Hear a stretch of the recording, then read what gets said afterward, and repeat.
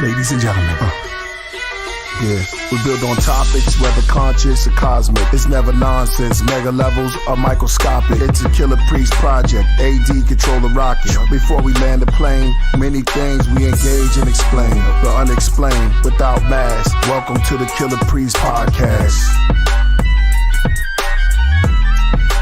Killah Priest podcast. Put on my shade. Put my shades on right on time. Brothers gonna ask, what's up with the shades? That was the name, man. Yo. Yeah, we back at it, man. We already beamed up, right, on another level. What's up, everybody? Welcome to another episode of Killah Priest Podcast. I am your host, Killah Priest, and this time I have missed the clapping. But yeah, we still here. Somebody said. Oh, already you start reading the thing. We just got started. He started reading the what's the name? And no other controlling the rocket is none other than ADA Dizzle. Yeah, what's up? Welcome back. It's gonna be a good show. Yo, let's go. Shout out, to my side. Who's back in town? Word. Man, Capra. Man, Capra. What's good? Man, you know me, man, just maxing and relaxing, you know what I'm saying, trying to get this paper stacking. Who's that on the end? Oh, yeah. Yeah, you know what I mean? Rasul Lost 7 from the Lost Children of Babylon. One of Philly's finest, the most hated, right? I'm just saying. Why you ain't come Monday when Tahuti was here? Well, you know. Already Priest, started. Man, you got see, go ahead. Yo, shout out to the chat room. Jody in the building. Big up to Jody Joe. How you doing? Who else we see? Danny Salinas, he says, was good. Into the crisis. His pickle man is in his house. Shout out to the Iron Man 973 NWK. Mom, is that right? AD's looking at me, making sure I'm right. Hold on. Okay, yeah, we good. Yeah. He says, was good, brother, show until, was a good show until I heard Rasul. He got his face. Like, Rasul gonna chill out today. He gonna chill out. He don't got nobody. Jawaz in the building. Shout out to Yah Hakeem. Peace, y'all.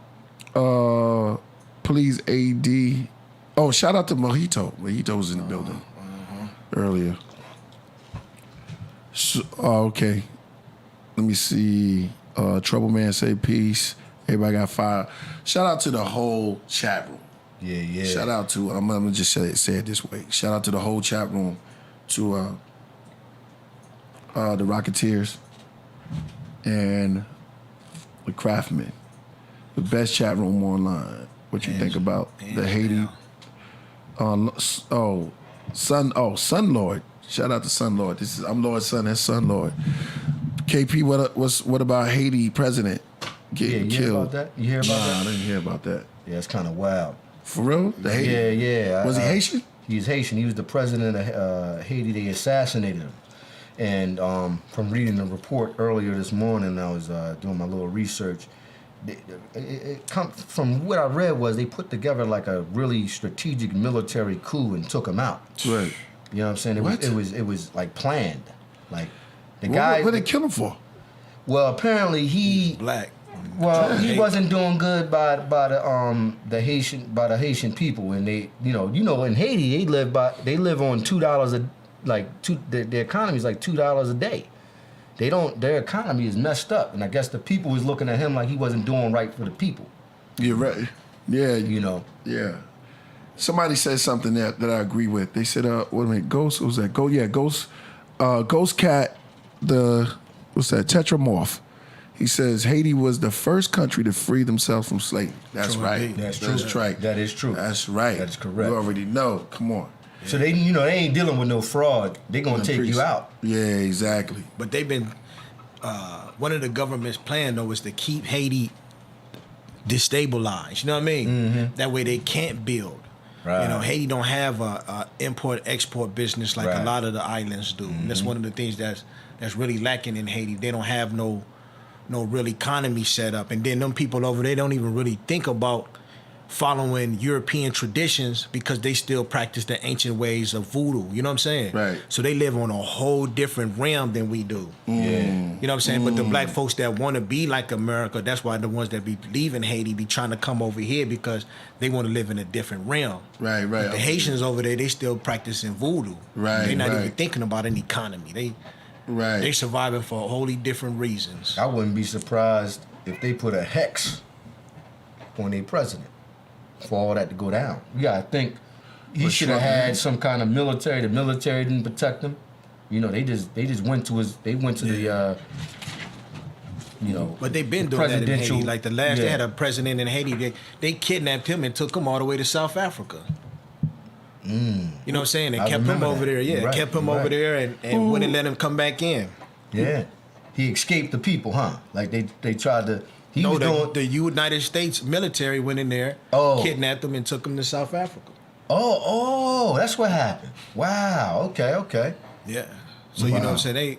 They don't like us having no leadership, and especially in Haiti because Haiti is so close to over here in America. They still scared that mindset will come over here with us. Right. Right. And teach us the ancient ways. That revolutionary aspect of how they freed themselves. Right. Yeah. I'm on a little Haiti today, bro. Yeah, Man. Call up my peoples. Shout out to Haitian Jack. Shout Yeah, out to everybody. big up to all the great people of the Haitian Empire. Yeah. You know. Let's get this wound doing together. Somebody said that Haiti refused to vaccinate their people. So that could be another factor in there. You know what I'm saying? They want to get somebody in there that's Right. going to be with the global program. Right. You know what I'm saying? Let's vaccinate these people. And, you know what I'm saying? He probably was like, nah, I'm not with that. Next thing you know, boom, dead. Yeah, that's wild. So it's on some real chin checking. I would, yeah. Cold game. One-on-one. Because you gotta think they One-on-one. allowed that to happen. They allowed the president to get assassinated. That's So- cool. It's every time somebody get assassinated, it's So always a breach in security. Right. So, okay. All right. I gotta hear from Haiti now. Yeah. All right. So yeah, was he violating? I mean, He said he must have did something. He he did didn't do something right for the people. He didn't do right for the people. So they You got know, him up out of they live on $2 a day out there. But that's not his fault. You got to understand that Yeah.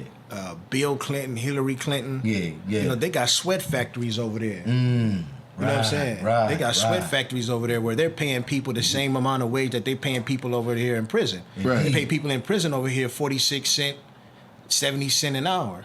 Right. You know what I'm saying? Right. And the people over there in Haiti, they working for the same thing. They getting 46 cents, 36 cents an hour over there in their factories over there. You know what I'm saying? So Indeed. it's like, you know, That's supposed to be Levi. yeah.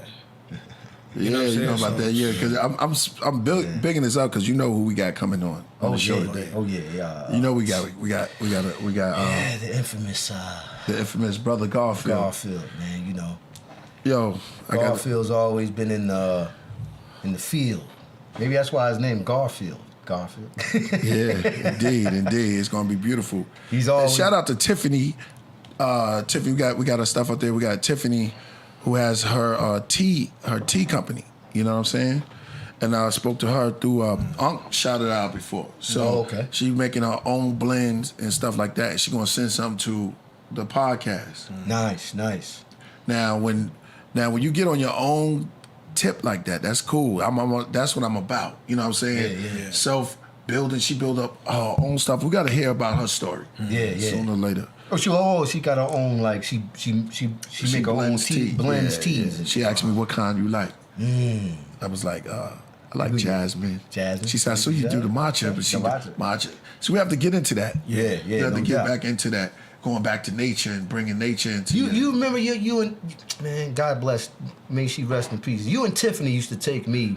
Remember what's that spot in West Hollywood? Y'all used to take that tea spot. Yeah, it was They closed Dr. it down. T's. Dr. T's. Shout out in to West Dr. LA. T's. In West LA. Yo, we used to be up in that joint. Yeah, Priest. You was like a regular. It was like a tea bar. We call it tea drunk. We really used to go in there And get tea messed up. Tea drunk. Build on the sciences. It was wow. It was great. That was great. I see him. Shout out to Mark Scott. He said Princess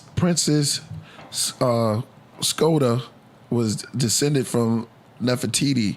I want to visit the pyramids. The who leaked the virus, and they want to go in. Yeah. In Madrid. The Who leaked it. The Who leaked it. Oh, the Who. Yeah. Isn't that a group? No. The World Health Organization. Yeah, the world. Yeah. You talking about who? Yeah, man, I'm a little slow. I'm gonna catch up though. She's in the chat. Shout out to Miss Tiffany. She's in the chat too. That's great. Hold up, I saw Queen's Craft in the building. I was wearing the shoes yesterday. AD, we shot the video yesterday. Yeah, how was that? How was Yeah, it? it was How was crazy. the video? Man, I missed it, man. You called me, man. I just felt bad because I went there. But we gonna get back in it. Me and Men kept it raw. We gotta get in, Priest video. But either way, I know it's gonna be amazing. You got another one coming up, yo, with Sheik. That joint gonna be hard. Oh yeah. Yeah, with Cap with Sheik. Yeah, yes, it was there. Yeah, I it already was there. seen the props. Yeah. Yeah, I can't even tell you, yo. Okay. Yeah. Shout out to Sheik, man. Pick up the Iron Sheik. So AD has a single that he just. Oh no, he has a whole album that he just dropped. Who's AD. Oh yeah, you just dropped the joint. July 24th, it comes out. Yeah. I posted on my Instagram. Yeah, I it's seen pretty that. cool. It's a compilation. You know That's what I mean? what I I had a like, bunch man. of hot tracks that were sitting in my hard drive. A lot of the artists I was working with got married and didn't continue their careers. And I'm like, look, we made these hot tracks. I just wanted to put it out there into the world. You know what I'm Yeah, saying? so It's it's not about. like I'm trying to just come out with this album or anything. It's a compilation for me just to put it out into the world and have closure on those tracks so that now I can focus on just making Killah Priest beats. That's what I'm talking about. Do you know what I mean? So for Yeah. me, it's a whole closure thing, and I also made a quick track to where I'm just, spitting, it's hot, spitting though. some bars. Yeah, the first track is just me rapping. Yeah. So spitting some bars. I wanted to do it. Okay. It's fun. It was something fun to do. You know That's what I what's mean? up, I ain't man. trying to come out like that, like a Nah, rapper or man. anything, Yeah, but Doubt yourself, man. You got hot Yeah. music. You got hot music. You know what I'm saying? it's for the love. It's for the love of We hip hop. we living in a world right now where anybody who has some kind of talent, Yeah. you can express it to the world. Yeah, and it's fun and it's an experience and it's cool. But yeah, I'm putting it out there. It's July 24th. That'll be out there, and we shot the video last night. I took him to my homie's photography studio. Yeah, seen that. I seen Yeah, that he's got on a whole Instagram. cove where they can do like Lexus Yo, commercials and like put a whole wow. car in there with the whole I white seen that. background. Wow, I seen it. So Did yeah, movies there. They can do movies Yeah, there, yeah. But I wanted Priest to see it 1st so he could see the experience and meet the photographer. And now that they linked up, now they can go back, bring people Yeah, in, do yeah, videos, yeah, do a lot of yeah, whole yeah, bunch of yeah, projects. Because when you have that whole white background behind you, from head to toe, it's just all white, and they got all the lighting and everything. It just looks, it's professional. Yeah. So he's ready. He's set to That's go. what I'm talking about. There's That's a lot what of I'm videos y'all could do there. Like the Yeah, old yeah, Method yeah, Man yeah. joint. What's that joint he had? We had the white background. Which one was yeah. that? I always refer to the Beamer Benz a Bentley video. I got fat bass. You know what I'm saying? With Lloyd Banks. Yeah, I remember. Where they have that the video. all white The background. all-white, You could put a whole car in there. The car is in the background. and Yeah, it's stuff called like the that. Cove. The Cove. So he's got a cove, and it's all professional. So it's dope. Yeah, that's dope. So now that they linked up, it's just a lot of projects gonna be done there, and the photography. Yo, Sky's the wait limit. till y'all see the photos they took of Priest, man. Wow. It's Wow. like they're using high end That's stuff. what I'm talking about. That's what I'm talking about. Yeah, and the video shot in 4K, Awesome. so it's dope. Totally awesome. Yeah, man. Can't wait to see it. Yeah. We're gonna gonna premiere it once it's all done. Not to change the subject, stay on the subject, but Brother Garfield, okay, yeah, we're gonna we forgot to put this. Oh, okay, taking out all black Hebrew Israelites, dead or alive. Put that down there. That's what he said. Yeah, that's a live, huh? We gotta make a morning Hold video. on, I That's gotta a- write that's a that poster. down. Hold That's a on. wild state. Okay. That's a strong statement. strong- you don't have to do okay. that. You gonna do that live? Give it to me one more game. So my Hebrew, taking out all black Hebrew Israelites, dead or alive. Hey, man, the mighty Hebrew might Now- gonna need to listen to this. The mighty Hebrew, I don't know if he could take him out. Nah, One at a time? Is that what he said? no. He said one at a time. He said one at a time. Taking out all. This is what we're gonna put out. Oh, taking no. out the black Hebrew Israelites, not all. Oh. But he said, but I guess that's what it means, right? It's like the team. It's like saying the team. You mean all of them. So the black Hebrew Israelites, dead or alive. We're gonna put that up there. Yeah. All right, Hebrews. Okay, So that's going to be his title. that's the title. That's my what he goodness. wants. What he's dead or alive. So this is like a sound clash right here. This is on. It's gonna be popping today. All right. So put that up there, with Brother Garfield. Okay. And then we So- got Okay. Digital Hammurabi. Yo, where's my bag? You see my bag real quick? I just see my books. Shout out to Digital Hammurabi. Excited for the stream today. Awesome show with Priest and Garfield. It's gonna be crazy. Yeah, it's gonna be crazy.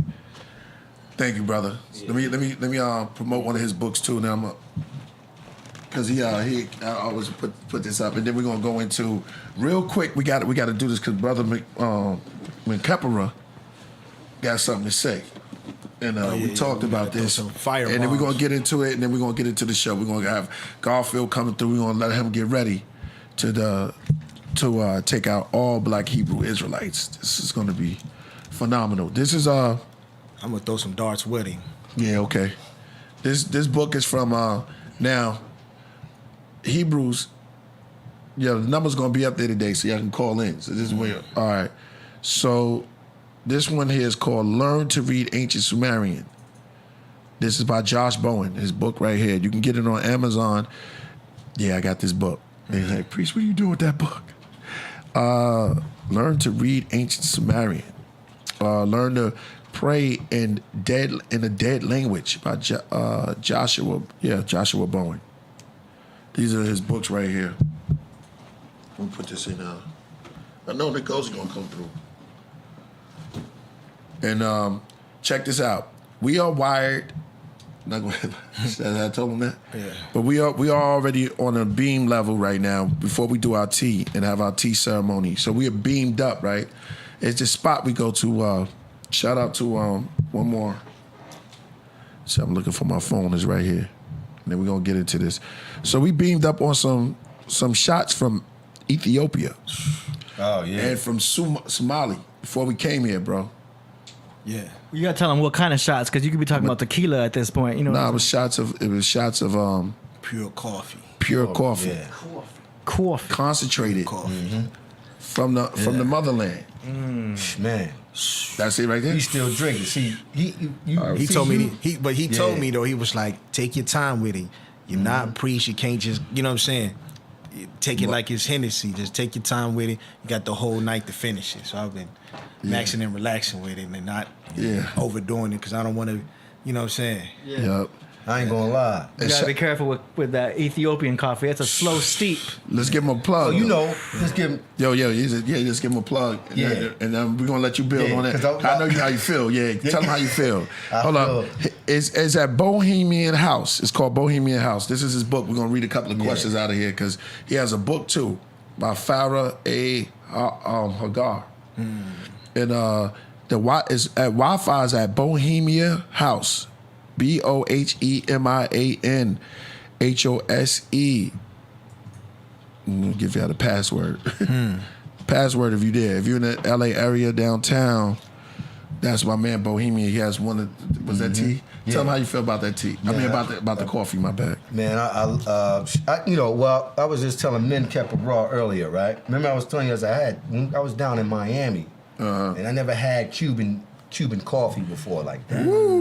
Right? Shout out to Cuba. So I'm skating up the strip or whatever. Right. And I said, I'm gonna just go skate. It was like 10 o'clock in the morning. I go up there, skating up there. I said, I decided, I never had Cuban coffee before. So I'm gonna go in the bodega right here, because they had shots. That's Miami. It's a different kind of, you know what I mean? Right. Cuban kind of like, Latin vibe there. Yeah. Right. So you go and get a shot. So I went in there, I got a shot, boom. And man, it was harsh. Real but talk. yeah, it was. But I didn't get the same kind of feeling like I have now. Like it made my stomach kind of like bulge up and made me had to go to the bathroom. You know what I'm saying? I was like, man. But this right here, the coffee that we took from Somali. Yeah.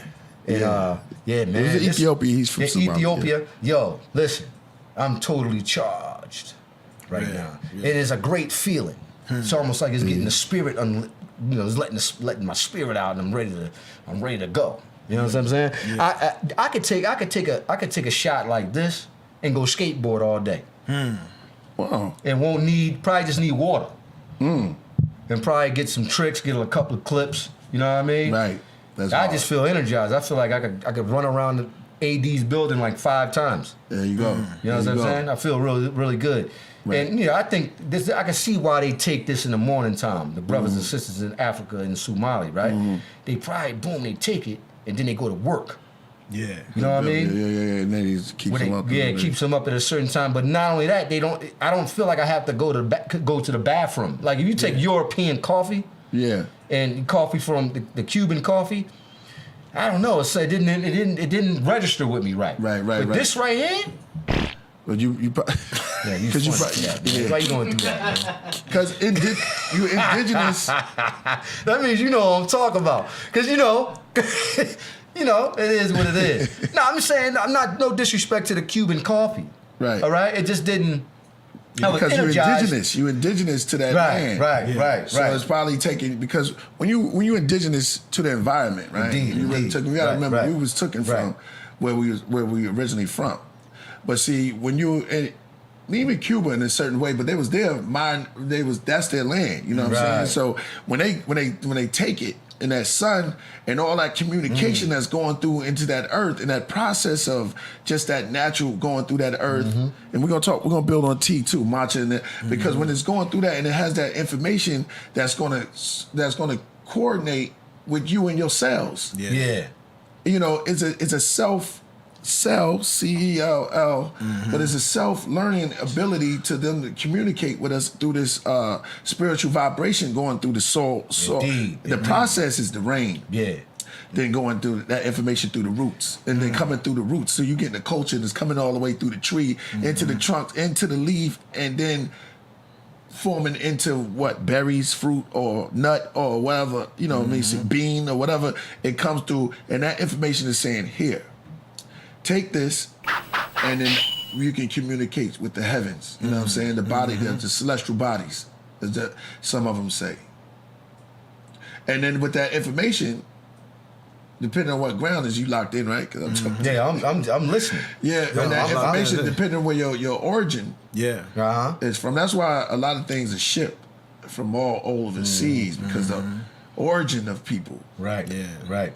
Not even from here. We're from all over. Right. So things are shipped and they resonate with you different. Indeed. Because you might be getting soil from here, from over there in Afghanistan. Right. You could get it from Africa. Right. And then some of that soil that's coming in, that information y'all that's ever coming in, y'all ever heard is for of melanated people. Yeah. Y'all ever heard of miracle fruit Nah, what's that? from Africa? Nah. There's this fruit in Africa that they have. It's called miracle fruit. You eat it, right?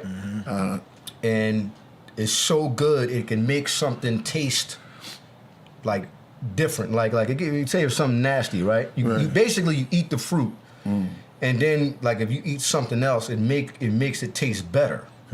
Look it up. It's called miracle fruit. It only grows in Africa. Where's it from though? What is it? From Africa. What? Yeah. There's a certain kind of fruit that they eat, and it makes everything taste good. Look it up. Right.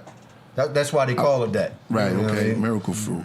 Like I kiwi know some kinda. berries. Yeah. Yeah. Like kiwi. If you look at grapes, they do look like it's like the figure of cells. You know what I'm saying? It looks like cells on a molecule or something like that. They're all together. Universe is on point. All right, brother, let's go into this before we get brother Garfield. Let me shout out to Danny Sealinez.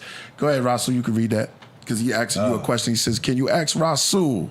Can you ask Rasul if he saw the Tahuti spit those bars this past Monday? The Spider Lord heard. What's that? Had awoken. No joke. Awoken, no joke. No, I didn't particularly hear those bars, but Priest told me about the bars. Here's the thing. Coming at that. Hey, Here's the thing. Who do you want that work? Here's the thing. Listen, man. I'm not going to Tahuti. Listen to me. I don't even play those games with that guy. Okay? I got the wit. I'm here with the Killah Priest right here. Priest used to send me to rap for people. I used to battle whole projects with cats. You know what I mean? Killah Priest used to take me to various people, RZA, all kinds of cats, Method Man, everybody I've been through. So, bro, the bar, I didn't see it. Now I'm gonna go back and watch it. I'm gonna go back and watch it. But here's the thing. This is not a battle with me and a guy like Tahuti. Tahuti need to deal with those books he read and all that crazy weird show performance stuff. We call him a live performer, like a street performer. Well, that's what he was. Because, Dr. York told him that.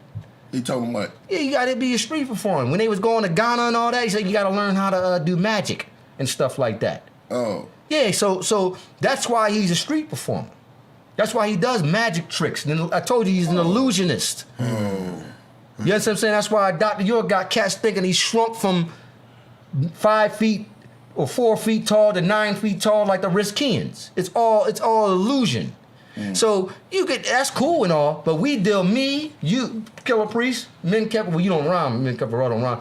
AD, he deals with production and he can rhyme. No, but McKepper spit. I don't spit. When you did the Horseman show, he got on the mic, yo. Yeah, well, that's what I'm talking about. He probably, I know he sound way better than Tahuti. Let's keep it real. So here's the thing. I'm not taking no shots. You deal with what you deal with, and he needs to stay in that lane because we got records.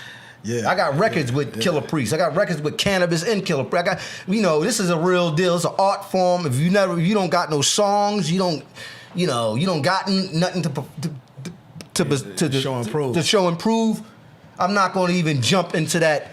You never give him no space. I'm not even gonna give you no space for that. And here's the thing: if he's sitting down there playing around, he's listening to this smirking and smiling. Yeah, listen, I'll do a whole song about you, bro, and I'll sick the lost children of Babylon on you.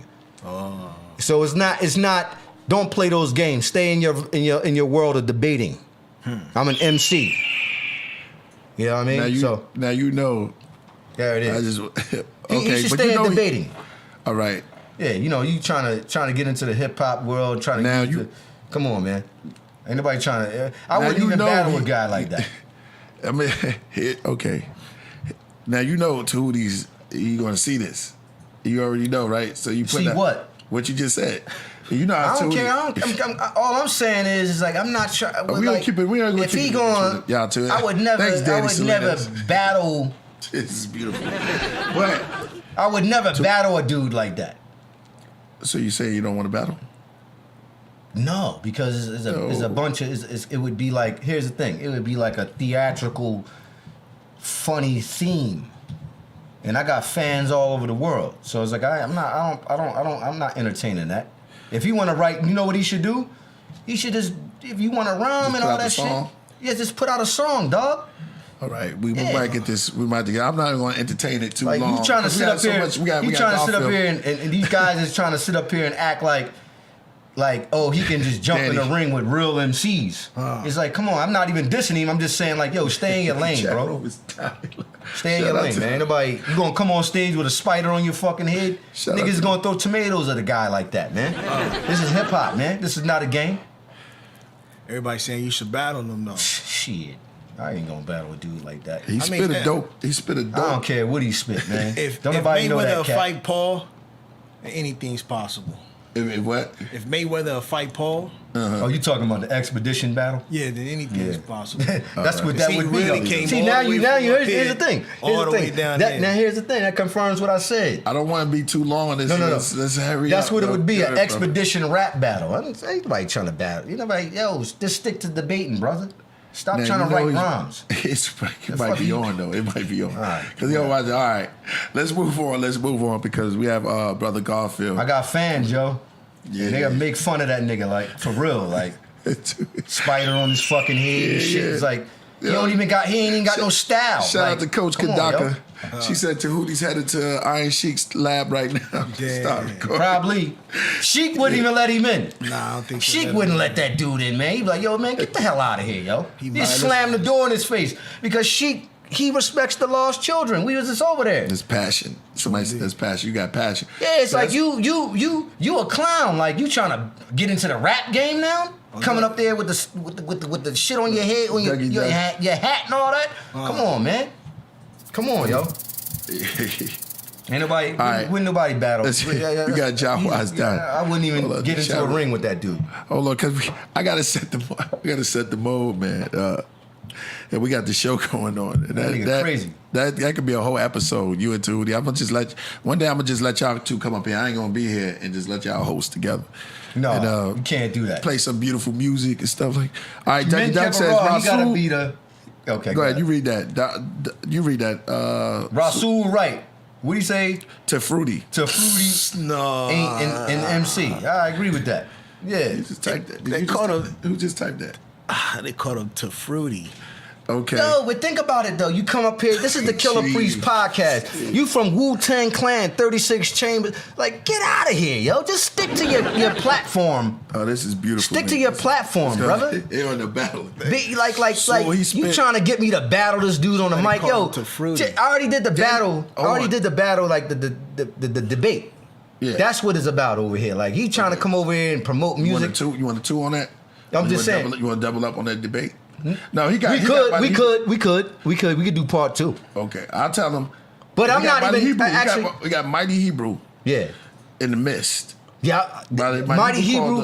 called I would love to deal with him. Mighty Hebrew is in the midst. Yeah, he's yeah. he's rotating. I got around. something for Mighty Now, Hebrew. I hope he come through tonight because it's bring gonna be him. crazy. Because Brother Garfield, what was his title? The Black Hebrew Killer. Oh, yo, now he went heads dead or alive. Taking out black Hebrew Israelites. That's dead a or wild. alive. Yo, I wouldn't. All right. That's a bold statement, That's yo. a strong statement. That's a strong. I ain't gonna strong say statement. nothing. I'm just gonna Especially sit back and just listen. If you could, okay, I'm gonna read this one thing and then let's get into the show. We're gonna do we're gonna wait for him to do the tea ceremony. So make sure everybody, I got your tea, whatever your favorite tea is, on the side. Get your brew, whiskey, you know what I'm saying? Whatever. If you do a little shot of tequila with it, what is that called? Irish car bomb? When they put coffee inside of. They put whiskey inside of coffee. We could keep it out as 100% agua. You know what I'm saying? Yeah. Except some of. Nah, it's all gravy. It's all gravy, brother. What? It's What? all gravy. No, we all grown here. Yeah, everybody's in the chat room. You said agua. Yeah, exactly. Everything has a part of water in it. Facts. It's a 99% water. Some could be 1% water. Okay. Most distilled. You know what I'm saying? Distilled water. We'll get into that. Limitless said Israelites be kicking Garfield in the butt. Okay, we'll see about that. Rasul, I mean, he's gonna be on here. Real quick, now let's get ready and get into the show. Right. Shout out to everybody in there. Con Hearts. That's right. Shout out to Con Heart. Thank you for the super chat. That goes to Vultures Central. I sent another beat tonight. I'm the cat that made the beat to Hootie Spit on. Oh shoot, Rasul Shabam on it if he is in the zone. Peace, y'all. I say This cat sent this beat. Hold on, before you go in, Tyler, we gotta go. Come on, hey Rue. We know your wings is out. Yeah, it's out. It's before you attack. Let me explain. He sent this beat the last time. Right. To Hootie was feeling the beat. Okay. To the mean 16. He did a mean 16. Let me hear it. I can't. We right, can't after the show, replay it. after the but he show, did a you listen 16 to on it, and he wants you to spit on it too, right behind him. Who? And then With for- your Hootie? Yeah, that's what happened with the car. So he wants you to come in behind him. Yo, when no, I ain't doing mean that. Okay. I ain't doing that shit. Yeah, you can chop and screw that and then just throw it as like a 3-minute Who joint on YouTube. on it? Who on it? Like me? Nah, he Rasul just spit versus it. No, Hootie. he just. We're going to do. Cause no, we're doing a song, right? Shout out to K9. Okay, yeah. Shout out to K9. That's Shout the out same to, brother? Huh? It's two different guys? No, he sent to the beat, and Cause I know you told me, you Yeah, said, yo, Sue, I want you to get on this track with Aurora Borealis. Is that the same beat? Nah. Oh, That's something else.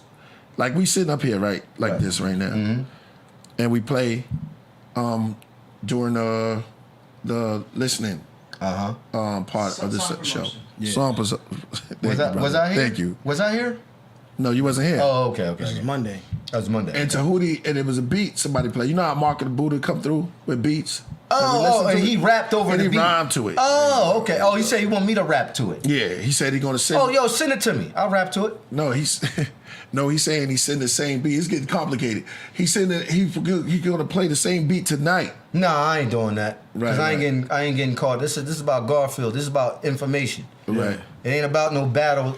I told So y'all. at the end of the Right. show though, when we be dropping a song promotion, he go drop that beat and he just Nah, drop man, I your ain't little. doing You that. know what I'm saying? I ain't because all that does is entice everything for the weirdo. Okay. So I'm not playing it. He's not an MC. Okay, all right. Make sure you hit that super chat. Listen, we got how many people we got in the building? He's not an MC. Right. Even if y'all, hit that super chat, man. And we did the video yesterday. It was crazy. Even if y'all had $1 from each person, it'd be good. You know what I'm saying? So it's like 417 in the building. Make sure y'all hit that super chat because Garfield's gonna be in. It's gonna turn up, and the brother got information and a book. He did a book. That's awesome. What's the name of the book? You got his email. Let me send you his email. Get him set off. To get him right. I'm gonna send it to AD. Garfield, get ready. You want to build on that? Oh yeah, most definitely, man. All right, you go ahead while I send this to AD, and you get build on this. Garfield's about to come in, and let's build on this real quick. Yeah. So me and the guys who was building, and you know what I'm saying, started BET Awards. And you know, me, I'm a 70s baby, so you know, I remember BET with Rap City and you know what I'm saying? How we used to, you know what I'm saying, BET was like that black cultural, you know what I'm saying, you know what I'm saying, wholesome station for our people, you know what I mean? Yeah. Right. But with this performance, man, that they let happen with Lil Nas X, Oh yeah. I see a power shift that's happening. And the power shift is the power of Kemet. And the black Christians, they see how powerful, you know what I'm saying, Kemetic culture is growing in the black community. So what they doing now is they done did it this year already in 2 movies already. One movie and it called the I just sent it to you, AD. Something Garfield joint. with what's old boy name? Mike Epps and I sent your joint to you, AD. Mike Epps and Cat Williams. So Cat Williams in the new movie is called Meet the Blacks 2, matter of fact. And Cat Williams in the new movie, he's playing a vampire. Right. But then they show this image of this white guy, completely pale skin, and he got a piece on, and the piece got Ma'at on it. Really? Yeah. And they got him as a vampire. So I'm just thinking to myself, like, okay, I understand that this movie is about a vampire or whatever, but why do you have to take that image and put him in the movie like that? You know what I'm saying? Disrespecting Right. Ma'at. Right. You feel me? Right. So it's like, you know, where did that come from? Right. But then I started seeing a pattern of Hollywood constantly attacking Egypt. You know what I mean? So then with me constantly seeing them attacking Egypt, it's like, oh, okay, now I get it. And like I told my queen, the Bible demonizes Kemet, demonizes the Pharaoh. You know what I'm saying? As an evil dictator who enslaved the Israelites. Right. Even though there's no historical proof of this happening, Right. this is what the Bible say. Right. You see what I'm saying? So now in Hollywood, because Why do you say that it demonized Egypt? because the Bible, because it doesn't speak on Kemet as being A positive light. a positive light. Okay. Even though it was a positive light for civilization because it, you know what I'm saying, brought so many technological advancements to mankind that we still follow and practice still to this day. Right. We got a 365-day calendar. Where'd that come from? Come from Kemet. Yeah. Come from Kemet. You know what I'm saying? We write on paper. Where'd that come from? It's papyrus. Yeah. You know what I'm saying? We like to live in luxury. Where did luxury come from? Luxure. So it's, you know what I'm saying? It's a constant attack on Kemet because they see us adapting and, you know what I'm saying, and praising that kingdom and wanting to go back to that ways. So this empire, which has been based upon Christianity, Right. constantly demonizes that. Right. So then when I saw them come out with the Lil Nas X video, Right. I was like, oh yeah, they just done went completely overboard with it.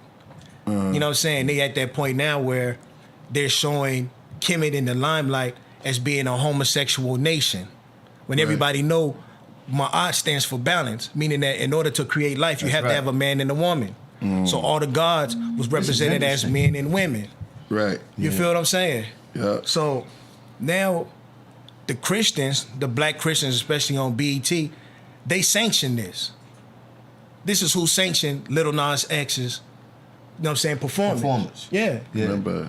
They sanction that. I remember when you told me to check it out. Yeah. I went back home last week, Garfield with an A. and I went back to watch it, and man, I was blown away. Because honestly, I can say this: I never seen the BET Awards look like this before. Yeah. This is very, very interesting. And if you notice, if you go back, it has the knee suit. Look. Pause. Look, right there. Pause that right there. Now, Hold on, let's give out a disclaimer. Yeah. okay, disclaimer. This is, yo, 1, 2. Yeah. Yo, this right here is probably going to be a little disturbing for some people, and some people who could take it because we go deep into a whole bunch of things. So on this show, so we just keep it real and 100, but we keep it keep it real, but we still in the confines of just letting you know. Yeah. So here's the disclaimer. This is going to be probably a little bit disturbing for some of you cats who can't take it. I don't even want to call them homophobe or anything. I don't even know what people got. People, but so I'm just putting out that disclaimer. So go ahead. Yeah. All right, we take it from there. Let's go. well, to add on to my brother Min Kepara and Let's see the picture. well, yeah, I'm just All right. giving you guys props. Yeah.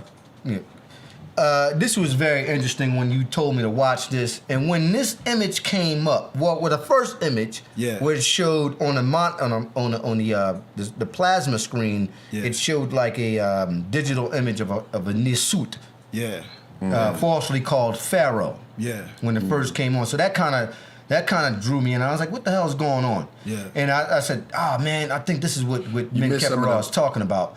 But then when I seen the image of Lil Nas X dressed like that, like a Nisut Beatty, as they say, Facts. in a particular form and fashion like that, as a king, an African king, right? Yeah. There's many names. The oldest one, Nisut. And this one, it really kind of like, I was a little disappointed in BET, man. A little? Well, not even little. I'm just trying to be respectful, yo. Yeah. I don't want to just bash. I'm just like, it would disappointed me really bad. You gotta give me your number because I wanted to talk to you about it when I said, Priest, when I seen this, I was like, what? And Lil Nas X, he has the Uraeus Diadem coming out, and he has the Namuz. Okay, we get it. That's the all traditional African comedic. Well, let him go into it so he can get. It's not so he homosexual. can get building off though. the He line. building, But but but you know what I'm saying. yeah, you're right though. It You know what I'm really saying? messed me up, and Right. I wanted to call you after that. I didn't have your But number. see, a lot of people, when you watch this award show, what a lot of people didn't peep out was that earlier in the award show, they had Little Baby Right, and Kirk Franklin right. doing the song together. Well, I didn't see it. They didn't I didn't see see it. it. Yeah. And I didn't see that. And the coolest thing about it, it was a Christian rap song. But Oh, is it? yeah, so what they did was they promoted Christianity and rap together To take as out being him. cool. You know what I'm saying? Yeah. Wow, yeah. Then later you're on right, in you're the show, boom, they come up with the Little Nas X. You know what I'm saying? Yeah. Totally, right. you know what I'm saying? Degrading, comedic. Comedic history. He just emailed, Priest. You feel what I'm saying? hit you So it's again. like I just hit you with the right one. it's like, man, you know what I'm saying? Like how far, you know, it's a I would call it a cold war. It's a cold war that's going on between, you know what I'm saying, people that practice comedic faith, Yeah. Hebrew Israelites, Yeah. the black Christians, Yeah. Moors. Everybody's trying Wow. to push their culture, Wow. Real you know what I'm saying, That's ill. to our people. Right. And Yeah. at the same time, you know, they're also throwing bombs at Right. the other cultures. Right. So like this right here was the black Christians. It's like, oh, we go show our Christianity in rap as being something positive. We got Little Baby, we got Right, Kurt Franklin and all this other stuff. And then later on, you know, oh, you niggas that practice comedic language and comedic culture, yeah, this is what y'all on.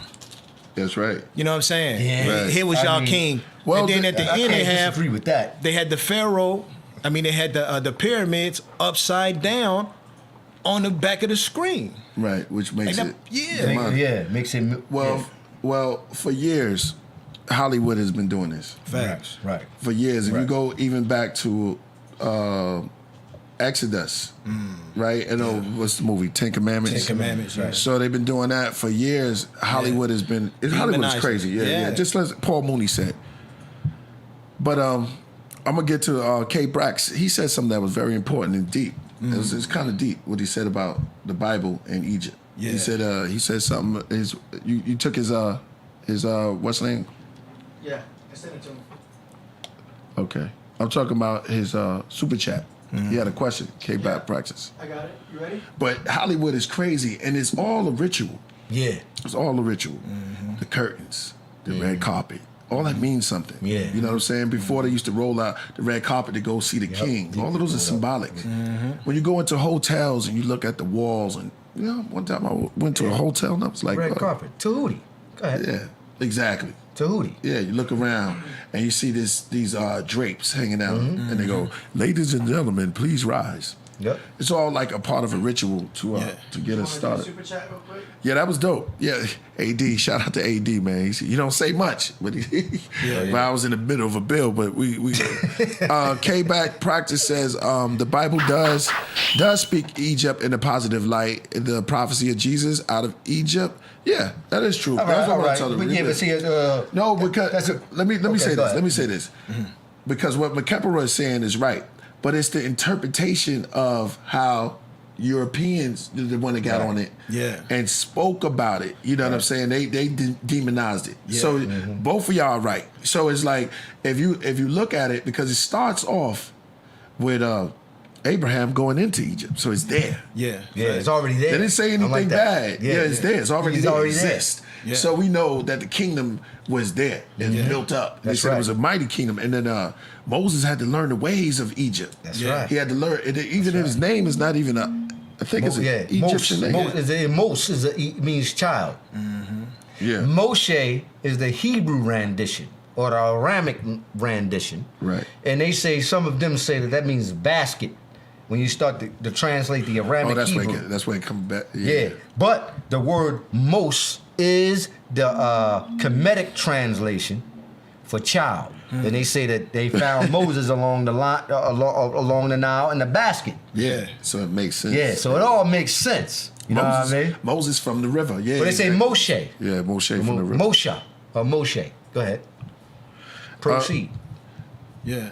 We gotta let. I know we want to build more on this, but we gotta get. Is Garfield ready? Yeah, we could go in for. All right, so I'm glad we talking about Moses. And I'm glad we talking about the ocean. Shout out to the somebody said Aramic, not. Hey, you gotta start cutting people off, brother. I'm sorry. I'm sorry. Nah, we gotta do that. No, I'm sorry, God. Come on. Yeah, You're my big bro. You know how it is. Yeah, you know how it is. Yeah, exactly. But I'm sorry. Yo, I'm sorry about all right. So, how many people up in the building? This is going to be very intense and very deep and very. This is awesome. I'm willing. I can't wait to see what's going on in this book. Ladies and gentlemen, let's give him an intro because he's known. Peace to the God. Look, there he is. Look, he got his hands up. Took his gloves off. He got the gloves on like Muhammad Ali. All right, we're about to set it off here. We're about to set it off. Right. I want everybody to pay attention when I give this intro right here. Let me introduce you right. And then we're gonna take it from there. This brother has his own book out. Facts. Dope. His own entire book. Debunking Black Hebrew Israelites coming out of Kemet. I think the whole existence. And he has a book. That's dedication, brother. Ladies and gentlemen, let me bring him on right now because he's all focused and ready, and he got his shades on, his stunning shades. Bring it to the path form. We don't call this a path platform. This is the path form. Because coming through here is about truth, justice, reality, and realness. Yeah. And I think this brother qualified for being on here. Ladies and gentlemen, chat room, get ready. My other super chat. Yo, put his other super chat. Brother Garfield. Garfield. Coming to the stage, man. Peace to the God. Peace to the God. What's going on, Garfield? Garfield Reed. Hey, peace and love. There we go. I've been watching y'all for a while, and I want to say thank you for allowing me to present. I don't know how long I have, but I do want the family that watches your podcast to get an academic idea of how to look at the biblical text through the eyes of Garfield, who's been studying the Bible for over 30 years. And for the last 9 years, I've been battling with the Hebrew Israelites back and forth in person. I'm probably the only person in history to make Hashar from AOC run, Zaria from ISUPK run.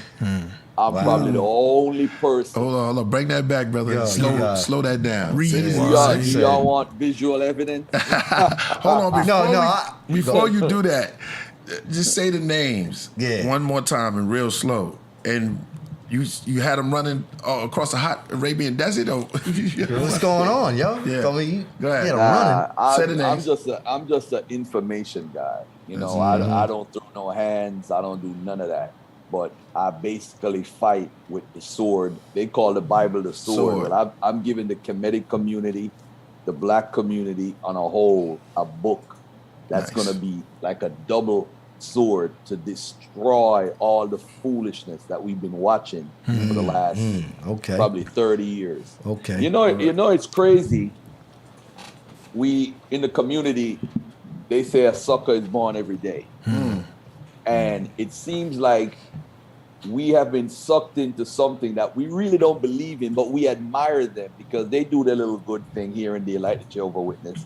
They'll do a little homeless feeding. You know, they'll help out a little brother and sister. They'll come in a little march and show their face on camera. They do a couple of things. And so you said, hey, you know, they doing good in the community. You know what I'm saying? They ain't gonna grow no food like my man Capra, though. They ain't gonna do all of that. No. They ain't gonna go with that. I'm glad you said that, Lord. I'm glad you said Because that. they're not about nation building. They're about here and now and putting us in what's called a wait and see program. So you know the Christians on the plantation, we as Christians, our ancestors, I mean, they died believing in a Jesus coming back. Man. So if you look 400 years ago, you're on a plantation, you decided to worship the same God as the slave master because you thought by doing that, you be getting the same blessing. That's all it is. Yep. So when you have Islam come in the 600, the late 6th century, 7th century time period, they are the warriors coming in with this new religion. Allah is God, basically copying Judaism and Gnostic Christianity, and come with this new religion infused with a little Persian elements. And now what they did was everybody said, hey, these brothers and sisters coming in the name of Allah, they beating up on the Christians. So let's join a religion that's dominant. Constantine actually set a trend that everybody follows, subconsciously or consciously. I could rule you by just giving you the religion that we know, because if we give you our religion, we know how you think. I'm not speaking about all white people, but watch this. If we know what you believe, we know your limitations. We know the Christians are not going to come out there with guns and try to shoot and attack police stations. We know black Hebrew Israelites are not going to pick up guns and march and say, hey, I'm going to go defend what happened with Derek Chauvin. I'm not going to defend that with no gun. Gun-toting Hebrew Israelite. This is why none of them have made the black extremist list. They're looking at the Kemetic brothers like this brother in the middle right here. That's it. They're looking at you, Killah Priest. They're looking at these woke guys, because guess what? We don't control what they believe in. With Christianity, we know how you think. You turn the other cheek. You do all that stuff. When they said thou shalt not kill and planted it in the slaves, they basically saying thou shalt not kill the white people. Because how many white people have we killed over the last 400 years saying we're going to go out and kill white people? Well, guess what? We kill each other. So we disobey the commandment that the slave master taught us, because he told us that commandment for us not to grow up and kill him. This is how smart the science of religion is. But anyway, enough of that philosophical talk. Let's get down to business. Hey. I do have a book called Misconceptions and Misinformation by the Black Hebrew Israelites, Volume 1. And you're going to hear a lot. You're going to see tons of videos coming out by people who have not even read the book. Oh, it's pseudo. Don't get it. Da, da, da, da. They're going crazy. But the issue with scholarship that I'm trying to implore within the mindset of our people in the community is you don't respond to a book with a YouTube video. You respond in an academic journal or write another book to correct my misinformation if I'm wrong. So if I'm correcting your misinformation, you can't make a video and say, Garfield is wrong. You got to do it a whole different process, because then you're encouraging the lack of academic rigor. So now you got people like Dr. Josh Bowen on here. Dude is a doctor and he's a beast. So he follows a methodology. If somebody has a problem with Dr. Josh's book, they're going to write in a journal or write a book and say, hey, I disagree with this premise, X, Y, and Z. That's how it works. So by me writing this book, I'm trying to step the standards up in our community. Stop being lazy. Write a book. Get off YouTube and write a damn book. That's all I'm saying. But anyway, let's start the process. We got people in the world called Hebrew Israelites. And let me declare this and prove it in one simple sentence. No human being can be a Hebrew Israelite if it's based off the biblical text. The audience might say, oh, Garfield, you're nuts. Not yet, but they will soon. You have something called a belief and you have academic research. Now, I'm going to read something.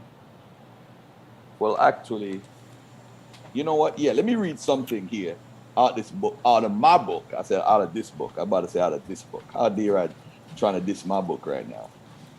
There's an archaeologist, right? By the name of William Dever. He's basically a Bible believer. He's more of a conservative, fundamentalist archaeologist. That means he would side with like the Hebrew Israelites, the Jews of today, and the fundamental believers in Jesus. He would side with them. But listen to what he says. This is page 31 in my book, Misconceptions and Misinformation by the Black Hebrew Israelites, Volume 1. Archaeologist William Dever recently wrote, to make a long story short, today, not a single mainstream biblical scholar or archaeologist, not Garfield. Remember, I'm not the expert. I have to use experts in my book. That's how scholarship works. If you're not an expert in a field, you have to refer to experts in the field. To make a long story short, today, not a single mainstream biblical scholar or archaeologist any longer upholds biblical archaeology's conquest model. Various theories of indigenous origins prevail, in which case there is neither room nor need for an exodus of significant proportions. To put it succinctly, if there was no invasion of Canaan by an exodus group, then there was no exodus. The ancestors of the majority of the ancient Israelites and Judeans had never been in Egypt. They were essentially Canaanites, displaced both geographically and ideologically. Now, you might say to yourself, so Garfield, the show is over then, because we don't need to discuss anything else, because if there's no Exodus, there's no religion. That's from my book, chapter 2. After you read chapter 2, you might close the book and say, I don't need to know no more. It's over. But now I'm about showing and proving. So let's show in the biblical text who these people say they are, and let Garfield demonstrate it at the same time. I'm just going to read a little verse. I don't need to share yet. Okay. Hey, D, get ready to pull up some Bible verses. Yeah. All right. Yeah, go ahead. All right. So let's do this, ladies and gentlemen. One of the verses I want to bring up, and we're going to come back to this over and over.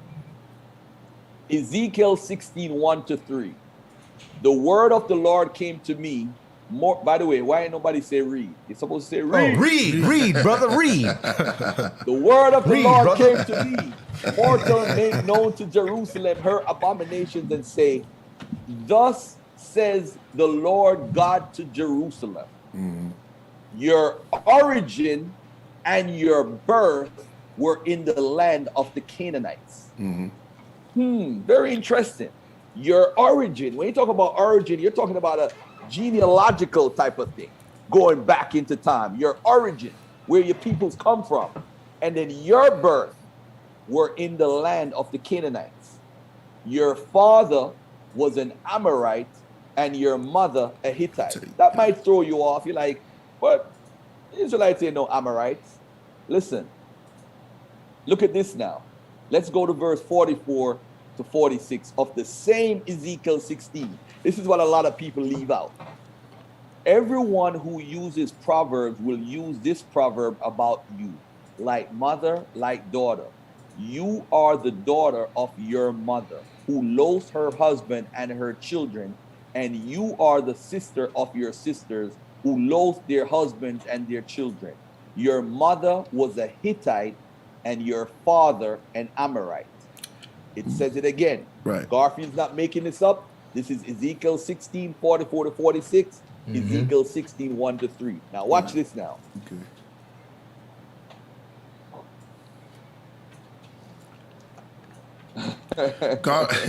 Yeah, while you get your sword sharpened, You know, Dr. I'm gonna ask you a question. Dr. Josh just no. Let me just finish. Dr. this Josh, quick hit you. point. Go ahead. Yeah. This quick point.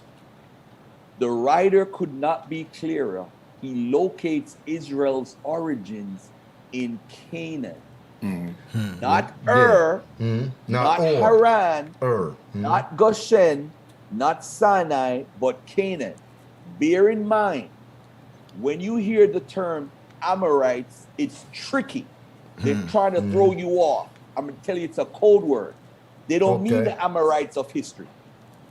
Because the Amorites in the Bible are the indigenous Canaanites. Let me prove it. Joshua 10:5. Then the 5 kings of the Amorites. I should have brought. You should have a Bible out here with so you know. We got Joshua 10:5. Pull that up, bro. Then Joshua 10:5. Then the 5 kings of the Amorites, the king of Jerusalem, the king of Hebron, the king of Jarmuth, the king of Lachish. Right? The Amorites continue to live in Har Heres, in Ahijalon, and in Shalbim, but the hand of the house of Joseph rested heavily on them. That's Judges 1:35 and Joshua 10:5. I'm trying to tell you guys, Amorites are Canaanites. I'm gonna repeat it. Amorites are Canaanites. But Garfield, what about the Hittites? Genesis 23 verses 3 to 7. Abraham rose up from behind his dead and said to the Hittites, I am a stranger and an alien residing among you. Give me property among you for a burying place so that I may bury my dead out of my sight. The Hittites answered Abraham, Hear us, my lord, you are a mighty prince among us. Bury your dead in the choicest of our burial places. None of us will withhold from you any burial ground for burying your dead. Abraham rose and bowed to the Hittites, the people of the land. What is the land and what is the people of the land? That's the scripture. What am I looking at?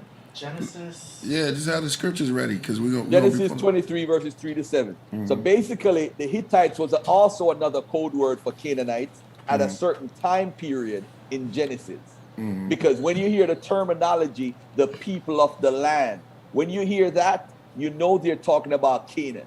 All right. So, ladies and gentlemen, Ezekiel has made it extremely clear, and also in Genesis, that your mother and father are the Amorites and the Hittites, and they don't mean the Amorites and Hittites of history. You see, this is something that a regular person wouldn't understand, because when you read the Bible in English, you're just reading it and you're just taking it as it is without either looking why they're using this term Amorites. Why they're using that? Why they're using Hittites? So I'm breaking it down. Now, ladies and gentlemen, your Bible that you believe in is saying, on one hand, it tells us that the patriots came from Ur, as my brother is trying to tell me to pronounce, or Canaan. On the other hand, we're told they were Amorians in Deuteronomy 26 verses 5. On the one hand, we're told the Israelites wiped out everyone in Canaan and then settled in it. And then on another hand, we're told that the tribes failed miserable to take their inheritance in Joshua. So Joshua also contradicts himself. On the one hand, there were millions of Israelites who entered Canaan. And then on the other hand, the few of us are all people. on the one hand, Israelites annihilated the Canaanites in one go, and then on the other hand, the Canaanites were driven out over a period of generations. Finally, on one hand, we're told the Israelites were commanded to annihilate the Canaanites, and then on the other, we're told that they are the actual Canaanites. The truth is, scholarship agrees with Garfield, but it's not about Garfield right now. It's about what the scholarship actually says. So I'm going to quote some scholars, and you guys could research them yourselves, but I only deal with the top 5 scholars. If I'm talking about linguistics, I'm using the top 5 scholars in linguistics. I'm not, in my book, I only use top 5 that are alive. I don't deal with he's possibly a specialist here. No, it has to be a top 5 scholar in that field. Look at this. A century of research by archaeologists and Egyptologists has found no evidence which can be directly related to the Exodus captivity and the escape and travels through the wilderness. Archaeologists generally agree that the Israelites had Canaanites' origins. Let me repeat that. Archaeologists, not Garfield. Garfield is not an archaeologist. I cannot say this. It cannot come out of Garfield's mouth. Garfield is not an archaeologist. He can't say this. I'm dealing with straight scholarship. Archaeologists generally agree that the Israelites had Canaanite origins. Why? The culture of the earliest Israelite settlements is Canaanite. Their cult objects are those of the Canaanite god El. The pottery remains are in the Canaanite tradition. The alphabet used by the early Israelites was Canaanite. The sole marker distinguishing the Israelite villages from Canaanite village at one time was believed to be the absence of pig bones. But we came to find out later on that it was the Philistines, which was a Greek group, brought pig bones from Greece into Canaan. The Canaanites didn't eat pork either. So the Greeks, they found the bones of these pigs and tested them with the bones from Greece and realized it was from the same area. So, all right, so the Canaanites didn't eat pork either. So now that's what current scholarship says, not what Garfield says. And I need to make this clear. Now, who were the first set of Israelites? And I have to do this step by step. I'm going to take like 2 minutes on each issue so it don't get long. I don't get long-winded and we get to lose. So we need to know who the Israelites are and where they come from. I think one of you guys had a question. Right. I'm gonna say this. Do you know the breakdown to that scripture? Did you go to the Israelites? Because what would they say about what you saying? Do they believe that they wasn't Canaanites? Like what? They can't. If you're a Hebrew Israelite, you cannot believe straight up that you're a Canaanite. They don't believe that the land was Canaan? No. You know why? Because the writers of the Bible try to distance themselves from the Canaanites. They try to do everything throughout the Bible to say that they are not those people.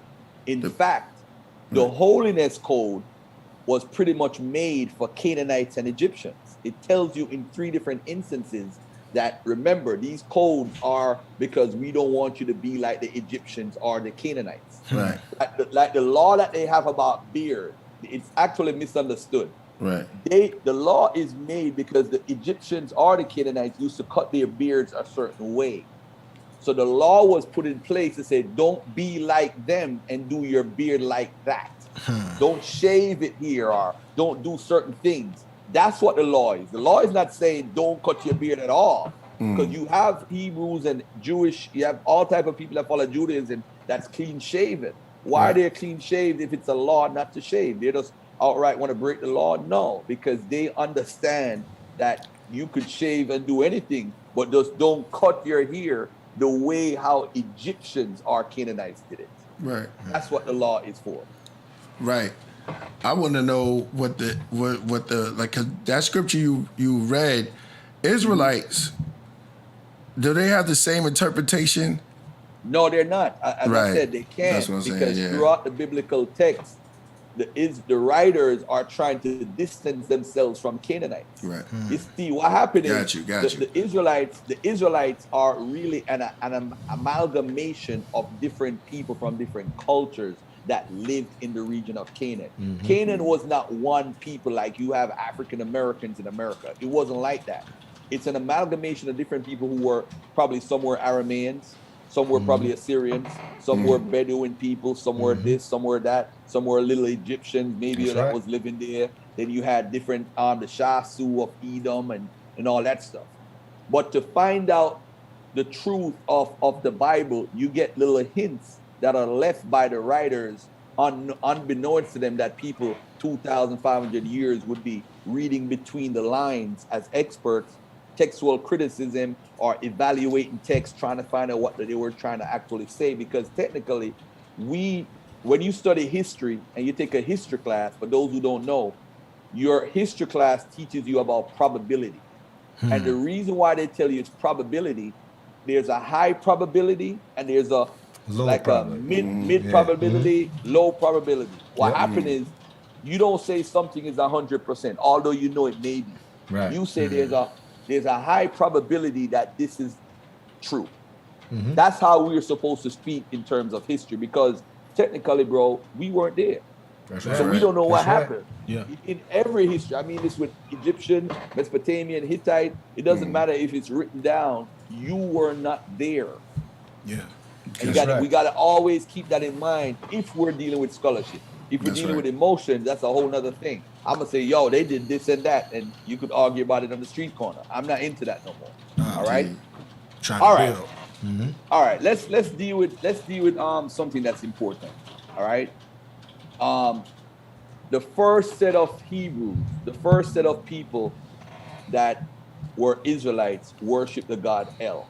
How do you know that, Garfield? You know that because of the theophoric element that's in their name. Their name is Israel.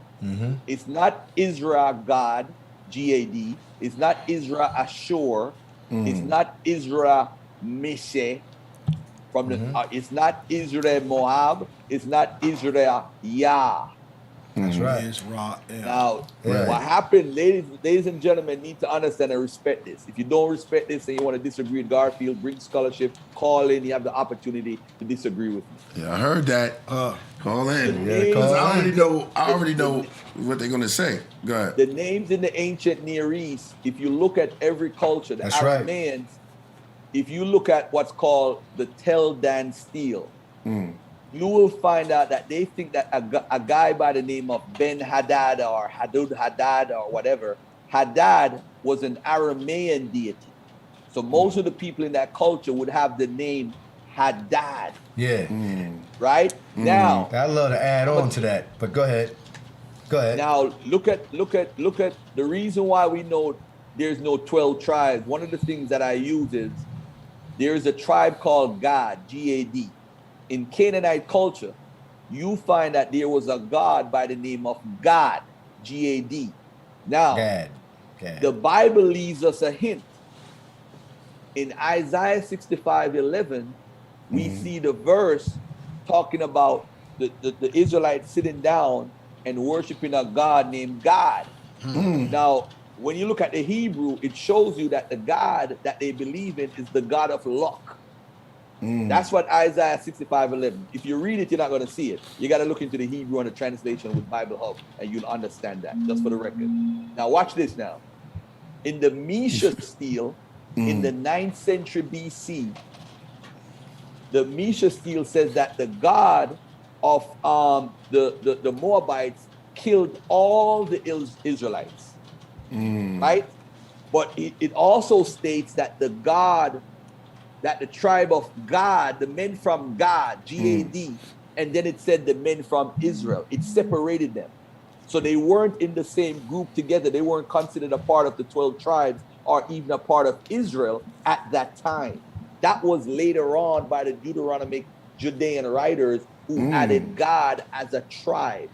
Let me prove something real quickly with the tribe real quickly. Yeah, I have to show this on the screen. G-A-D, Gad, the tribe of Gad. G-A-D, there you go, my brother. All right, now watch this. I have to How do I share my screen? I need to share. All right, I'll make that possible for you here. Okay, you now have access to share screen. All right, hold on. Let me share. Where do I share my screen? Okay, here we go. Share screen. I want to show this right here. And by the way, let me take a quick commercial break. No Make doubt. this point real quickly. Get your sword sharp. This on the screen right here. You showing the non-mirror tablet. Yeah. And by the way, for the people who want to buy my book, you got to go to my website, brothergarfielduniversity.com. Brothergarfielduniversity.com. All right? BrotherGarfieldUniversity.com. That's right. Yes, sir. By the way, this is I have a file called Zion is Dead. It was for Zion Letters that I made like 5 years ago, where I could destroy. You killed them 5 years ago, Lord. That's crazy. Right Oh, now, you wild, I you added wild. on to it. But I want people to say this, to know about this. He sometimes will make a claim. This is a break, by the way, from the information, and this is for my brother Tahuti. If he wants to know something, there's something called the Narma catalog that has over 114 inscriptions from 30 different sites in Egypt, the Sinai, and southern Canaan, referring to Narmer. This is primary evidence of Narmer. So if anybody says Narmer, there's no proof, we can't find a body, or trying to play that Bible game, I want you to tell him there's over 114 inscriptions that refer to this man as a real living human being in his time period. So you trying to say normal didn't exist? No, Lex did. No, I'm saying Tahuti could use this as okay. to add to his information that he has regarding Narmer Palette. All right? Yeah, that's All what right. Zion Lex said. So let's get to there's a lot of stuff I got to get to on the screen. But the most important things I want to prove tonight is I want to prove that the lost tribes is a myth. I also want to prove where the Israelites come from. I want to prove that they are actually Canaanites. And I also want to prove that the Exodus didn't happen with the biblical text. All right? This is something. That's you may wow. have You know, never- that's a big claim, God. Well, we here. We ready to hear it. Let's go. Well, the God is here in person. That's right. So you're gonna That's see right. God at The work incarnate. right now. Yeah. All right. Go ahead. All right, before I get to that, I have to show something that's very important about the tribes and their names. And at the time period, there's a time period when there's a book called, there's something called the Song of Deborah during the Judges time period. So you have a time period in the biblical history that's called the Judges time period, which is before the United Monarchy, where they were ruled by what's called judges. One of the judges was a woman Jesuits? called Deborah. Judges. Deborah. Judges. Judges. Okay. One of the people that ruled was Deborah. All right. And I want people to pay attention to this because this is actually written in ancient biblical Hebrew. All right. Okay. So let me do one thing first and then we're going to get into that. All right. And I have to bring this up and everything is going to fall right into place with the screen. Watch this now. Now remember, we talked about Exodus, we talked about Yahweh. I said that they have a theophoric name and it's El, right? Now in my book, right, I have a chapter called, hold on 1 second here, is Yahweh an Edomite God, right? And that's page 197. So I'm gonna go to 197, I'm gonna read a paragraph real quick. So everything is in order and in sync. So whoever watches this video could just go chronologically and see what the case that I'm trying to build. All right. Now, the original God of Israel was El. This reconstruction may be inferred from two pieces of information. First, the name of Israel is not a Yahwistic name with the divine element of Yahweh, but an El name with the element El. This fact would suggest that El was the original chief god of the group named Israel. Second, Genesis 49:24-25 presents a series of El epithets separate from the mention of Yahweh in verse 18. Yet early on, Yahweh is understood as Israel's God in distinction to El. Deuteronomy 32:8-9 casts Yahweh in the role of one of the sons of El, here called Elion. It says, when the Most High, which is Elyon, gave to the nations their inheritance, when he separated humanity, he fixed the boundaries of the people according to the number of divine beings. For Yahweh's portion is his people, Jacob his allotted heritage. So at that point, in Genesis 32:8-9, people said, is Yahweh greater than El? No, Elyon is the head God, the Most High, and it says the peoples according to the number of divine beings. For Yahweh's portion is his people. That's when Yahweh was given particularly to Jacob, who became Israel. So now your name was Israel, you was El first, but then he allotted Yahweh to his people. And that's when they started worshiping Yahweh, according to the biblical text. But in history, we can prove exactly between the 12th century BC and the 8th century BC or 9th century BC, when exactly the people in Israel started worshiping Yahweh. The only evidence that we have found, bro, is something called the Kuntalit Arjud. The Kuntalit Arjud was researched recently by a guy by the name of Navav Nadam, or Nadam Navav. Jean-Claude.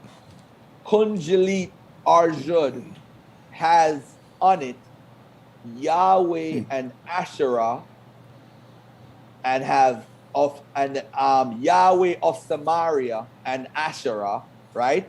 And it also has on it Yahweh of Teman and Asherah. Now watch where Teman is, because this is very important. Look at this. Where does Yahweh come from? Because remember, their name is El Israel first. Right. And the Bible has its own storyline. And you don't know when somebody's writing and redacting stuff. So you need to understand when El was being worshipped originally and when Yahweh was being worshipped. Watch this now. And where does Yahweh come from? Yahweh does not belong. You wanted to say something, beloved? No, well, Israelites was in captivity in Babylon, in Shinar, for 400 years. That's according to the Torah. And no, that's not true. That is not It's correct. a biblical claim. No, the Bible says that they were in exile. It never said they were there for 400 years. Okay. They were in exile in Babylon. That is true. Around, it depends on what part of the history you believe, but it's not for 400 years. That is not correct. Okay. All right, but let me get But to they this. would say, you want me to, go ahead. Go ahead. Let him finish the presentation. Go ahead. All right, finish so your now, presentation. and 'cause where does Yahweh come They from? would say Yahweh that. does not belong to the Canaanite pantheon or to the gods further north in Syria. The oldest record we find of Yahweh is with the Egyptians, called the Shasu. It appears in Egyptian records from 1500 to 1100 BCE. They receive a negative description, often characterized as robbers and brigands, according to Redford 1992, page 278. According to the Egyptians, the Shasu lived in Edom and the Negev, which the records term as the land of the Shasu tribes of Edom, located in Edom and Seir with the Shasu clans. Now watch this. The documentation of the Shasu on the Egyptian walls became even more important once their deity worship was revealed. Ramesses II had a papyrus list that mentions the land of the Shasu of Yahweh, a clear reference to the name of the Israelite God, Yahweh. Yahweh worship was not documented anywhere else before this on the historical record, and this was outside of Canaan, later known as Israel. Edom and Seir are considered geographic locations that connect to Yahweh's provenance in the biblical text. So now we're looking at outside the Bible in Egypt about Yahweh. Watch this now. Now we're going to go inside the Bible. And Deuteronomy 33, 1-2. And this is the blessing wherewith Moses, the man of God, blessed the children of Israel before his death. And he said, the Lord came from Sinai and rose up from Seir unto them. He shined forth from Mount Paran, and he came with 10,000 of saints from his right hand went a fiery law for them. So now the Lord came from Sinai and did what? Rose up from Seir, which is in Edom. Mount Paran is in Edom. Watch this. This is Yahweh. The Lord right here actually is Yahweh. Watch this now. Next verse. This is the song of Deborah, Judges 5.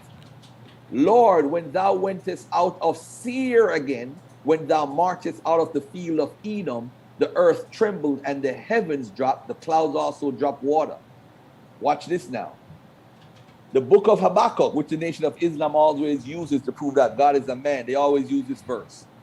God came from Teman, and the Holy One from Mount Paran. Now, how could God come from Teman, which is Teman is in Edom, and Mount Paran again is from Edom? So the Yahweh that we're talking about, because God right here is Yahweh again, is saying that Yahweh comes from a place called Teman, which is in Edom. Now watch this, ladies and gentlemen. This is not Garfield talking. This is not Garfield's knowledge, I should say, or information, because of course I'm talking. This is what the scholars have translated and figured out. But look at this now. The geographical term Teman means south, and it is used to designate Edom.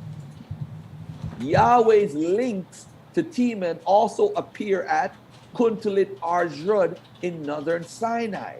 A 9th century BC inscription found there further emphasizes Yahweh's southern character. It reads, I bless you by Yahweh of Teman and by his Asherah.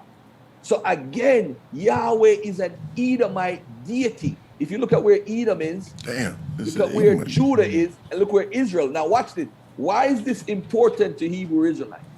Because the black Hebrew Israelites from One West teaches us that Edom is the white man and Esau is the white man and Edom is the devil and all this craziness, right? Mm-hmm. Now, if Edom is the white man, why are you worshiping a white man's God? Because Yahweh is from Edom, based on your biblical text and based on archaeology. So now we can't say no to it because the Bible does say God come from Teman. I didn't say it. The Bible said it. And if the Bible said it and we have archaeology that confirm it, and we have the Egyptian records confirming that people in Egypt was from Edom and they worship Yahweh, we have no records where Yahweh come from except Edom. He's an Edomite God. So if the white man is the Edomite and you're worshiping the Edomite God today, what are you telling us? You don't know what you're talking about. Let me put a whole nother dagger now. In that same Songs of Deborah, Judges 5, look at this. She gets into a battle. They record a battle between the Israelites and the kings of Canaan at Tanach by the waters of Megiddo.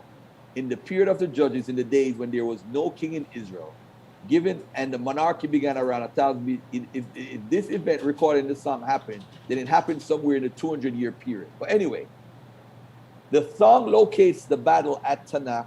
Tanakh was a small hilltop village that was destroyed around 1125 BCE, and they then lay desolate for 100 years. Now look at this.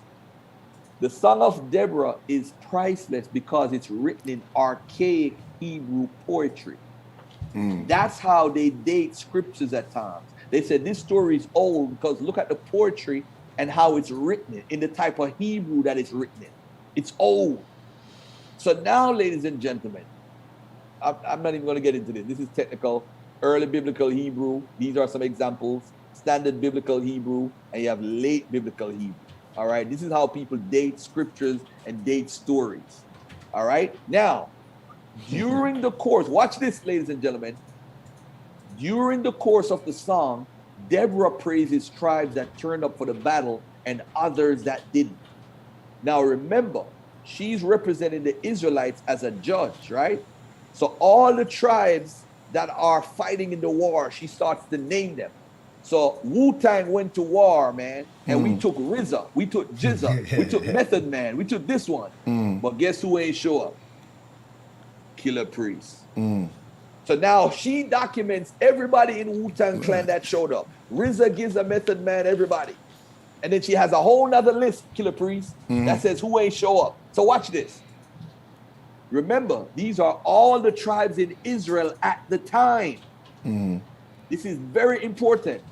You have Ephraim, you have Benjamin, you have Mashir. And by the way, Mashir is a descendant of Manasseh. So it should actually be Manasseh here. But at this time, there obviously wasn't no Manasseh in the storyline. So Mashir is there. Then you have Zebulon, Issachar, Naphtali. Those are the tribes that showed up to fight with Deborah. Look at the tribes that didn't come. Remember when I said Killah Priest ain't show up for Wu-Tang? Look who ain't show up for the Israelites. Reuben, Gilead, who is another name that's not a tribe today, Dan, and Asher. Now you might say to yourself, hold up, some very important tribes are missing. So you're telling me in the book that these black Hebrew Israelites are teaching us, it gives us all the listings of the tribes of Israel. Do you know who is missing, brother? Let's take a look at who is missing. Yeah, I was about to think Judah. Judah wasn't there. Yeah, look at this now. When we think of the tribes of Israel, we normally think of them as the people that descended from Jacob's 12 sons. Yeah. As we've already mentioned, there's significant overlap between Deborah's tribes and the eponymous sons of Jacob. However, if we were expecting all 12 sons to be represented by tribes mentioned by Deborah, then we'd be disappointed that the following 3 tribes didn't get a mention: Judah, Simeon, and Levi. Now, ladies and gentlemen, why is Judah not there? I ain't worried about Simeon and Levi. They ain't important because you got black Hebrew Israelites talking about Judah not here. Now, ladies and gentlemen, if you're a Negro, you're a part of the 12 tribe chart. Why is Judah not mentioned in your Bible as a tribe? Do you know why, brother? Do you guys want to know why? I'm gonna tell y'all. Proceed, brother. Go ahead. Let me tell y'all why. Because at that particular time in history, Judah wasn't even populated. Say that again. Let me repeat what I just said. Remember, Judges is after when? Remember, this is after the Exodus period. So if the Exodus happened and all of this happened, ladies and gentlemen, why is it that you're missing tribes that are on the chart today? They didn't exist in the story yet. Because they never existed. Judah didn't have a linen industry at the time. That's what they're known for. That's down in the 8th century BC. That's why their name popped up in the 8th century. They didn't exist in the 12th century BC. They didn't exist in the 11th century, the 10th century. There is no Judah then. So that's why they're not in their own Bible at the time. There's no Judah. But let's check it out. Let's check this out for a second. You're saying they just made it up. Yeah. You saying they just made it up, Garfield?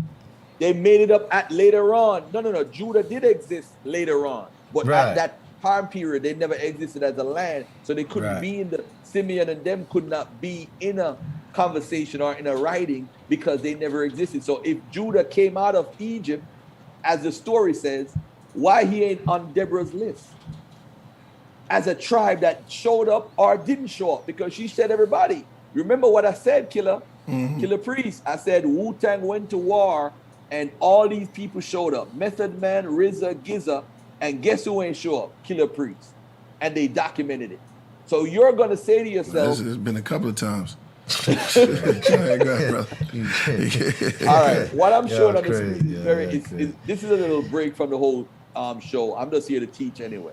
Right. What you're going to notice with this picture is you have some people who are born with Elohim and some people who are born from Yahweh. Yeah, that's Elohim is not the same deity as Yahweh. Yahweh is his own deity. Elohim is a totally different concept than Yahweh. But watch this. If you notice, some of these tribes are born from Elohim. See that?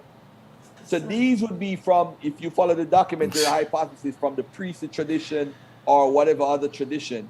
And then the Yahweh tradition would be more from the Deuteronomic perspective or the Judean perspective. And this is important because you got to ask yourself, why is it that these guys are being born and playing honor to Elohim? It's showing, for one, it's showing redaction. It's showing that somebody is playing with our minds and developing their own narrative. So they'll say Yahweh is the reason why you're born. And then in an earlier on in the history, Elohim was used. So you could date when something was written and when somebody added on later on. All right. But anyway, I'll touch on this in a second. All right. But Touch on it. Obviously, though, ladies and gentlemen, I just talked about El, right? Because I want to do things in order. I just talked about El and where Yahweh comes from. Now, I want to talk about this story in the Bible. You're bringing up, not to cut you off, brother, but that's very good that you're bringing up the land of Goshen. I see you. Don't go let him do it.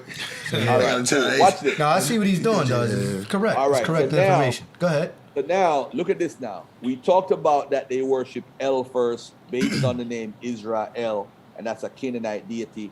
And they're basically Canaanites, but they're trying to pretend that they're Israelites, that they come from the Exodus, right? Now, basically, I just showed how Yahweh is an Edomite God. So that's the God that the Israelites worship, is Yahweh, is an Edomite God. So these black Hebrew Israelites teaching that Edom is the white man and all its garbage, and Esau is the white man, is total nonsense, because you're worshiping the white man God that you claim is the devil is just stupid. All right? Now, let's go to the Exodus tradition, because remember earlier, I just showed in Judges that Judah wasn't even in the narrative at the time period of the Judges, when they had the 12 tribes in the Song of Deborah, right? Now watch this story. This is a story in 1 Chronicles 7, verse 21 to 23. And we're going to break this down for the audience. My concept, this is in the chapter called No Exodus, No Religion. My job is to show you that within the biblical text, it shows and proves that an Exodus tradition didn't happen, but I also can tell you there is a tradition in the Bible that an Exodus happened. It is in Exodus.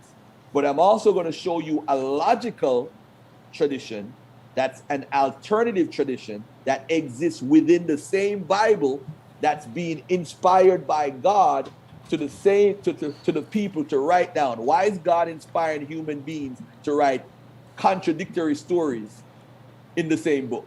Hey, another story for another time, but watch this. 1 Chronicles 7:21 to 23. Now this is when the people in the audience go crazy now, bro. So just watch your super chat. The money might be reduced. All right? My apologies for that. Now the people of Gath, and by the way, Gath is where David and Goliath were fighting, who were born in the land, killed them because they came down to raid their cattle, and their father Ephraim mourned many days, and his brothers came to comfort him. Ephraim went into his wife, and she conceived and bore a son, and he named him Beriah because disaster had befallen his house. Right?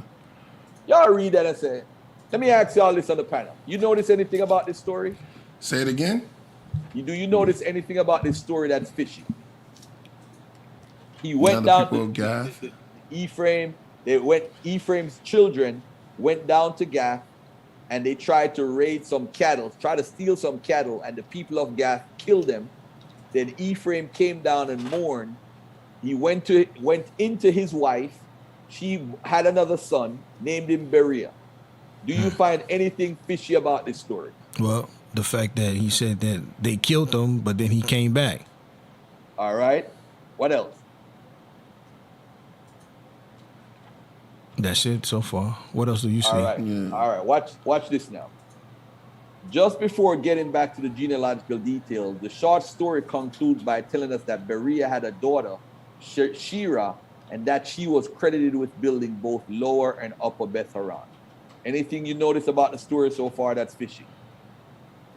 It's a simple story. Yeah. That she built it? Yeah, all right. And with that, we're back to the tedium of unrecognizable names, with one exception. The genealogy ends in verse 27 with Joshua, the son of Nun, of Canaanite conquest fame. Why is any of this interesting? It turns out that the short story contradicts everything we're told elsewhere about Israel and Egypt, the Exodus and Israel conquest of Canaan. Watch this. This is the main narrative of the Bible.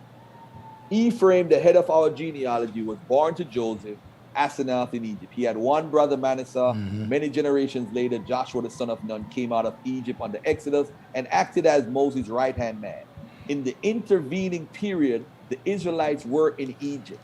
When the Israelites entered Canaan after the Exodus, Joshua on his southern campaign chased an Amorite coalition down the valley of Ajalon, passing by Beth Horon. All right? Okay. Look at what happened now. Starting with Shira, who is the daughter of his son, Ephraim's son, Beriah, who appears only here in the Chronicles record. She's credited with building Upper and Lower Beth Horon. But if she was in Egypt, being a descendant of Ephraim, but predating the Exodus, why was she building cities in the Canaanite highlands, specifically the Ephraimite highlands of Canaan? Now look at this now, ladies and gentlemen. Goshen is in Egypt, where the Israelites were, right? Beth Horon is where his granddaughter is said to have built 3 different towns. All right, watch this now. What about Ezer and Elid? Ezer and Elid are the sons who were killed by the people of Gath. In which direction did they go to Gath? Down. This is quite telling. Journeys from Egypt to Canaan in the Hebrew Bible describe the direction as up from Egypt. If the journey is the reverse, the direction is down to Egypt.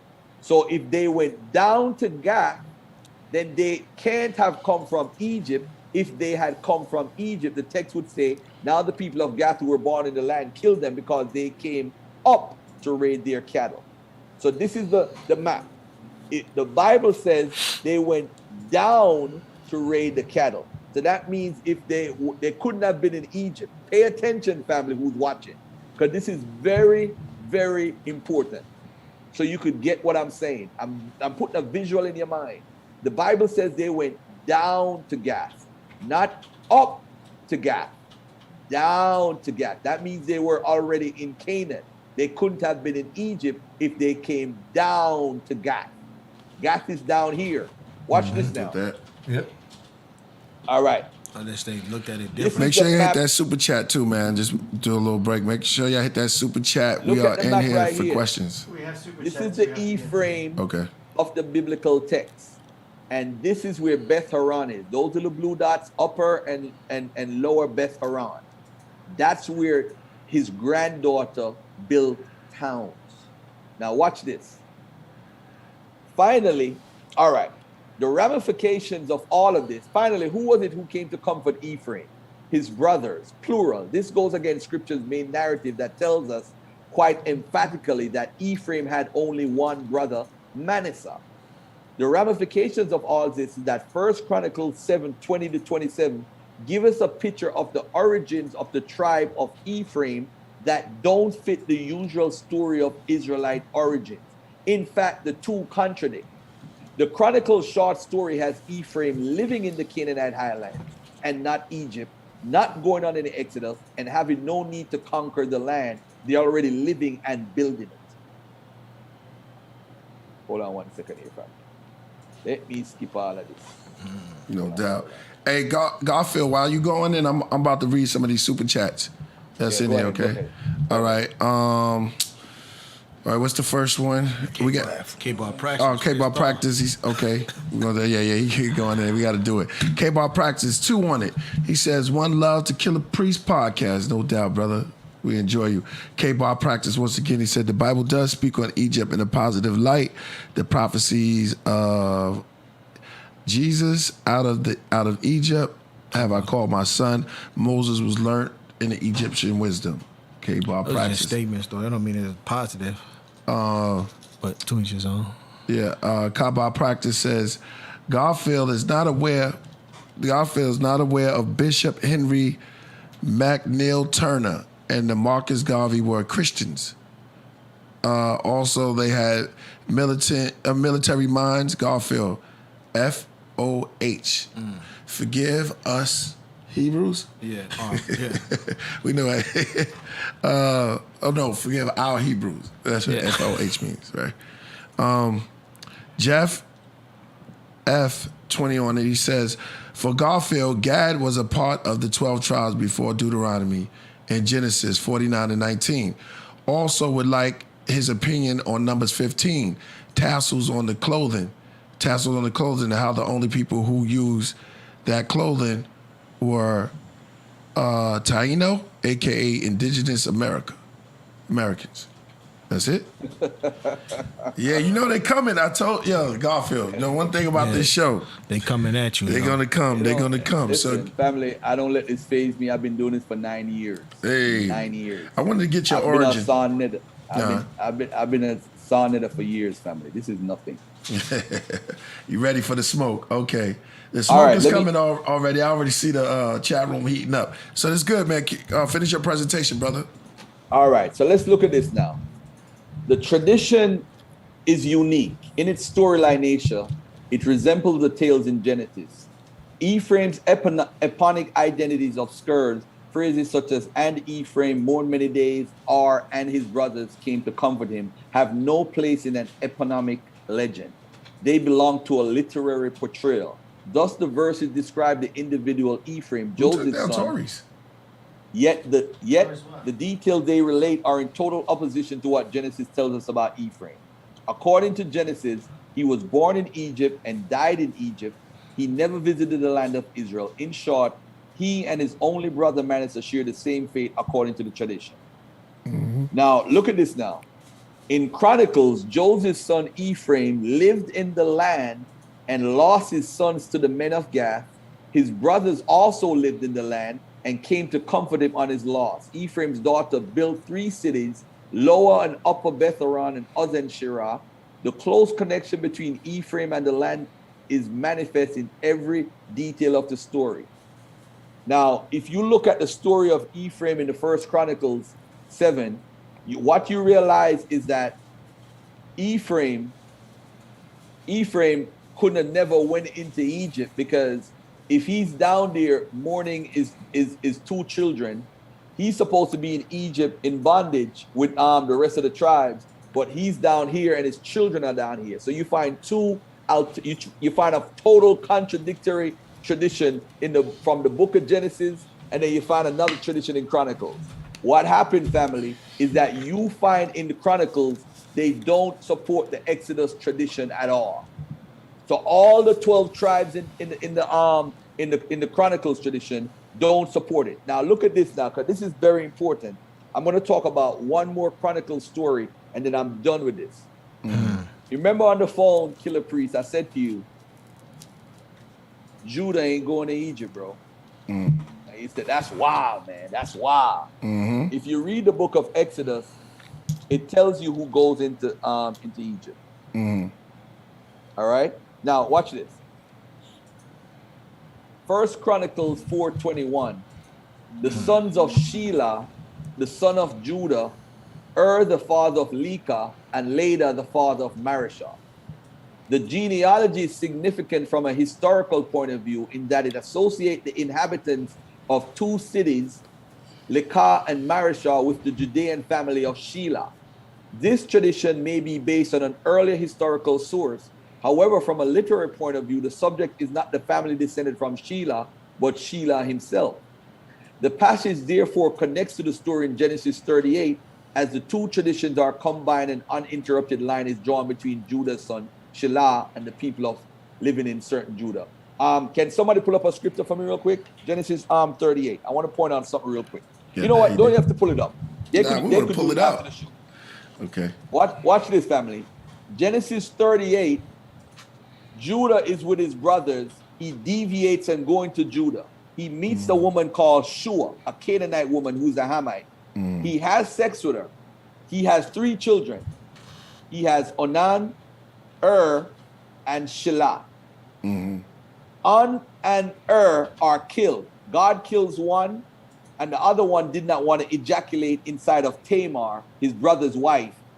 So God killed him for not doing it. Right. So bear in mind now, there's 22 years between Judah going down there and the 70 or 75 people going into Egypt with Jacob. So look at what happened in 22 years, and you tell me if this is a real story or not. He goes down to Canaan, meet the woman. He impregnates her. So that's 9 months, right? She has 1 child. He impregnates her again. She has another child. So that's like 2 years already.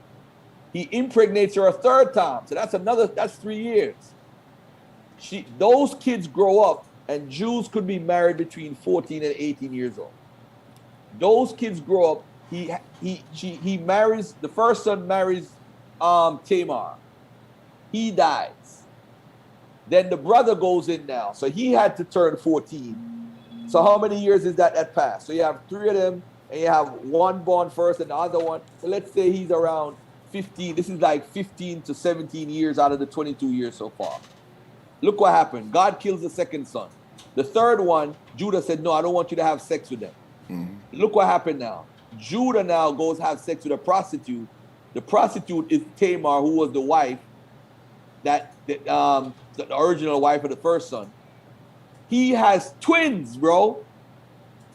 He has twins with Tamar. Tamar's children grow up and have children, Hezron and Hamul. Now, this is supposed to be 22 years. You're talking about 40, 50 years of history that went on in that time period. But yet still Judah's children, grandchildren, children, Perez and the other one, children is also going into Judah, going into, Egypt with the 75 people. It don't make any sense. What happened, family? This right here in First Chronicles prove that the story in Genesis 38 makes a lot of sense if you look at it from a point of view that they stayed in the city. Because Killah, the son, his third son that didn't have sex with Tamar, ended up having children right here. Lekah and Lada. Remember, this is in the Bible. This is not outside the Bible. They have children, and those specific towns and cities, they then have children. And guess what? They started a linen industry.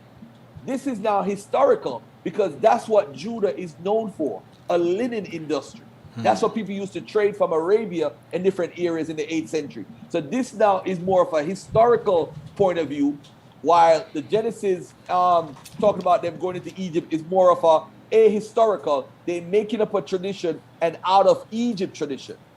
This is why we can't find any clues in Egypt of a Exodus or anything. Because you have the real tradition in the same biblical text saying that, hey, these towns where these people from Judah existed, from the tribe of Judah, they always lived in the land in Canaan. They never moved. So those people, it's obvious, you can't have it both ways. You can't have them living in the land, growing in the land, having kids in the land, and then say that these are the descendants of Judah that came out of the Exodus. It can't have it both ways. It's either one or the other, and both stories contradict each other.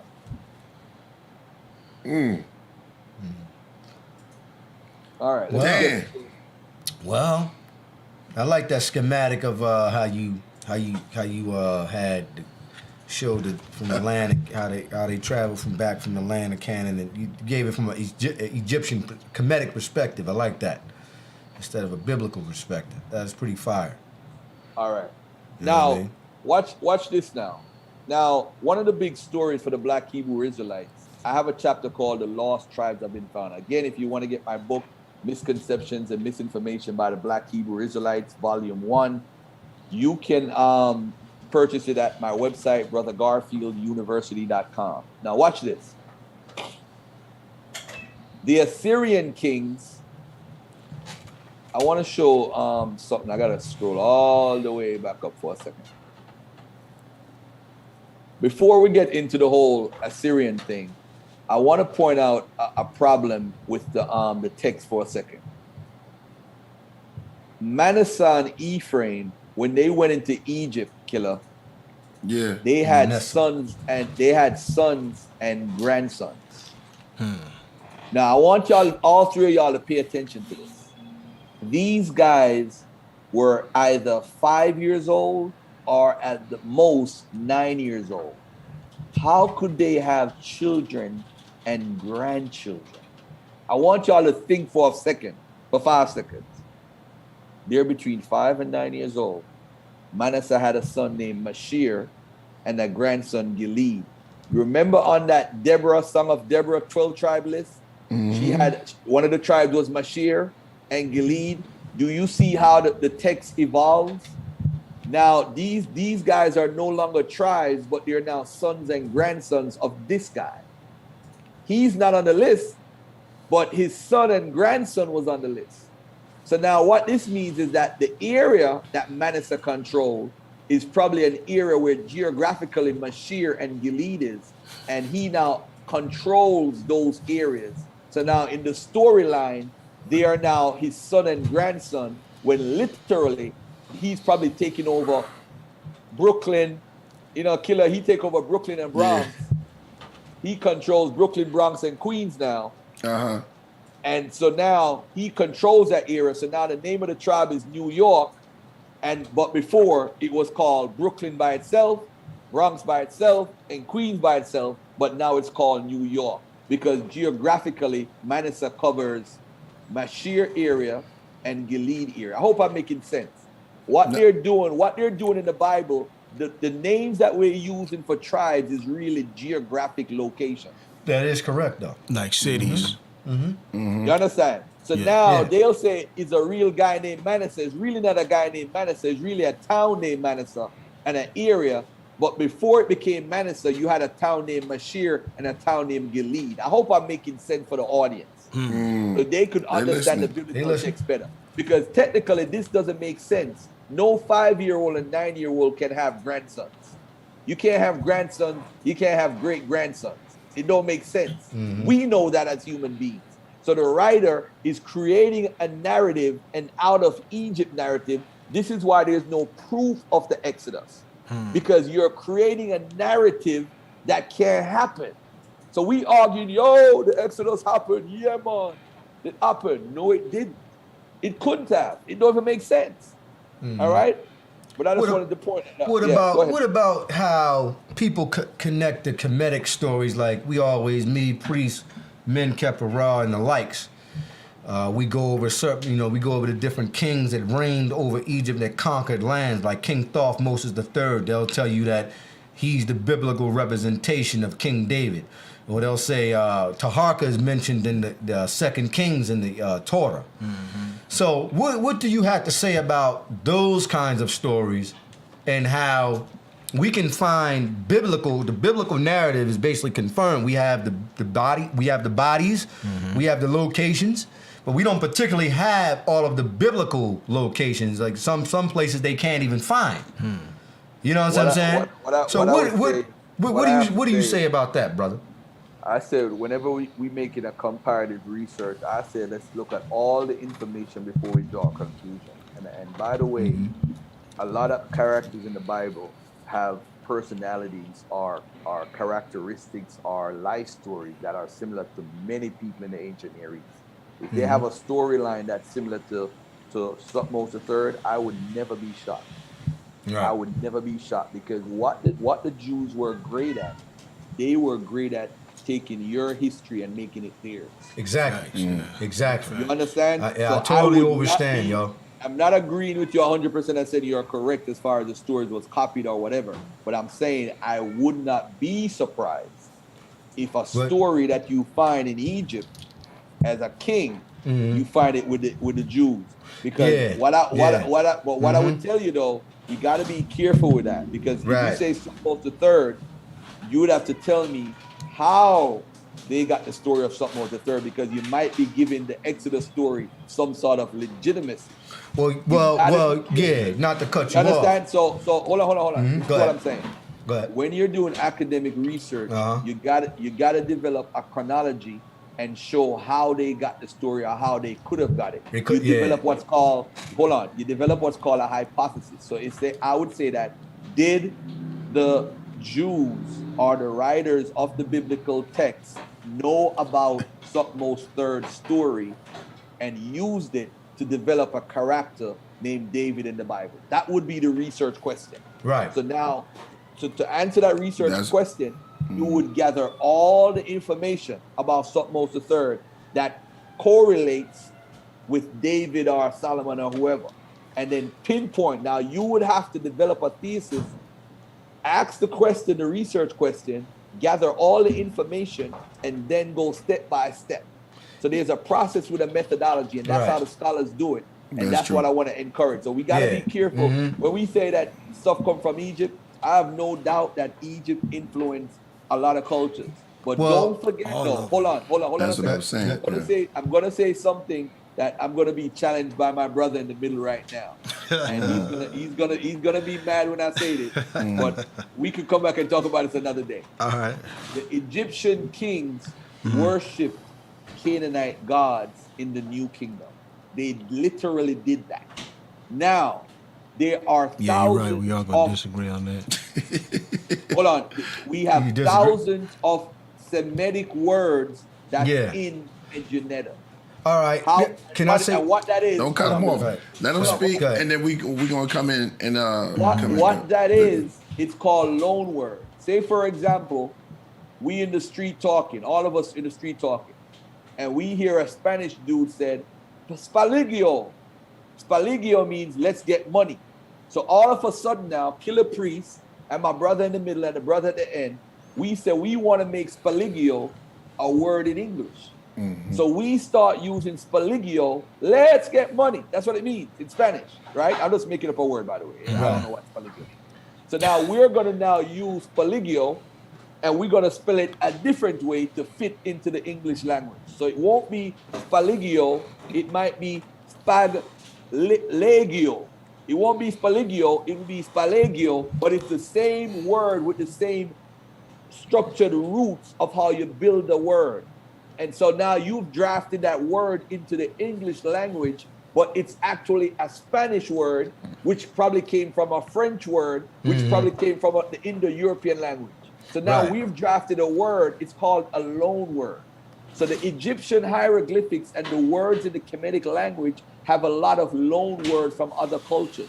There's loan words from Mesopotamia, there's loan words from the Hittite culture, there's loan words from the Canaanite. But my brother in the middle, let me tell you something. I have a primary source of Kemetic kings worshiping Canaanite deities. Well, let me ask you this. And if you want to, hold on, let me tell my brother this. I will email it to you tomorrow. Okay. I don't argue what I don't know. Hey, If I don't know something, I tell you I don't know. I'm not biased. Is the number I'm up there? Egypt. I love Egypt. I love Africa. I can't be biased. Hold on. Can I add on? Go ahead, Doc. Go ahead, Doc. Well, we know we have the history of the Hyksos coming into Egypt, and they ruled for a certain amount of years. Some say 400 years. Like you say, we don't know how long they ruled. Okay, and I do agree with you on words being borrowed from. Can I stop you for 1 second? Hold on. Let me finish what I'm saying. Hold on. I'm gonna let you talk. Can you stop saying 400 years? All right, whatever. That's what they say. All right. No. Fine. Whatever year that they use. No. Listen to what I'm saying. Go ahead. Hold on. I don't mean to cut you off. My apologies. The reason why we use 400 years so much is because of the Bible.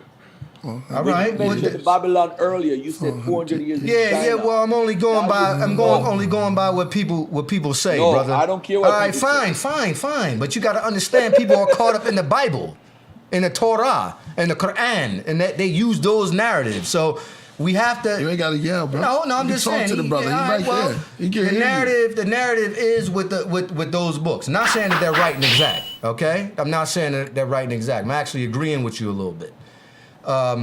We do know from the history from Kemet and Assyria. If we study those civilizations, we do know about the Hyksos coming in there and the Persians coming in there and invading Egypt and conquering Egypt. And I agree with you on certain words from Persia coming into Egypt at certain times, and those words being transferred over into the language. Let's deal with one word, the word Maya, for water in Egypt. That's a common word, which is Syriac, is Arabic. It may come from the Persian language, but the real word in the so-called Kemetic language is askat for water. So the words, yeah, you're right. I totally agree with you on that. You know what I'm saying? I don't know if you're right or wrong, but it sounds good. Yeah, it sounds. You say that, but that's the word that they commonly use. They use that in Egypt, yo. They use that in Egypt. Maya is a common word that they use for, but it's a Syriac word. It's not the ancient word for water in the glyphs. So yeah, I'm actually agreeing with you. You know, you come at any way, but I agree. He said. I agree in a lot of terms. Go ahead. So basically, what you're telling me is that a lot of the dynasty kings worship. No. I never said that. You said I the new I have- kingdom. I Yo, said I have AD. evidence. We'll miss some super chats too. Of Pharaoh. I'm sorry, of pharaohs worshiping Canaanite deities. And this is why, because were they That's not conquered the by po- those? that- No, That's not the point. You just saying no, that. No. I'm just saying that happens. It can happen. It's possible. Okay. Okay. I mean, they was I don't under even know how to rule. respond. Bro, to that. there's a whole museum survey of Canaanite Egypt that you possibly need to get familiarized with. And matter of fact, a lot of people, because, and by the way, too, let me say this to you: you shouldn't object to something that you're not aware of. And the No, I'm reason not. That's why I'm not objecting. Hold I on, haven't hold said on, hold on. anything. No. Originally, you did say, "Yeah, I'm definitely gonna come for you." You know, you were joking, but the thing is, Egypt is a culture. Remember, Egypt is like America. Everybody came in. Oh yeah, true indeed. You understand what I'm saying? And that Yeah. was their fault. Yeah. They should have been more like Hitler and be very structured and who comes in and who comes out. In that sense, I'm not talking about how Hitler was with the Jews, but I'm Yeah. just saying they should be more structured as far as who came in the country. Maybe it would be a downfall, but it probably wouldn't have been as powerful either. Because with immigration, you progress and you grow. And what happened is a lot of the bad ways of these kingdoms, like the Assyrians and Persians, they actually learned deportation policies from Egypt, because that's what Egypt used to do. They used to take people from Canaan, like 80,000 people, split them up in Nubia, and put some elsewhere. So they would separate them, deport people who they captured in wars in different areas and split them up.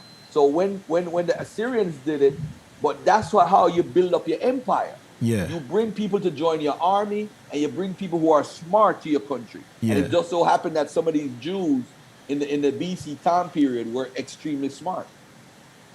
And they infiltrated the country and therefore pushed a lot of their customs and cultures on the people. Yeah, but as far as the Canaanite deity, though, that may have been a choice by that pharaoh that he wants to, because they have evidence of him worshiping the deity. Okay. You got to show me that. You got Yeah. to show and prove that. Well, I mean, Hold on. go ahead, man. Why I have to show and prove that? Because I don't take nothing on face value. Okay. Well, you know, send them the information, Garfield. Yeah, we'll figure that out. As a matter of fact, I'll I mean, I'm not hit going up, to just take it because you say it. No, You know what I mean? Don't take my word on that. Nope. Yeah. See, everything I've shown tonight, I didn't show that. Yeah. I didn't show that because I was actually saving that for my Devar debate. So maybe that's why I don't want to show it live. Okay, I understand that. I understand. Hey, But can I point out one thing to you about King Thothmoses III? It's recorded that he conquered all of what they refer as the Asa or Persia or Asia Minor, and he took back to Egypt almost 1 million slaves. This is recorded. I do that. You got to show me that. All right. Well, I mean, amongst all Kemetic scholars, Nobody has ever said that. Yeah, it's Nobody. known for that. You made that up, bro. No, I didn't make that up. You made that up, bro. Okay. I'm sorry. You don't know about King Thothmoses III invading Thothmoses III is one of the most progressive. He invaded Megiddo. Megiddo. There you go. Yeah, But also, he's Hold on a second. Megiddo. Right. My brother in the middle. Yeah. Did you ever hear Thutmose III took 1 million people in all your studies? Tell me the truth. No. Have you ever heard that? Nah, not 1 million. Close to 1 million. No, you know. Nah. Carry the That's one. what they say. Nah, my brother. Nah. But he has. If you go look at me in Keppra, he has Done a lot. stellar. You know what I'm saying, of all his war activities. Of Yeah. course. He was the Hell first yeah. one, I think, matter of fact, that actually documented his war activities. I don't know about that, but I know his war activity he was very aggressive and powerful. This is why the Exodus didn't make sense. Yeah. Because Egypt controlled. That's like me and Killah Priest running out of Jersey and saying, "Hey, F the government," and run to New York and say, "We safe now." That's dumb. Yeah. This is what the Exodus story. This is what they're asking us to believe as humans, that these people ran from out of Egypt and went into Canaan when Egypt also controlled Canaan. Yeah. It's stupid. You know, but let me just do this real quickly, and then we could take some callers and what do you call it? Indeed. AD, you got the number up there? We taking calls on this. It's going to turn up. Yeah. But yeah, I'm you ready. gotta send me that. You gotta send me that. Those documents, Garfield. I got you. Ladies and gentlemen, I want you to pay attention. I have to go in a different direction because I do want to take some call and deal with some scriptures and whatever with these guys. All right, because I'm not. Hey, I am the guy that says, ISUPK say no cowards. They really are cowards when it comes to me. But hey, that's another story for another time. All right. Now, there are three things that destroys all Israelites or British Israelites, all Christian identity people. These are white groups that are very racist all over the world. And the black Hebrew Israelites actually copied them. That's pretty much what happened. The British Israelites taught that England and America was Manasseh and Ephraim, and that King James was from the line of such and such, and he was the king of Israel and all that craziness, reincarnated or whatever, right? So now it seems that I don't have direct primary evidence of this, but it seems like a lot of the stuff from British Israelism was copied into the black Israelite 12 tribe theology. The most powerful scripture that they use, I'm talking about British Israelites now, and the black Hebrew Israelites, is 2nd Esdras. 2nd Esdras, ladies and gentlemen, is an apocrypha that was written in the 1st century. But these guys think this book was written really by the real Ezra from the 5th century BC. So this is where it goes wrong. So now you have to ask yourself, academia says this is a 1st century book. You ask the Israelite on the corner or somebody in the chat making noise right now, when was this written? I said, okay, show me a reference of any rabbi or any person that wrote, like Jesus, son of Sirach, or whoever had a listing of books in the BC era, like 2nd century BC, 1st century BC, that talks about 2nd Esdras. No one has ever quoted this book until Clement of Alexandria in 180 AD. He's the first person ever to quote this book. But they believe it's a BC era book. If you eliminate this book right here, not only does it destroy the black Hebrew Israelites, it destroys the racist groups that influence them, like the British, the Christian identity groups, the dudes that be running up in the hills and trying to kill they're against the government, and British Israelism that talk about how King James is this and all. This is where they got this from. This is why King James had to be black too. Yes. So watch this now. Ask a Hebrew Israelite, can they provide? You got to do it at the right time, though, AC. What you want me to do? Go back in time? He just threw his cat. Go ahead, cat. Yeah, he have an off the hook cat in here. Go ahead. All right. So 2nd Esdras, ladies and gentlemen, is a book that is written in the AD according to academia. I'm not going by nothing unless academia dealt with it. All right. And by the way, too, I could go to the New Oxford Annotated Bible, the New Revised Standard Version. It tells you about the Apocrypha. This, if you don't believe me, you could go to this. This is what the expert says and what the consensus says as far as it's concerned. 2nd Esdras. Look at it. I'm not making it up. The book known as 2nd Esdras is actually a composite work made up of 3 separate writings. 5 Ezra, 4 Ezra, and 6 Ezra. Ezra is the Greek form of the name Ezra. 2nd Esdras is considered apocryphal. That is a non-canonical but instructive in both the Roman Catholic and Protestant traditions. Since the Council of Trent, 1546, it has been placed together with 1st Esdras and the Prayer of Manasseh in an appendix to the Latin Vulgate Bible. 2nd Esdras is not included in the Septuagint or in any Jewish canon. So in the Greek, you won't find 2nd Esdras. That would have been evidence that it was a part of the canon if it was in the Greek tradition. You don't see it in the Jewish canon. So why are they saying this is a book of authority at all when it's obviously it's a book that was written late? Once you take this out, the whole Lost Tribes conversation is done. It's done. All right? Now, let me move on to something else. That's very important. And I want people to understand this. This is very, very important. Because if you don't break this down to the people like they're 2-year-olds, they will never get it.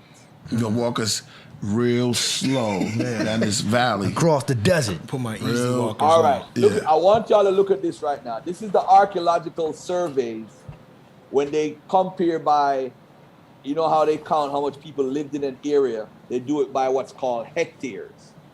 And what happened is when they did an archaeological survey, they estimated that between 222,000 and 350,000 people were living in the northern kingdom before the Assyrians came. All right. Around the Assyrians said they took, this is what the Assyrians said, the bad guys. And you know the bad guys always trying to inflate their numbers. They said they took around 40,000 people. Now, I'm not the greatest mathematician, but let's do this right now. It's all off. It's here and there, hit or miss. I like to say that. We All don't know the Got direct a number. pie chart. Right. So let's do it. So now we have, let's say if the population was 220,000 and 40,000 was exiled, you had 100,000 remained in Samaria and 80,000 fled to Judah. This is 180,000. Chat room. Now, ladies and gentlemen, 180,000 would be about 90%. All right? This is an alternate distribution. If it's 350,000, the larger number, it would mean 230,000 remain in Samaria, 80,000 fled to Judah, 40,000 went into exile. That's very important because the percentages keep showing around 10% of the population went. All right? Now, let me move on to a whole nother slideshow to make my point. All right. So the Assyrian kings that deported the Israelites is right here. So they took around 40,000 people, right? What happened now? Better or less, more or less. Right. Around All right. 40,000. So the- You say 40,000 They documented that they took 40,000. That's not disputable. They And took one. 26,000 and 13,000, which is 39. So that's Gotcha. around 40,000. All right? Yeah. So now what we have is a unidirectional deportation at one point, which is just taking people and nobody coming back and so forth. And they have a bidirectional. But what we find, ladies and gentlemen, is that the Assyrians documented that the Sumerian chariots, over 200 of them, joined their armies. So if you have the chariots, over 200 of them twice joined their armies. That's thousands of people, right? So now we know exactly where they were as far as where they carried them because they documented it. And we know what they were doing because during the identification of Hebrew persons in Near Assyrian sources, look at this, tracing Israelites in the Assyrian cuneiform records. So can we trace these Hebrews when they were exiled, the 40,000? Yes, we found them in different sources in the whole Assyrian records. We find them all over. See them? We find them all over doing stuff. We even find them owning slaves. Is the number up there? Yes. All right. Individuals. You see all these individuals, they were commanders, they were this, they're archers, chariot drivers, charioteers. We have tons of lists of what they're doing while they're in Assyrian Empire. And the reason why they're in the Assyrian Empire, by the way, ladies and gentlemen, is because they can build up the society. That's why they're there. If they're not joining the army, they're there to build up the society. See, the priests, you see the Sumerian priests, the priestly singers, see them here? Skilled laborers. This is what they were doing while they were in Assyria. They're not lost. They were never lost. So if 90% stayed in the land, how are we saying that all these 12 tribes or 10 tribes were lost? They were never lost. We know exactly where they are. They were merchants. An Israelite sells a slave girl to Akulano, the cohort commander of the crown prince in Nineveh. If you're a slave or you lost, what are you doing selling slaves? They were landowners in Assyria. Israelites served as witnesses. They were snitches. in over 20 legal documents. Oh man, Garfield, you Oh, wilding out, snitching, man. They gonna see this and get mad, yo. Witnesses, But go ahead. yeah, that makes sense. They were man. agricultural workers. Come on, man. Come on. I Come on, understand. ladies. We said didn't snitch. Well, yeah, you. No, we said that earlier. What we said? They were that? witnesses in the court snitching, thing. yeah. So what do we call that? Well, hey, who am I to judge? They said he domed Jesus. Well, Well, go ahead. snitches. Yeah, they just get stitches. yeah. You see what happened to Judas? Yeah, he tried to dom Christ out. You know what I mean? They gave him the Jews, gave him the esoteric. 50 Judas pieces of and silver. Yeah. Yeah, he That's sold him about- out. He sold Christ out. Told him he was you know what I mean? Yeah. There's a All right, reason why he did that. They go deeper. They go deep for my deeper brothers to know about Judas. I know, but go ahead, Garfield. Let me just give a summary of everything that I did. We talked about Israel, and they were worshiping El first. We talked about Yahweh, Shasu being Shasu of Yahweh being a Edomite god. We were told Edomite is the white man, so they're worshiping the white man's god. Yes. We also talked about the Song of Deborah and that Judah was not a tribal member at this particular time in the history, in the actual biblical text. We also showed that Judah couldn't have gone into the Exodus because his family line stayed in the land and built up the land, having cities in the land, a continuation of Judean history carrying on throughout the time period. So he couldn't have gone into Exodus and did what they said he did. Can I deal with the 12 tribe chart to end the whole discussion? Let's deal with the 12 tribe chart. All right. There we go. The 12 tribe chart right here, we have Judah, the so-called Negroes, Benjamin, the West Indians. I would be a Benjamite, by the way, because I'm Jamaican. You're from Jamaica, yeah. Levi would be Haitians. Simeon is Dominicans. Zebulon is Guatemala to Panama. Ephraim is Puerto Ricans. Manasseh, Cubans. Now, I want to ask y'all this a question. What's the difference if the Seminole Indians are in North America? Why is another tribe North American Indian? Can somebody explain that to me? Yeah. Well, I can't. I can't. Go ahead. Go on, brother. Yeah, don't know that. I don't understand. Yeah. I've always Reuben. thought you brought up that's a crazy point right there. Now, Reuben, nobody ever asked that question. Reuben is Seminole Indians, Right. but yet still God is North American Indian. Yeah, That makes no goddamn that don't make no sense. That Now don't make no watch sense. this, family. Look at how smart Garfield is, because he be pretending the whole night. Now, if you look at the chart at number 2, what does it say? What does it say for number 2? Benjamin is what? Benjamin is what? West Indian? All right. Now, Yeah. what is the West Indies? This is a map of the West Indies. The West Indies would be the Caribbeans, correct? And You're All gonna right, say, but there it's you different. go. So now, Yeah. Benjamin is West Indies, which includes Cuba, it includes Haiti, it includes Dominican Republic, it includes Puerto Rico. So all these guys have different tribal assignments, but they're also in the West Indies. So how could number 2, tell me again, Killah, what number 2 is? Benjamin, West Indian? Is Haiti a West Indian? Nope. it's the West. Well, But they would say, Yeah. it's the West Indies, yo. That's the Caribbean. Yeah, that's Yeah, but they the would say- Haitians would be West Indian. yeah. right. The Dominican So, Republicans yeah, that would be chart. West Indians. yeah. The Puerto Ricans would be West Indians. And the Cubans would be West Indians. Right. Makes no damn sense. No damn sense. And then on top of it, I'm not even going to go. Well, it is a good question. Well, that's Garfield. one wet. Okay, good. But watch this. Okay. I was going to Watch ask you, this. like, when you think of the island of this, Hold on. right, Watch go this. ahead. One last point of the chart. Go in. Judah is the so-called Negroes here in North America. Right. Now, if the Benjamin is West Indies, right, and the West Indies include Jamaica and Barbados. I don't know if you guys are aware, between 1750 and 1800, most of the slaves came through what's called an intercontinental slave trade.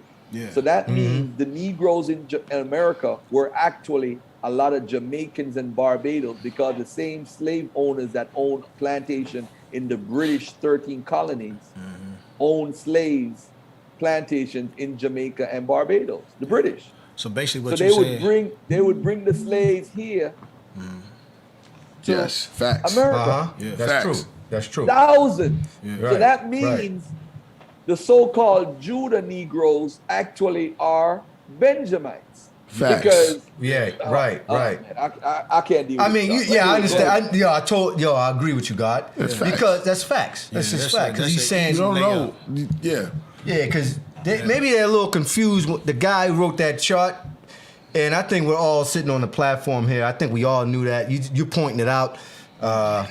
You know how it is. Nobody points stuff out when you're dealing with certain things. But you're right. I mean, that's kind of like, yeah, it's an oxymoron if you think You about know it. what makes a believer a believer? I'm gonna ask Trey all this question real quick and give me a quick answer. What is the most convincing thing for somebody to believe in the Bible? What makes them want to believe in the Bible? Not talking Jesus now. Take Jesus out of the equation. Faith. The most important thing is prophecy. Yeah. Am I Yeah, correct? Yeah, I agree with that. Yeah. That's When true. Ariah said that in 2000 Jesus is returning and that the world is coming to an end, and ISUPK, all of them was preaching Oh, right, that. right. Yeah, you talking. Now, by the way, too, when you have a false prophet, you're supposed to kill him. Oh, man, you crazy. Garfield, you wild, man. Don't. I'm going. Go ahead. Finish, brother. Go ahead. Finish. Now, ladies and gentlemen, they don't believe this shit. They don't. The point I'm making is Yo, you these wild. guys, Go ahead. these guys should have been shut down from so long ago. It's Man. ridiculous. But the reason why Garfield is so dangerous is I could prove that Nebuchadnezzar never went into Egypt and destroyed any temples, like what Jeremiah 43:9 says, like what Ezekiel 29 says, like what Isaiah 19 says. And I could prove that Daniel is a false prophet. Daniel is False a does false not even prophet. exist. So now, no, whether he exists or Well, not, Daniel was from the Jacobites, right? Correct?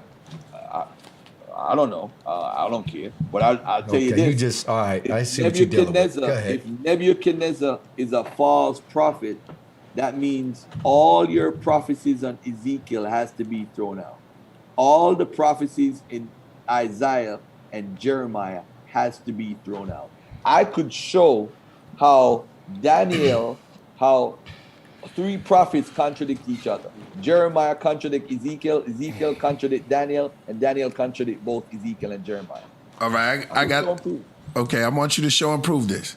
But before we do that, we got to get into the tea ceremony because this is what we do, bro. Right. You know, It's what I mean? getting late, too. It's already 8 o'clock. I'm gonna do the super And we got chat. super chat. Hey, Yeah, I had my Tiffany tea earlier. That's why I'm so hyped. So Oh excuse yeah, me. yeah, definitely. I can shout tell out, you hype. Shout out to Tiffany T because we got her up there, and we're gonna shout out. She's gonna send some tea to the show. You know what I'm saying? And we got your book. So chat room is $5.99 in the building. We gotta get it up to 7 again. Yes, sir. You know.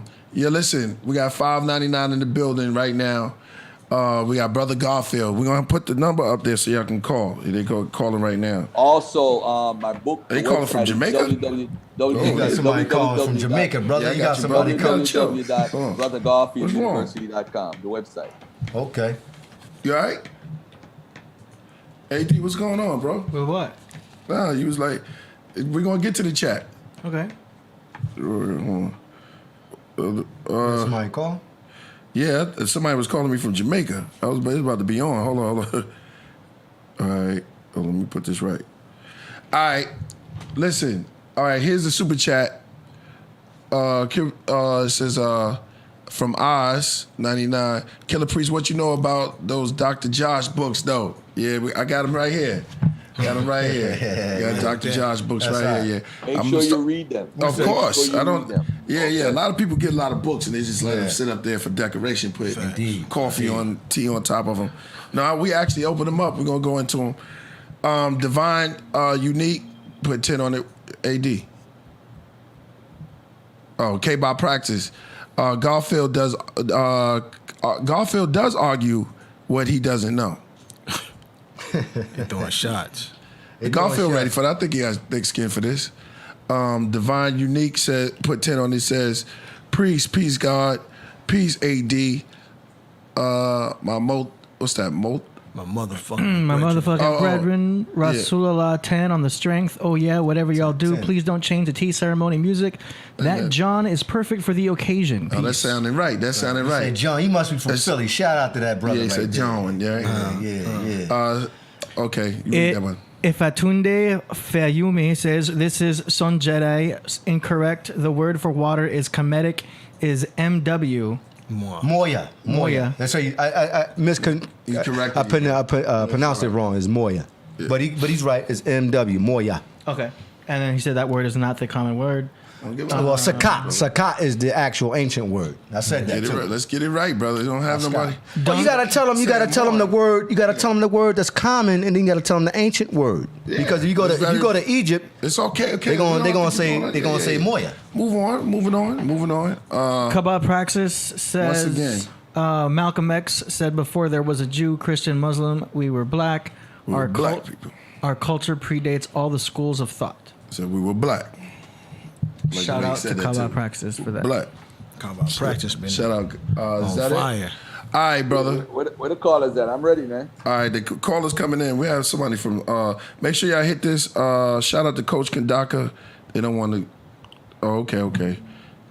All right. So we're gonna have the callers. Yo, Priest, I'm buying you a sound effects board. Yeah, man. So on Monday, you're going to have it. Yeah. Right. All right. So you got the Tiffany tea. All right. So everybody at home, you can hit the music right here. We're gonna do the tea ceremony right here, and we're gonna chill, and we're building, man. I know y'all got some questions for There you go. Pardon me, brother. For brother and you can pour his. It's not an easy skill to learn. For the brother I've been Garfield. practicing it for many years. It's imperative to do research. This brother has done his research, man, and whether you agree or not, the whole thing is a quest for knowledge and do research and look it up. You know what I'm saying? And that's the whole thing. Is great minds sit down and we come to a full agreement. Yes, indeed. And at the end of the day, we got to come to some type of conclusion. And if we don't, we got to get it right, man. We got to get it right. And we're going to continue, this thing going to continuously go around and around till we get it right. Keep going on. You know, we got Garfield here. All right, brother Garfield, you the guest. Lift up your Tiffany. Tiffany T, she got a tea thing. We got it on there. She's out of, where she's from, brother? She's from the Bronx right now. She's the BX. Hot, yo. Shout out to the She got a website. Hurry up, She man. got a website. She got a website. Come on, bro, you can't rush the tea ceremony because your hands burning. You can get kicked out the ceremony because of that. I know. I was there. Those who bring All it right, right. all Yo, right, AD, what all you right. drinking? Vitamin water. This one is called Focus. Yeah, I want you to focus, brother. I want you to took elevate quarter your- water. All this is new information that's coming out. All right, peace. All right, you say the toast. Say the toast, brother Garfield. And shout out to the chat room if you're at home in front of your Hey, ladies and YouTube. gentlemen, Good. Miss Tiffany's tea is what I drank at night to keep me motivated as far as writing the book, as far as doing everything. So shout out to Miss Tiffany, representing DX all day. Get you some Miss Tiffany tea. I pressed the wrong thing. Get you some Miss Tiffany tea all day. Shout out. Shout out to Tiffany. Peace, Tiffany T's. Peace. I made a mistake. The caller, please call back in. Now, That was good. See what I'm saying? there's certain flavors. Right, this right here is matcha. Add it on. Yeah, I whisked this up earlier. I'm gonna whisk up. Me and Tiffany, we had the luxury of being on the phone at the same time. We got a super chat, and we're gonna let King McCupera read that one. Shout out to Kingman Kepra, the great. Just being great. Hey, man. Hey, can we keep it going? Hey, listen. Thank you, AD. Thank you, AD. I AD, appreciate you that. know. this young lady. Stop calling myself LL Min Kepra. Yeah, that's what I'm saying. She The L keeps. capital, the L, when right? she comes up, No, LL Min Kepra. LL. I like that. I seen that. I seen that. You see, that was hard. That was Ladies hard. love Min Kepra. True. Yeah. And L is coming from Canaan. What you said, brother? Is it? Or is it? L is from Shishus. Canaan. Yes. Is Yeah. They are from we- Canaan. so, They are from Canaan. All right. Now, while we drinking the tea, I'm telling you what I'm drinking. I want to hear what y'all drinking. We got some turmeric in this one. That's right. I forgot the turmeric in this one, but You didn't the put it next, in there? The next All right. batch, I'm gonna put it in there for us personally and make some matcha with some. I want to taste this Tiffany tea, man. You talking about it? And shout out to that sister. She come on my live. But while we going through this, have you thoroughly checked with the Hebrews and seen their view on what they, what do they say about? Did you study what they study? Like, Bro, I've been doing it for 9 years, bro. Right. So you I know what they indoctrinated study, in the school. Bro, listen. No, listen. go ahead. They believe I was about to King say James something. is black, bro. Right. They believe King James is black. Right. That, Yeah, they that do believe alone that. tells you how crazy they're and what happened is, ladies and gentlemen, this is what they do. They'll look at a picture and say, King James is black. And he's described, ladies and gentlemen, at his funeral. His funeral, they said he's white. They describe him as literally white. Right. The guy who's giving the eulogy says it. What more evidence do you want? Oh, the picture, they'll put this picture up that's dark and say, hey, that's him. But the person has straight hair and has a lumbar mustache. Come on, how many African-American people even look like that? He's described as brown and ruddy. He looks like, come on, his features are European. His DNA goes back to the Caucasus Mountains. He's M269. I'm not saying it can't be black because DNA don't tell you what color you are, but come on, he goes back to the Caucasus Mountains. He ain't us. Right. What do you think about? Why do you think that they put that narrative out there? Tell me what you think about. No, it. Like they somebody had like to, Zion because- Lex doesn't subscribe to that nonsense, does he? No, he doesn't. That's Okay. one thing I applaud him for. He doesn't subscribe to that craziness, but he won't speak out about it though. But he pseudos stick together. So hey, it is what it is. Right. Zion Lex, he's turned over a new leaf, and he believes in Yeshua. People don't know who Yeshua is. Right. Is Jesus. Yeah. Christ. Yeah. And I've heard He's always believed Jesus exists. He always did. I've been on Facebook with him 5 years ago and talked. He always believed Jesus existed. That's not new for me. Right. I knew it from 5 years ago. Right. What's weird is you believe in that the man Jesus existed, right? Am I correct? I believe there's a historical Jesus, and one of the reasons why I hold to that is not because some academia guy says it. It is the consensus of scholarship. But if we look at how you use the historical method, and I think one day I would love to come on here and show the historical method and how. Remember what I said at the beginning about probability? We can't say somebody it's 100%. There's a probability that this happened. Right. And that's how you look at history. Right. So if I said to you, Manetho don't exist, how would you prove Manetho existed? Think Right. about it for a second. I'm asking everybody right now on the panel. Right. I said Manetho didn't exist. You saying to me- Manetho, right? Manetho, yeah. Manessa, he means Prove to Manessa. me. Manessa. I want y'all to think about this. The first person that mentions Manetho is somebody that lived almost 400 years later, which is Josephus. Yeah, you're right him- about that. Before him, nobody mentions him. But if we said Manetho existed, who is 300, 400 years after mentioned by Josephus, and I said Jesus existed, and we got people talking about him, they got a guy named Philip in the Bible. His daughters are documented talking Better about call. Jesus based on what their father told them. And I'm like saying to myself, Oh, I was pressing if my daughters is telling people about my greatness and what I did, why would you not believe them? I'm just saying, I don't believe in no walking on water. Right. I think this is the problem. When you read the Bible, it's telling you about some supernatural guy.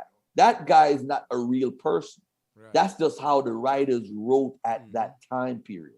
If you look at Julius Caesar, how they wrote about Julius Caesar resurrected and all that stuff, he ain't no real guy. Yeah. But you know Julius Caesar is real. Right, And I think right. what happened is because he shows so much affinity, growing up in slave theater days, and I've been around Dr. Ben, Dr. Clark, and the slave theater, and I'm looking to Leonard Jeffries, James Smalls, all these greats. Right. I get so influenced by Kemet, we start saying, hey, everything out of Kemet is in the Bible. But I'm saying that whether Kemet influenced it or not, that don't determine if Jesus existed or not. So when we look at Manetho, or we look at, say, Plato, or we look at any of these figures, we got to use the same I'm here, brother. Hold on. Use for them to try to say if Jesus existed or not. Right. That's all I'm saying. All right, hold on. We got a caller.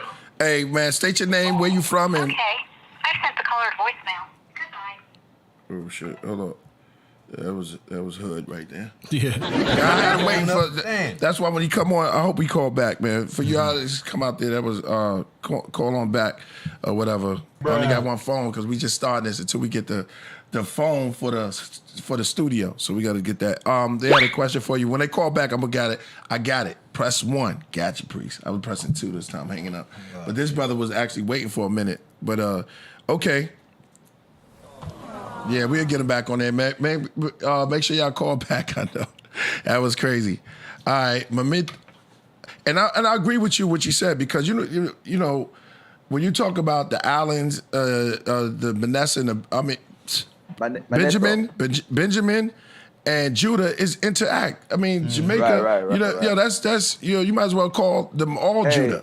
Yeah, you might as well. By the way, too, if a Bible believer calls in and I'm not around, listen. Yeah, here we go. He's coming back right now.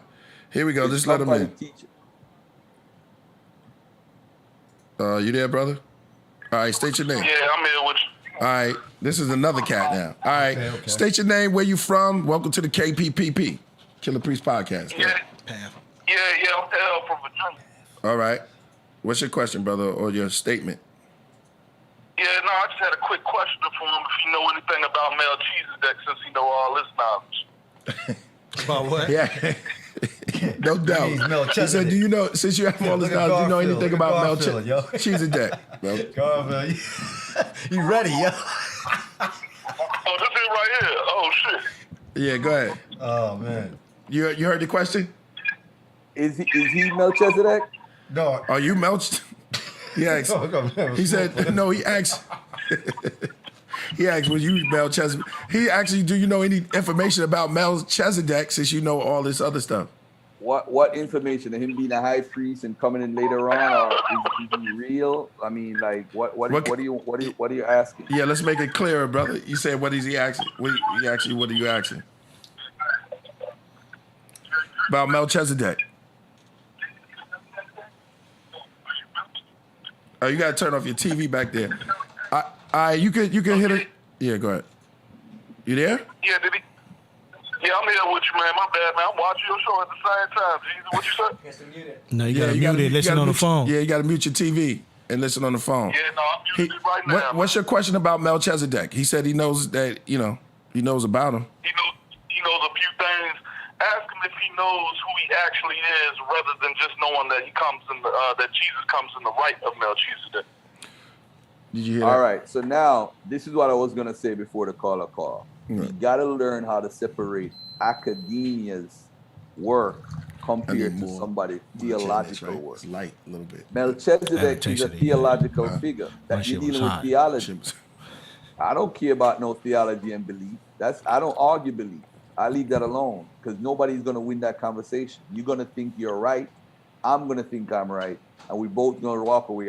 Beat him up. No. When you're talking about Melchizedek, you're talking about a figure that's in the Bible that has a bunch of eponymous ancestors and so forth that are not real.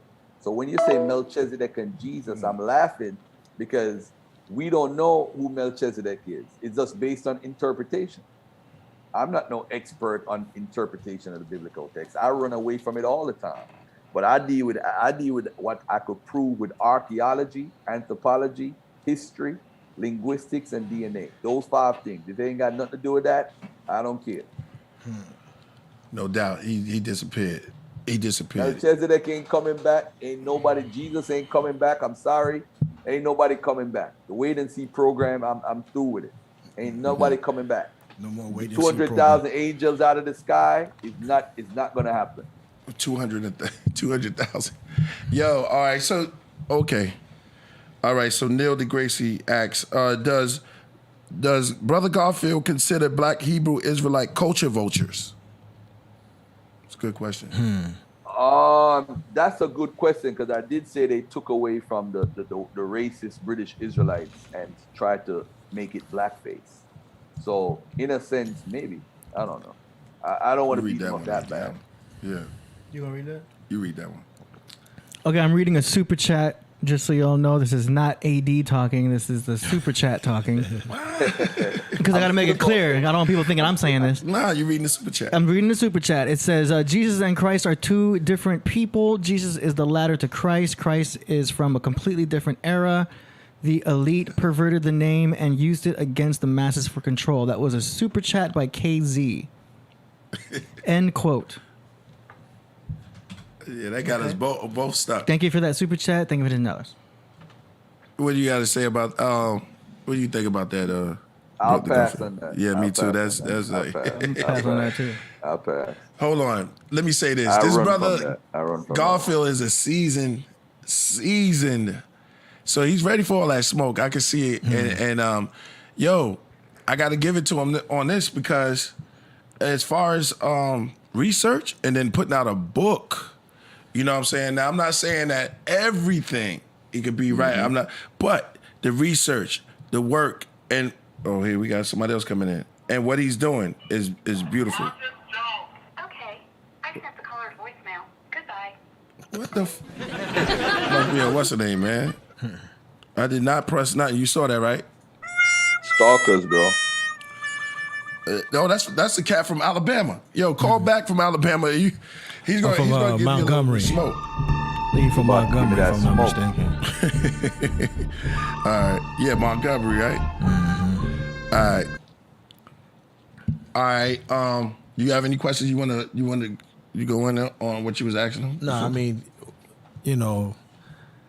call us, with the Hebrew Israelites and what they be speaking, man, I just really bypass all that stuff because it's just like, to me, it's nonsense. K-Bob Practice says he's seasoned in poop. Man, All right. enough for you. You know what you do? Mm-hmm. Whoever has a problem with Garfield, it's obviously that these people are terrified. Usually your phone lines is ringing. Yeah. Everybody calling. Here we go. Here we go. That is true. There you go. Yeah. You know, Come on, Garfield, man. though, me and you got to have a personal conversation. All right, we got somebody All right, for you. don't It's be- Radio 1. All right, state your name. I love you, big bro. State your name, bro. Because I always used to listen to you. All right, that's what's up. Hell yeah. You and Wajah, we got to get him on the show. Yeah. Yeah, All right, we what's got up, bro? All right, peace. State your name and your questions. Yeah, am I live? Yeah, you live right now. Yeah, first of all, I just want to say congratulations to Brother Garfield for coming out with his book. Damn, I can't catch everything. Keep calling back, brothers. Go ahead. Damn, what? Oh, you hung up. Thank you. no, he's- Thank you, beloved. Yo, you still there? Hello? The Most High cut him off, man. Yo, you crazy. You crazy for that. The Most High in Christ, baby. He said, State your name, brother. Where you Christ cut him off, Hold please. on. State your name. Where you from? Marcus Jones, Alabama.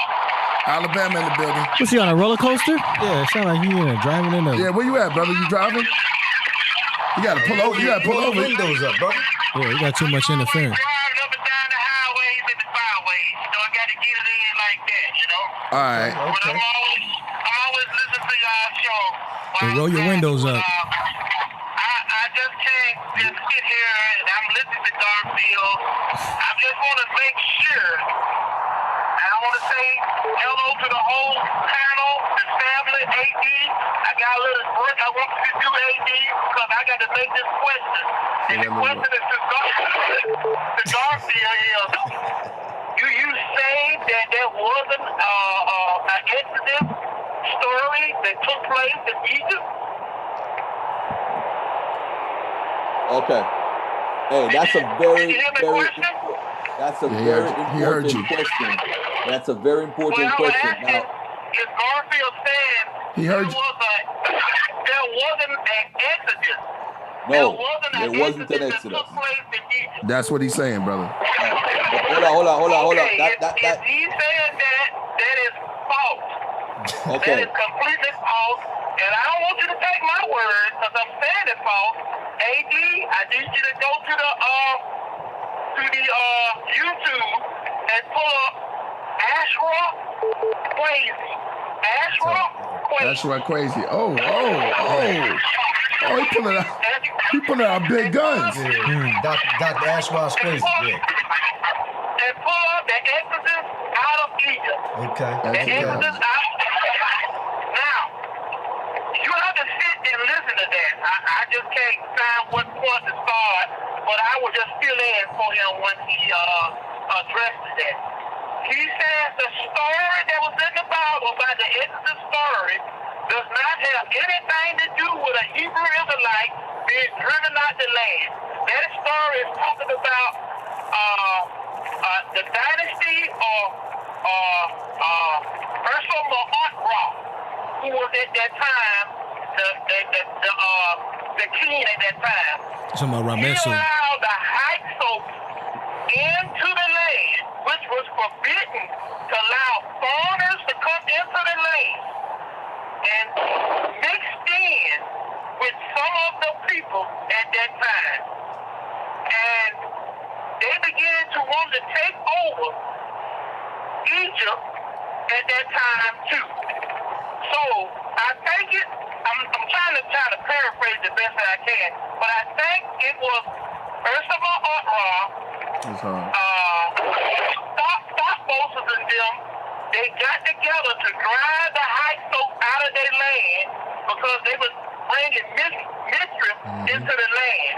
And if you don't agree with me, he said on the wall, Lextor, tomb in Egypt, got the drawings on the wall about the blood of the Red Sea, of them being driven out, and they warn with them, and they filling up the, I think it was the Nile, I'm not sure. That's why you had to go watch the video. Where they filled the Nile up with blood. It was their blood. We driving them out. We killing them. And they showing on the wall of them getting massacred and getting driven out. The ones that survived, they were cable towed out of the land. Okay. They were cable towed out of the land. So I was just bringing it up. So if he don't agree with me, with it, the scholar that I got my information from was actually crazy. At least he's standing in Egypt. At least he's talking to the people, and he's showing them on the tomb of them being driven out. And this is what the Bible get their Exodus story from. I rest my case. Hey. All right, brother. All right. Thank you for calling. Hey, let's give Garfield some time to respond to that. All right. All right. And you can call back because there's other callers. You know what we have to do? I'm going to have to do somebody else on there. Yeah. Call back because there's other callers. All right. All right. Respond to that. Respond to that, brother. First of all, shout out to Baba Ashra Crazy. He's done a lot of work and tours and tried to bring some sort of connection to Kemet. So shout out to to Baba Ashra Crazy. What I'll say is this: a YouTube video or referring to a YouTube video is not evidence. I deal with academic papers, peer review. I could show anything on any wall. All right. What I will say is a lot of factors came into the Exodus tradition. When anyone says that the Exodus happened, where did you hear the term Exodus to begin with? In the Bible. So if you want to find out how the story came about, why it came about, we got to be very careful. Sometimes when we say it comes from Kemet, we are legitimizing the book, which is BS. And we need to stop that. Even if we feel that way personally, we got to be very careful. Like the brother was saying earlier, 400 years, and I have to say we have to stop that. We got to stop talking and let the Bible be the A side when it's actually the B side. So I will say that. What about Jesus now? I would say that with Exodus, many Exoduses happened. When Abraham left from Mesopotamia and to Canaan, that's an Exodus. So to say no Exodus happened in history, I can't say that. Semitic Asiatics left out of Kemet throughout history. The Shasu being kicked out or running out of Kemet, that's an exodus. So to say no exodus happened, I'm not saying that. What I'll say is the biblical exodus Hold on, brother. is a I'm farce. gonna let you in. Right.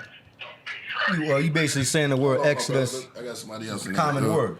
Yeah. Yeah. All right, with that, we'll have to do something. These phones are going off the hook.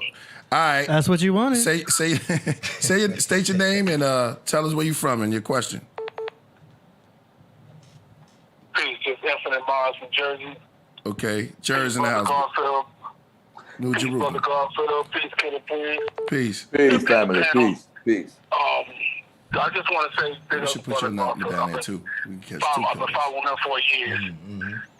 And just to quick say for the people listening, to try to refute Garfield is to try to refute academia, the scholarly consensus, the historical research methodology. So it's not about trying to disprove anything Garfield is saying. It's like disproving the records. You know what I'm saying? So, get up, Garfield. Can't wait to get your book in the mail. And peace. Hey, thank you for your support, brother, and No thanks doubt. for being honest. Thanks for being an honest caller. I appreciate it. No, that was There you go. beautiful. You like us? Yeah. Hey, what I'm gonna do right now, because they don't get your actual number. They call in and stuff like that. So the plus, maybe I could give them your number too, and then we could get two people coming in until we get the phone thing. So you want two phones ringing? No, at it's the only same one just go call, but he can get one too. And press in, and they both like I can get someone to call in instead of having them on hold. He could have them hold, and they Does can that work? Does that work? Does that work, AD? Hey, I mean, let's it's more not forget- chaos. If you don't mind the chaos, We don't mind the chaos. It's order out of chaos. there Huh? you go then. Hey, let's not forget the website, www.brothergarfielduniversity.com. And my brother, thank you for supporting and buying the book. All right, here they come. They come in. Here they come, Garfield. All right, state your name and where you at. Music, God Elias. Shalom to Killah Priest. Shalom to all the Hebrew Israelites out there. I just wanted to bring up the Menusta Stella with the Hebrew slaves' names in Israel. In Egypt. Kim is, okay, bring it up. Oh, hold on 1 second. Yeah, No, he but made an that's error. Stella. There's no Hebrew name slaves on Merneptah Stella. It's That's proof not that right. the They Israelites mentioned were Israel. in Egypt. They mentioned Israel. No, he's talking about the Brooklyn. He's talking about Actually, the Brooklyn Papyrus. They call right, it the Brooklyn Papyrus. That's what you're talking about. But by the way, Hebrew slave names. okay, now they were Asiatic. They were And the Semitic. archaeology where they find all of it. All right, we got you. Strictly male. Okay, brother, we understand. Let's give him a chance to what you want to ask him about the question? You want him to talk on that topic? You know, that the Menusta Stella proves that the Israelites were in Egypt, and then also the archaeological finds of strictly male children of pubescent age being killed and the abundance. I'm just bringing up points that is in the Exodus, the Bible on Earth, where Mahoney, that the guy Mahoney brought out. So No, that's I want to see his views on the Bible on Earth. First of Right, brother. all, Thank you for that. Thank you We're for your gonna call. give him a chance. Thank you for your call. We're gonna give Garfield a chance to address that. Thank you. All right. So the first thing is he said it was the Merneptah Stela. He corrected himself. It was the papyrus of Papyrus Brooklyn 35.1446. The papyrus lists names of servants on an Egyptian estate. Over 40 have Semitic names. That would indicate Semites were populous in the Delta and northern region of Egypt. They are thought to have been descendants of earlier migrations, prisoners of war, slaves, traders, and diplomatic tributes. Egyptian records show that though many arrived as slaves or mercenaries, others worked as scribes and so forth. Now, ladies and gentlemen, whether they're Semites or not, that don't make them Jews or Hebrews or Israelites. These are Semitic names. Canaanites had Semitic names. So you can't separate them and say Semites had names and then say those are Israelites. You cannot do that. That's not how it works. It doesn't work like that. And by the way, how dare he says Timothy Mahoney wrote The Bible on Earth. The Bible on Earth is written by Israel Filkenstein and Silverman. The patterns of evidence has been refuted. It is nonsense with David Roll. This is why David Roll actually blocked me on Facebook, because you see, when people make stuff up, just because you have a degree, don't think you're not in Garfield's path. So I don't care who you are. If you're coming with nonsense and try to mislead people, I'm going to beat you up. So the brother said that he said something. What was the last thing he said? He said something about the patterns of evidence that they pointed out that people died near. It is that. That is totally. Tell them to give you a primary source. This is what you do to get all of these people. Or this guy said this. This guy said that. That doesn't work. We need sources so that we could review the sources and tell you. I have a whole file on the Exodus. I could just pull it up, and whatever point you make, I just go to the point. That is nonsense. It don't make no sense. Let me tell you how you kill the Exodus. Point blank. The places that they exit and go to never had people living there during the time period. That kills the Exodus. There's nobody there for them to go and attack. There's no Amorite Sihon king. It doesn't happen. It doesn't exist because the areas that they're coming through never existed or were inhabited before the 7th century BC. That's what the information said. Well, here's the thing. All right, hold on. I got somebody. I want to get the ask the questions. All right, brother. State your name and tell us where you from. This is Muhammad Hassan King. I'm from Detroit. I'm found on Twitter on the Machine Lies. You know. Okay. And what's your question for Brother Garfield? My question would be about. Well, I'm not really too familiar with the brother's work. I basically missed the show. You know. Right. But I wrote a 500-page book on Jesus. You know. Oh, wow. And my question was essentially just going to be about the Apostle Paul. What are his views on the Apostle Paul? Is he aware that Apostle Paul is a false teacher? You know, and that was going to be the main topic. You know. Hey, let me respond to him real quickly so we can get rid of him. All right. The Apostle Paul being a false teacher, I don't really care because that's a theological question. I don't deal with theology. All right. I deal with history, archaeology, anthropology, linguistics, and genetics. Next. All right, so the other brother, you ask your question then. This is for the other caller. Radio 1, can you hear me? Yeah. Tell them where you from. Yes. Yeah, so I called in earlier. I think I'm in a better position now. First I just want to say peace to Garfield, peace to you, Brother Killah Priest. I want to say congratulations to Brother Garfield on this book. Now my question is, now I watched Garfield for years, and and I've seen how he put in that work, he put in that hard work, to try to wake our people up. But you have some of these Hebrew Israelites, who's not trying to hear him because they still in love with the story. He did a damn good job, exposing the dates and the validity of the Bible. But my thing is, and my question is, do you think, attacking the Israel identity that our people are in love with, showing that we are not the descendants of those post-exilic Israelites, because our people really believe that this is our identity. They really believe that this is our identity. Now, first of all, I'm not a Hebrew Israelite. I never was a Hebrew Israelite, but they really believe that this is our identity. And so far as the date of the Bible and everything but that, some of them are willing to overlook that, and keep on claiming to be an Israelite. And they just really believe that this is our identity. And, and I've been doing my research and I know that, this is not us. These are not our ancestors. All right, brother. And I'm just saying, Are you calling to agree, or you just want to make that statement?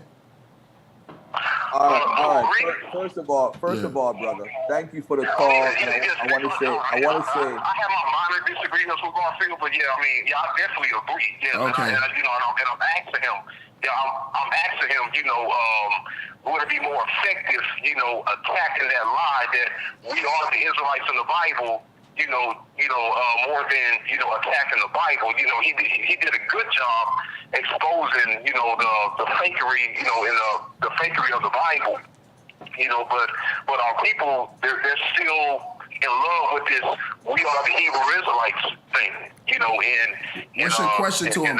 What's your question to him, though, brother?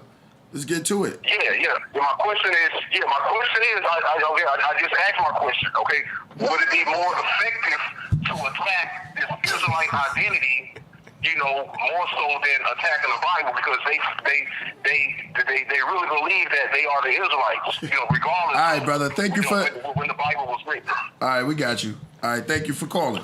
Yeah. Please. Go ahead, brother. Let me be clear to everybody who's watching this program and who's watching the replay. Nobody, whether they're black, white, red, blue, yellow, or purple, can be a Hebrew or an Israelite based on the biblical text. Right. You saying you cannot descend from fictitious characters. If I was to say I descend from kings and queens from Egypt, I could make a case for it. A very minor case. Because we have connections to genetics. Whether it's Ramesses III on the male side, carrying something from a back migration from EM180 or EM96 or whatever. All I'm saying is I could make a minor case. I don't think I would win, but at least I could make a case. But with the Israelites, the characters aren't considered in academia to be ahistorical. They're not real. Jacob, Isaac, Moses, Abraham, all these patriots are considered to be fictional characters. So for me to have a conversation with you when you saying that you descend from Israelites, first of all, we got to get past, you talking about fictitious characters. We got to get past that. So now, are we going to end up having a dialogue about belief? Then I got to stop. I run from that. That's your belief. Keep that to yourself. You don't need to sell your belief. If I believe, Rose, let me be openly honest to everybody that's watching. Right, and then we're going to get this cat on because he want to ask you a question. If I put up an altar in my house and sacrifice cats and I get all the blessings in the world, does that mean you should follow me and sacrifice cats too? No, that works for me. It might not work for you. I don't need to advertise, hey, I sacrifice cats, man. That's my religion. That's the problem. We keep selling our belief and religion to other people. That's selfish. So that means if you not get the blessing, the other person is not blessing. And another thing is, when did your God ever answer one of your prayers? Tell me about it. Because y'all been praying for the white man to be killed and ain't none of them get killed yet. When did God answer one of your goddamn prayers? Fuck out of here. That's not for the call. I'm just saying in general. I always. We got somebody in here. I need to. Nah, because we got callers calling in, so I want to hurry up and get them done. You know what I mean? All right. So first caller. Quick question. Yeah, tell us your name, where you from, and state your question. My name is Mohammed from. No, only one at a time, brother. One at a time. We got a conference call? Oh, sorry. Yeah. Go ahead. Who's gonna go first? Just ask your question. Okay. My name is Mohammed from Detroit. My question is basically about the Apostle Paul. About Did he just to call? what extent? Yeah. Yeah. Could you please, bro? You already called. Could you please hang up and let the other guy ask the questions? Oh, I'm sorry. I didn't realize I was on there already. Yeah, you already asked it. He answered that question already. Thanks. Have a nice. I'm sorry about that, little piece. All right.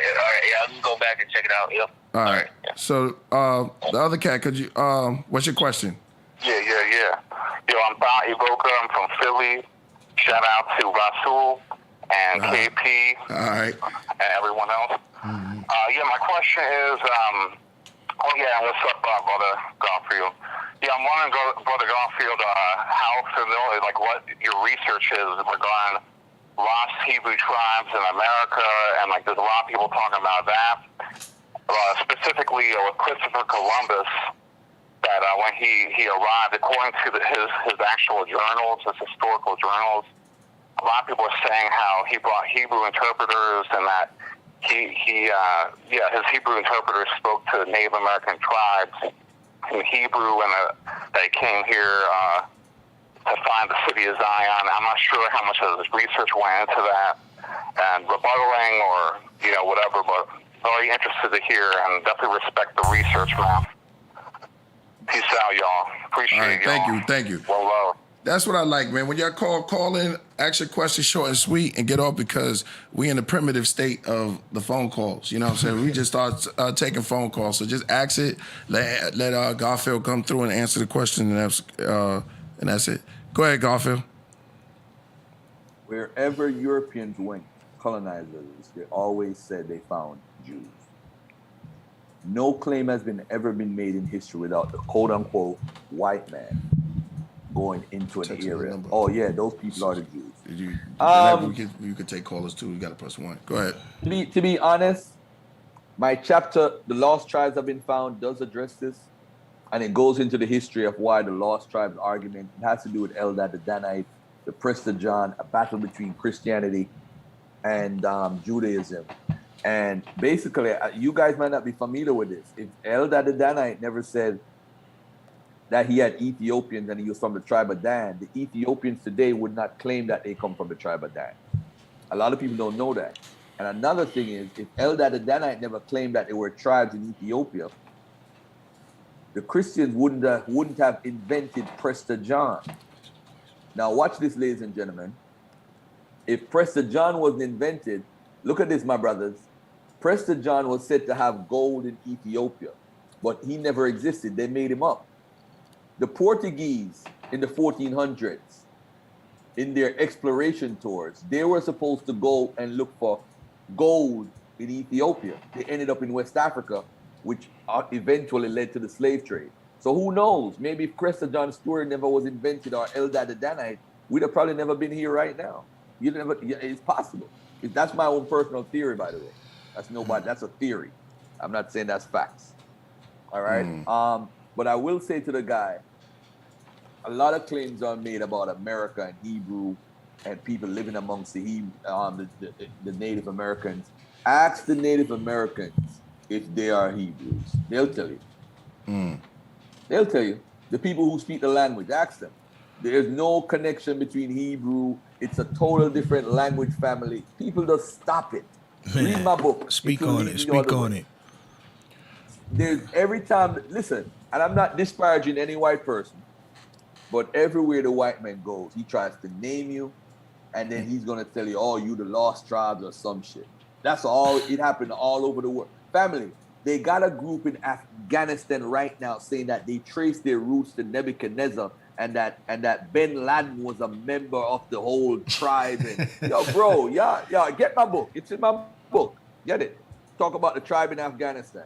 They're in China saying they're the chosen people of God. They got people in Japan claiming that they're the chosen people of God. But what happened, ladies and gentlemen, Jews are the masters of trade, controlled it or ran it or was a part of it. And what happened is, there's a book. Oh, I got it right here too. Hold on. Let me show y'all on the screen. And while you getting that book, I want you to break down the Ethiopian though on their walls. I'm gonna talk about that next. Yeah. Look at this, family. Right, this book here. A lot of people in our community wouldn't read this, right? But it deals with what it does is show you everywhere Jews went when they traded. And by the way, too, we need to talk about Jews in West Africa for a very short minute. Okay. The Jews in West Africa, they had a people called the Majorcan Jews. They had their own atlas. And what they did, family, they documented where exactly every Jewish community in West Africa was, or in Africa. Take it down. So we know where they were. I'm gonna make a next match gonna be off the hook. And how you kill this whole Hebrew thing is this, bro. Not one Jew in history that they claim to be Sephardic Jews believed in the New Testament. Right. Not one. Really? Let me repeat that. Not one. That's interesting. None of these Sephardic Jews, Orthodox Jews, none of them. Remember, in the book by Peter Mark about the Jews in West Africa, he documents every single Sephardic Jew that was a part of the slave trade. He documents them and lists them. These people worship. They had synagogues in their houses.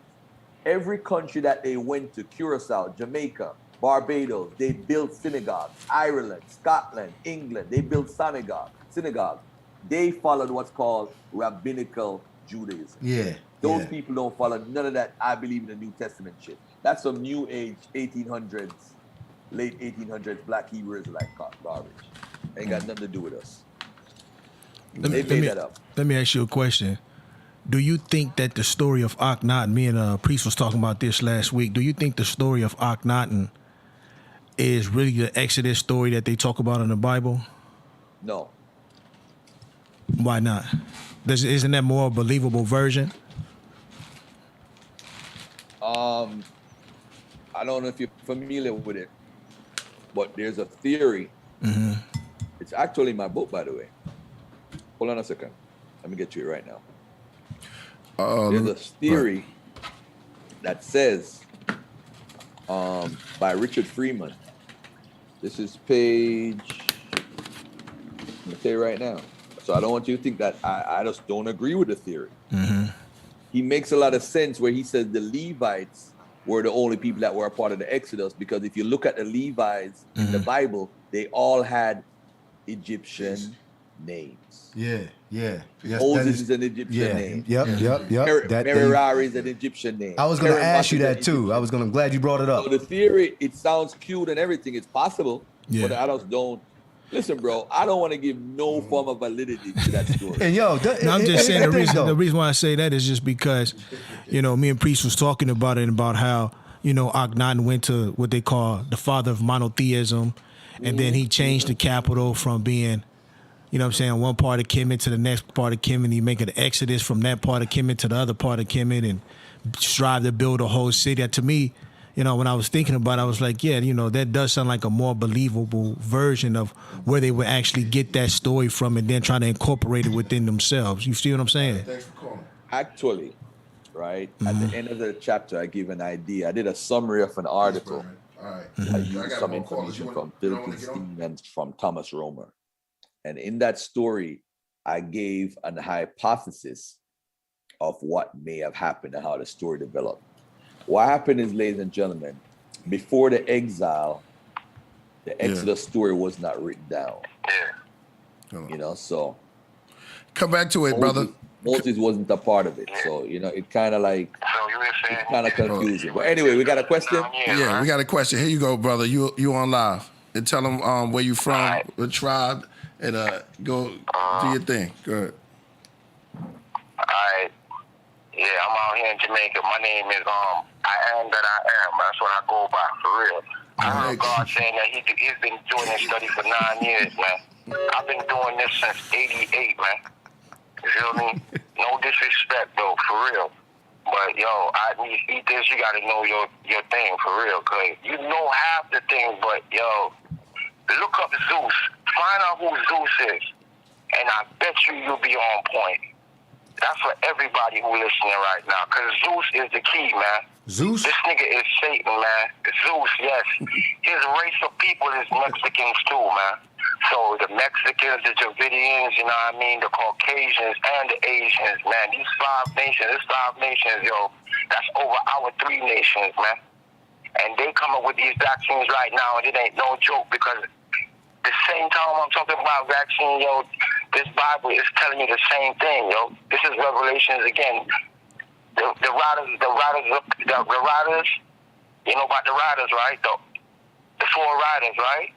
Well, we in the pestilence. Are you talking about the 4 horsemen? We in the pestilence right now. Yeah. You feel me?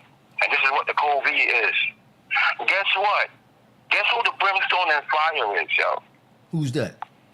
The brimstone and fire is the black nation, man. That's the blacks and Latinos from the Caribbean and Africa, same way that was on the American plane. That's what your Bob Marley was talking about when he was talking about Buffalo Soldier. He was talking about these Caucasians coming over, stealing our livestock. Because remember, we ain't had tractors back then, so who was plowing the fields? They were cows. And we have to fight for our cows because they can eat the cows, but we can't because they are our animals. What? Okay, brother. What's your question for Garfield? Oh, I ain't got no question. I'm just stating facts and I'm out. You feel me? All right, thank you Just for do your calling. research on Zeus. All right, Zeus. You feel me? Yo, Yeah. why is All right, go ahead, Rasul. why Zeus, brother? Why? Tell us why, brother. Yeah, do your research. Do your research on Zeus, because Zeus You is saying I don't get we it. know who Zeus is, brother. We know who Zeus is. You talking about the Greek god? Yes, the Greek god Zeus. What does he have to do with Israelites, brother, or the subject matter? All right, I'm gonna let you call back. Okay. Okay, All got right. it. All right. No. Go ahead. Go ahead, Sue. You was going in. No, I was just saying I don't know what he just threw Zeus in there and see shout- that's just the shout problem, out, man. Shout out to my fellow Yardie, man. Yeah. God, big up yourself. Big up Big yourself. up. And by the Big way, up to the brother. Bless up. I've been studying for 30 years, but I've been debating the Black Hebrew Israelites for 9 years. That is true. We seen you. He was the first one I seen really go up. Polite going up Ethiopia- against them too. Yeah, Ethiopia is not Ethiopia. It's a very important chapter that's very That's right. disappointing. I no longer can go to Jamaica around Rastas. They will kill me. Oh my God! Yeah. You Damn. you might want to Yeah. fall back a little bit when you go amongst the. Basically pointed out that when you look at what the Bible described as Cush, it's not where Ethiopia is today geographically. And what happened is I pointed out the maps and showed the pre-Izana maps and after Izana. After Izana, the maps, Aksum Empire still didn't get to where Cush was. So the Cush in the Bible represents the southern part of Egypt and the northern part of modern day Sudan. And it's just a small area. And it increased over the years all the way up until the 8th century BC. That's when the 25th dynasty took over Cush and Nubia and Kemet.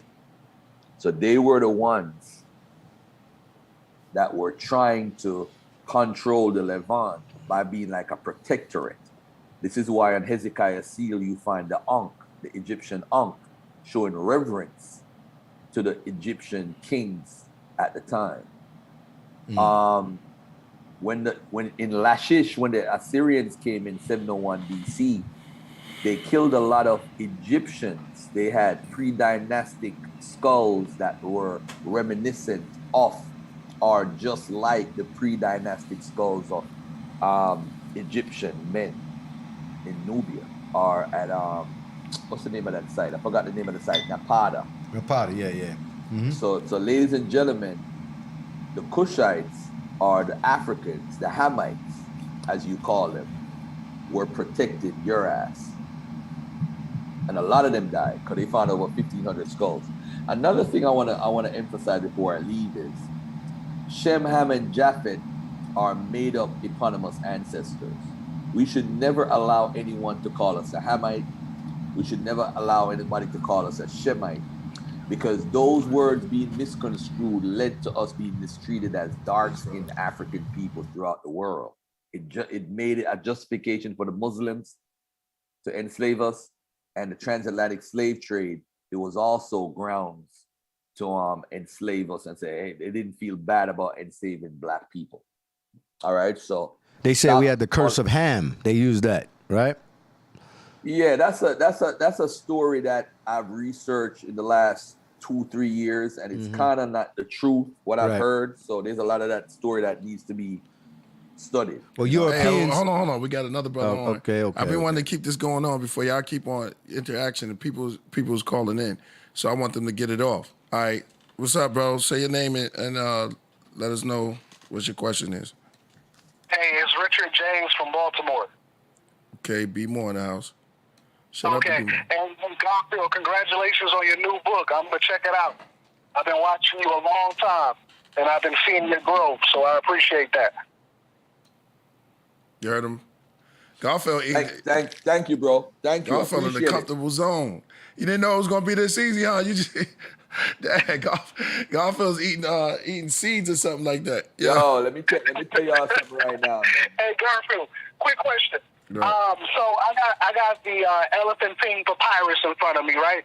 And it discusses all of these marriage contracts between Nubians and the tribe of Judah, and it literally uses the word Yahud and Demotic. And I want to get your take on that, brother. Damn.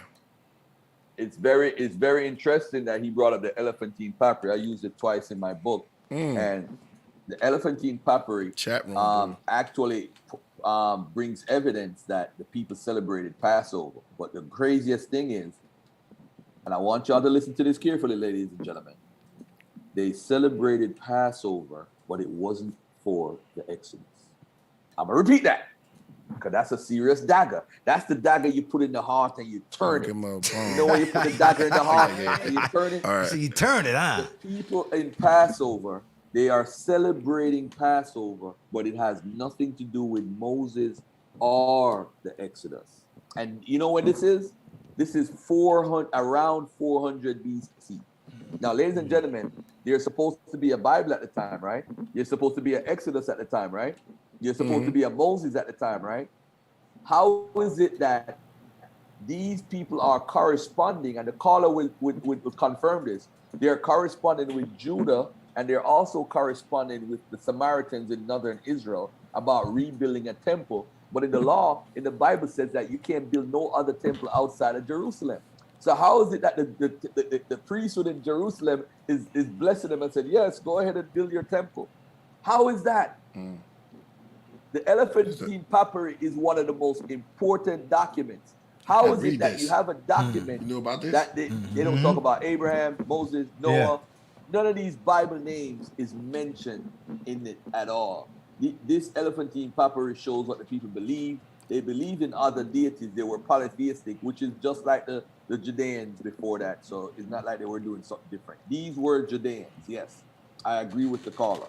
But the elephantine papyri shows and proves that they followed a Passover, but the Passover had nothing to do with an Exodus or Moses. Wow, man, you gotta drop a bomb for that. Yeah, what was the Passover about? Did you get that, brother? Which one was it then? The Passover was an agricultural festival. Yeah, he's watching his TV. An agricultural festival. All right, thank you, brother. Like You gotta drop a bomb for him for that, AD. Did he Drop hang a up? bomb Coming up. yeah. Here we go. Did he hang up? Yeah, he hung up. He said, he hung up. Yeah, because once they leave them, ask a question, they have to hang up because they can't hear you on their end. So they can watch. They can hear the TV. They can watch, but there's no need to be on the line anymore. They ask the question, and then they should be hung up on. Hey, let me say this. No, don't hang up on him, brother. Well, you say Hang up goodbye on him, first. brother. Yeah, yeah. You say thank you, goodbye, and then it's good that they asking questions. Yeah. Can I say this real quickly? Yeah. There's a chapter in my book about Passover and its origins that's gonna blow your mind. Okay. Yeah, the way he said that, right? It's cold. You kind of scared me. No, Garfield, you going in, man. Let me say this, family. There is a Passover that existed before the Exodus. Are you trying to scare us? Yeah, I mean, the way you said that, the way you said, you looking at the camera too, yo. That's cool. The Hebrew Israelites, y'all, where y'all at? There's a Passover that existed before the Exodus. The source that I use is Richard Hess, who uses Daniel Fleming, who wrote about the time at Emar. So basically, is it the spring equinox?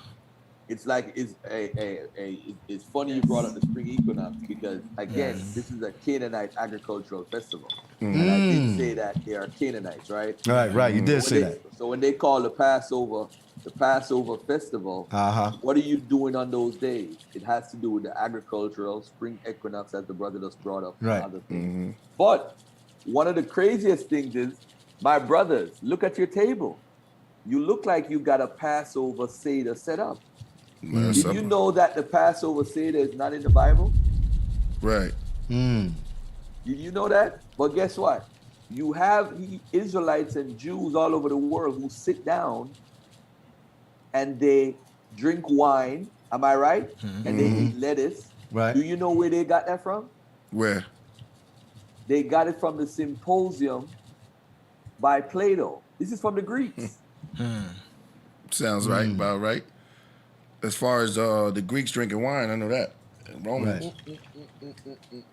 Well, anyway, y'all should check out that chapter. Y'all gonna have some fun with that. I can agree because this a lot of them the Jews, the so-called the people of Take your time, Israel. brother. Yeah, I Take don't your want to disrespect nobody, but Take your time. you got the people from Ashkenaz and Khazar. You think they took over those them Greek customs or Roman customs and employed them into the doctrine that they created? Garfield? Second batch. My the whole theory about Khazar that has been circulated has actually been debunked. Oh, really? By academia, yeah. So that's another story for another time. So they not Khazars or Sephardics. No, what I would say is that we have to accept that people go in other cultures and sleep with other people. Okay. Right. It won't burn your fingers. Yeah. Okay. So you saying that the Canaanites is the ones that started the celebration of Passover before Kemet did? Before Kemet? Kemet, actually, there's a book called What the Israelites Owe Kemet. It's actually in my group, Hebrew Israelites versus Kemetic Science on Facebook. Mm-hmm. It's actually one of the PDFs, and it does point out that they used to put best on the door house for the death angel to pass over. So best, that's called an apotropaic ritual, where you put something to pass over, right? So it is seen in Egypt, but before it's in Egypt, it's all over. It's all over the ancient Near East and Canaan and all that stuff. Make sure if y'all, pardon me, make sure y'all hit that. You know what? Let me not say before or anything, because everybody likes to argue who's first and second. I ain't got time for that. Let's just say it's in Canaan. Yeah. Okay. You don't think the concept of best originated out of Kemet or Africa? You don't think so? No, I'm not. I have no opinion on that. Okay. I'm not an expert in that. I haven't researched that, so I don't. All right. Make sure y'all hit the. Make sure. As far as best figure as being African, sure, I could rock with that. Right. Make sure y'all hit that super chat, man. Y'all got any questions for Garfield? He's up here right now. You know what I'm saying? Dagger Squad, right? That's right. Dagger Squad University. He's up here now. He said he's coming for all Hebrew Israelite heads. Yeah, and taking everybody on. Here's my question. Nobody that I fear. Yeah, he coming in. Yeah, what motivates you? What's your desire? Like, my desire is to basically have our people be more scholarly in our approaches, and to basically look at the Bible as a book, a learning experience. If you want to take from it and learn from it, that's on your own time. But you running around and spreading the gospel of this foolishness is just, the time's up, man. Enough is enough. Yeah. Academia looks at us and laughs, man. Yo, the King James is black. Did y'all know that they considered Al Capone to be dark and swarthy? Did y'all know that? That is true. Yeah, I've read that. He was considered dark and swarthy and black complexion. Yep. And what people don't realize is that the English language is really a bastardized language. It's like the worst language in the world. We speak it. But when you're talking about grafting from another language, it's the worst language to put the words in. This is why the King James Bible, when they talk about transliteration or translation or whatever they want to call it, Zion Lex said he would wipe his ass with the papers of the New Testament. But the reason why the King James version, because the translation is just horrible. It's just horrible. Well, they say get the strong concordance. Some people say you get a transliteration I've been learning. I've been taking my Hebrew classes. I got the BD. I got the. That's what I want to ask you. I got a couple of things. Yeah, but I don't really have the time to commit to learn Hebrew the way I should. but I am though. I'm gonna. Yeah, if you get this far, if you let me give you some words of encouragement. If you got this far, you might as well just go all the way and just do it, because it seems like you're on a path. And you did all this research. It's good. That's why I asked you earlier did you know some of the ancient words and go in there, because we had Josh, and I know you know Josh too. You know what I'm saying, on here, that's talking about the ancient language. and certain, because certain words are said in another language. It's not like you said, English is the worst. So Israel wouldn't be considered Israel. That's what they would say, right? Because you wouldn't pronounce it Israel in the original tongue. Well, actually, I don't know if we would know how they pronounce the word actually back then. Right. But I would say this. That'd be a strongest suggestion for you. One thing I do like about Zion Lex, I have to say, is that his commitment to actually be a part of being a primary source for the language is very admirable. I mean, when he came up against my Hebrew teacher, he looked really crazy and stupid, but Who you talking about, Zion Lex? yeah, he looked real crazy and stupid. Wow. Yeah, my teacher beat him up. My teacher beat him up on my channel. Beat him up. Had him looking stupid and crazy. What they was talking about, two different, did it get esoteric or, did it get Kabbalah? Nah, he Kabbalah? he was trying to, you see, that's the thing a lot of people don't understand is whenever you learn in Hebrew and you're talking Hebrew, Zion actually, I admire his commitment. Right. But I just think he's a bullshitter. That's what I think. I can say this to you. I was raised as a Muslim, and I'm what you referred to as I speak Arabic, but it's kind of like I'm an American. So one thing I do come across is that some people who do try, when they go into the Hebrew studies and the Arabic studies, a lot of these guys don't really commit to actually, not saying you, Garfield, but if you're going to consider yourself a Hebrew Israelite and commit to that way of life, you should probe into learning the lisan, the tongue, the language. And it kind of sounds like, no disrespect to Zion Lex, right, but when you're going to go up against a Hebrew scholar, someone who speaks the language fluently, reads the Torah or the Tanakh in the language, you got to know what you're talking about, man. Hey, in defense of Zion Lex, Zion Lex, I mean, you could say otherwise, but I'm gonna say this: I thought I do know that he does know Hebrew. Right. I don't know, and not just ancient Hebrew. I mean, I'm gonna go Garfield. I was under the impression that he knows Sephardic or Amharic, Aramaic or moderate. Sumerian. Imgir. I wouldn't say that. I wouldn't say that he knows Sumerian language. I wouldn't say that. Right. I would say that he knows Hebrew. And Garfield, I would salute you, brother. The brother got a Hebrew teacher. Wow. Yeah. That is, give him a bomb for that, because that's hard. Yeah, it's hard. That's like, this brother trying to cover up all surface. So I gotta give him that much. Even I don't care. I see the chat room. They coming at you, Garfield. So, but you got a Hebrew teacher. Hey, listen, if you don't have haters, you ain't nobody. Remember, I listen. If you don't have haters, you Yiddish. are Thank you, brother. nobody. Okay. All right. Thank you, KOG. Yeah, Yiddish Hebrew. But anyway, let's move on. Anything else y'all want to talk about Deuteronomy 28? Hey, what do you want to talk about? What you said, 28th? Deuteronomy 28. What do you? I say I want to have a question for you about. So what do you? Because you spoke about a lot of things, right? And so, what's your overall view on the Hebrew, the Israelite, Israelite teachings versus the Kemetic teachings? Do you believe that there are no Hebrew patriarchs at all? No. They don't exist. No. Okay. Because you are. He's saying that there's no white people as Israelites, He said period. Patriot, that the patriots never existed. That is the standard.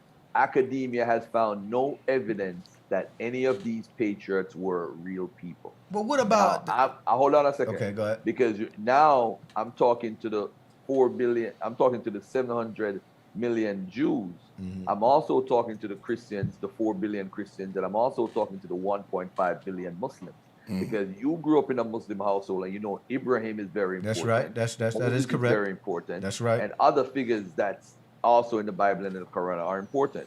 So now the fact is, without the Torah, there would be no Islam. That's right. So if I deal with the Torah, then I ain't got to deal with Islam. Right. It is what it is at this point. Why do you think that they try to use the Kemetic or the Kemetic history to overdrop on the, you know? How do you see it? But what do you see about how you see? How do you He's see, trying to say how did Kemet? You call it plagiarism, right? Right. How do you see like? That's why I like Dr. Josh when he was here. Yeah, Should have been exactly.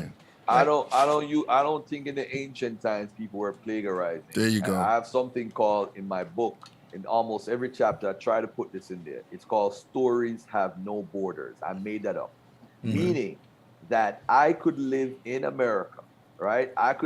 There could be a California tradition that Killah Priest has, where he smokes weed 3 times a day. But when he comes to New York, he brings that tradition to New York, and guess what? I like that tradition because guess what? I will smoke 3 times a day too. And by the way, I don't smoke or drink. I'm just giving an example. So now, praise Jah. Go ahead, so now that's your California tradition. Would you say that I plagiarized in New York, plagiarized your California tradition? Or is it syncretism? That's fire. You understand what I'm saying? So now, look at this, ladies and I want to gentlemen. add on to what you're saying too. Look at this carefully. Jacob and Esau. Y'all ever heard the story of Jacob and Esau in the Bible? Indeed. Indeed, we have. This is going to get real deep now. This is going to get real dark. How Jacob and Esau wrestled In the mother's womb. Now look at this in Garfield's book. In Stories Have No Borders, I have a story It's going to where get dark now.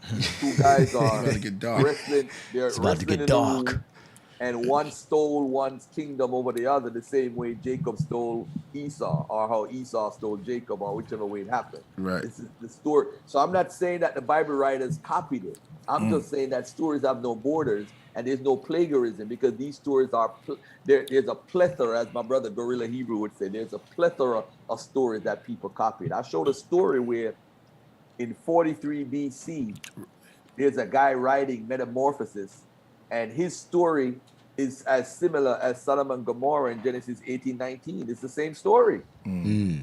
But they ain't copy the Bible. They had another story that's older.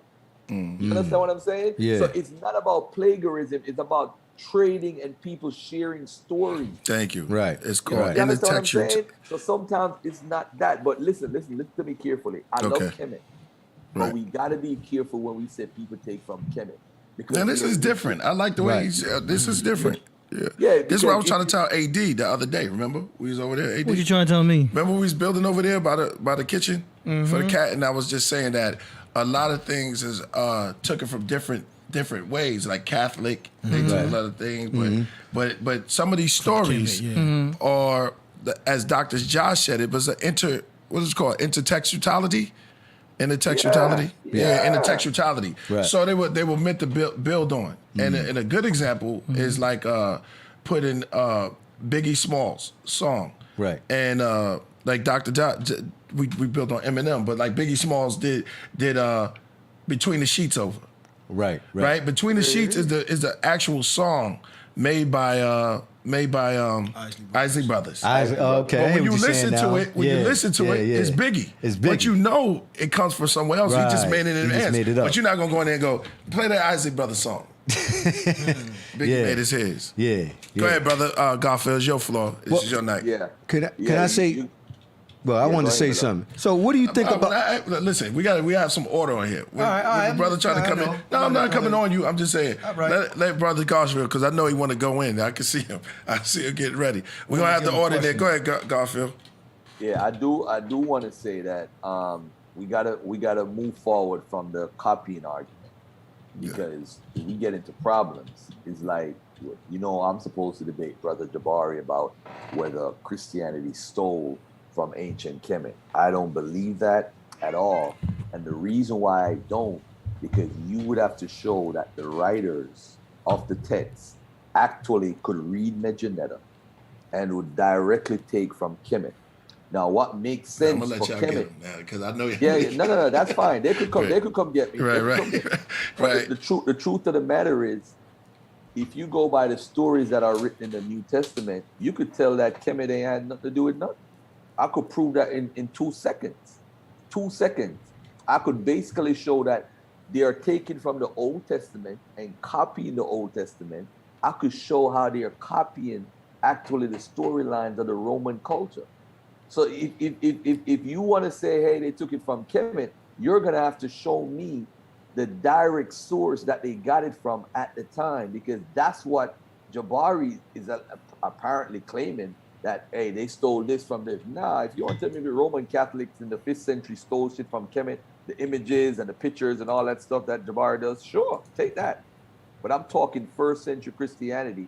Show me how they took this and put this in the Bible. Well, wasn't that a big argument for the Kemet folks is the word amen. The word amen. If you find out the root of the word amen, how it got into the New Testament, it's going to shock the hell out of you. Wow. Isn't it Amen Ra? Nope, it had nothing. It's because you speak English. See, there you go. That's what I was trying. Because you speak English.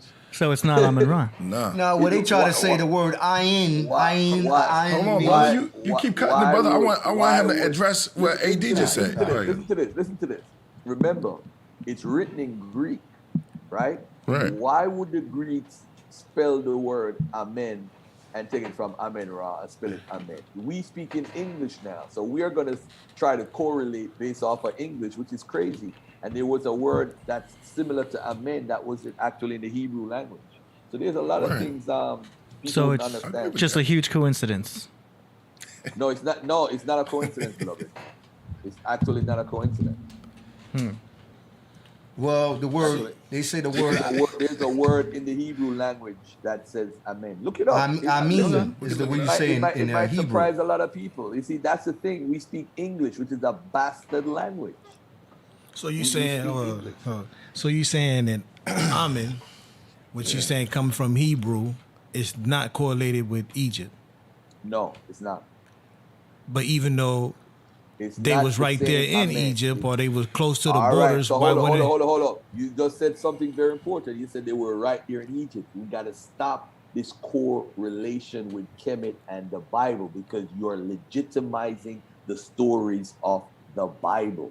I'm telling y'all need to stop it. No. This is what I'm saying. This is what I'm saying is You that see, the first thing slipped out of your mouth. You remember they were in the Kemet, or they were in close proximity. No, you're legitimizing these Jewish crazy stories.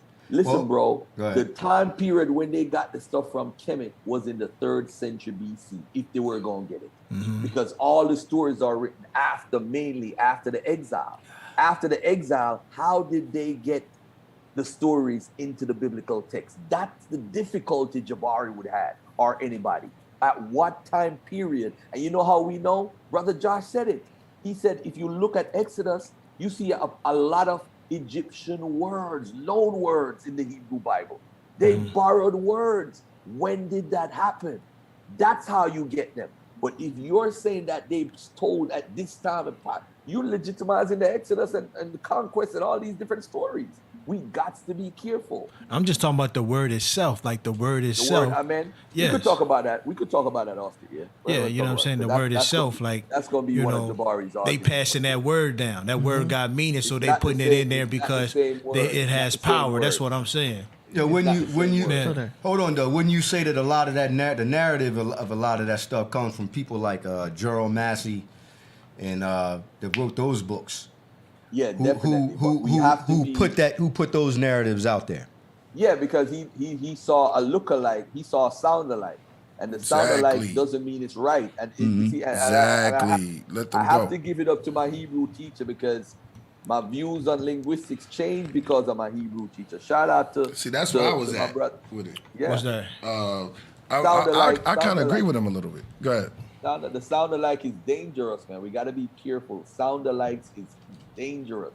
It's just like Revelation, and we say what is it? You say amen in Revelation 3:14. Amen means this. They're talking. See that after every prayer they say amen, and then we say, hey, see, they're talking about amen ra, and we connect it to that. Yo, I'm telling you, if you have a scholastic debate on the issue, it's gonna shock you about amen.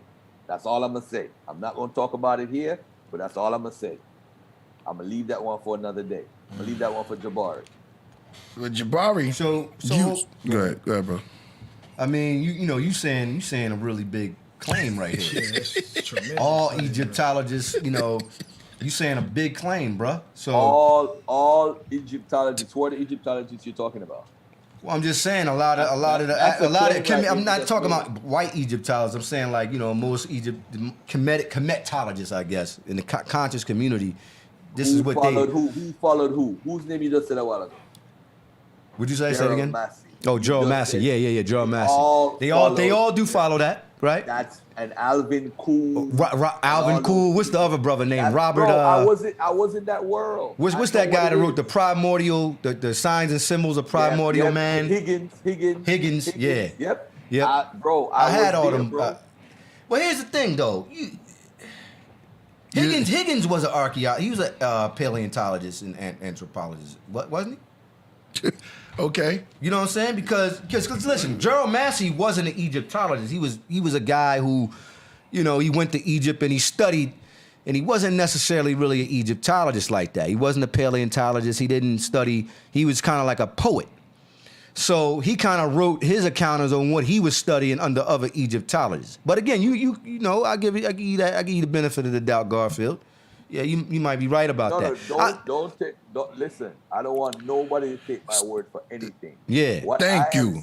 We got to learn that. So yeah, well, I'm saying I learned. I'm saying I got to read his book. That's what I'm saying. Because that's what I'm saying. I got to take your word on that.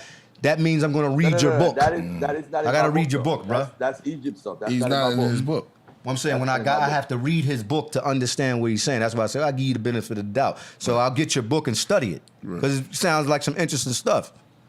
Especially, this stuff sounds really dope. I'm trying not to be biased because I think Kemet is the greatest civilization that ever existed. And even when their rulers weren't on top, it still carried on for over 3,000 years. Yeah. No one has ever been able to repeat that feat. You had the Persians, they died off fast. They had a little 300-year period. The Greeks, a 200-year period. The Romans, a 600, 700-year period. And, nobody has really done what Kemet has done. You know what I'm saying? So I'm not trying to knock down Kemet or not. It is the greatest civilization ever. And a lot of people try to emulate what they did. Right. All I'm saying is we need to be do our due diligence. Leave the Gerald Massey stuff alone. Leave the Alvin Kuhn stuff alone. And let's try to look at it from a whole different perspective. I hope to one day do a book about misconceptions and misinformation by the black community.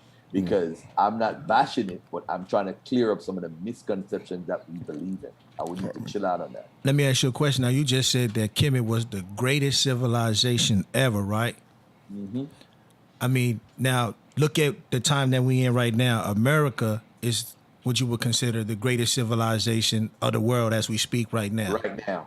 As far as technology and everything that we've created and benefit. Not in everything, in a lot of aspects. In a lot of aspects. But I'm talking about just, I would say within the last 100 years, 120 years or so, right? Most technologically advanced country. Mm-hmm. Wouldn't other nations, the same way that all the other nations are copying America and their blueprint of building a civilization, wouldn't all the other nations around the world had did the same exact thing?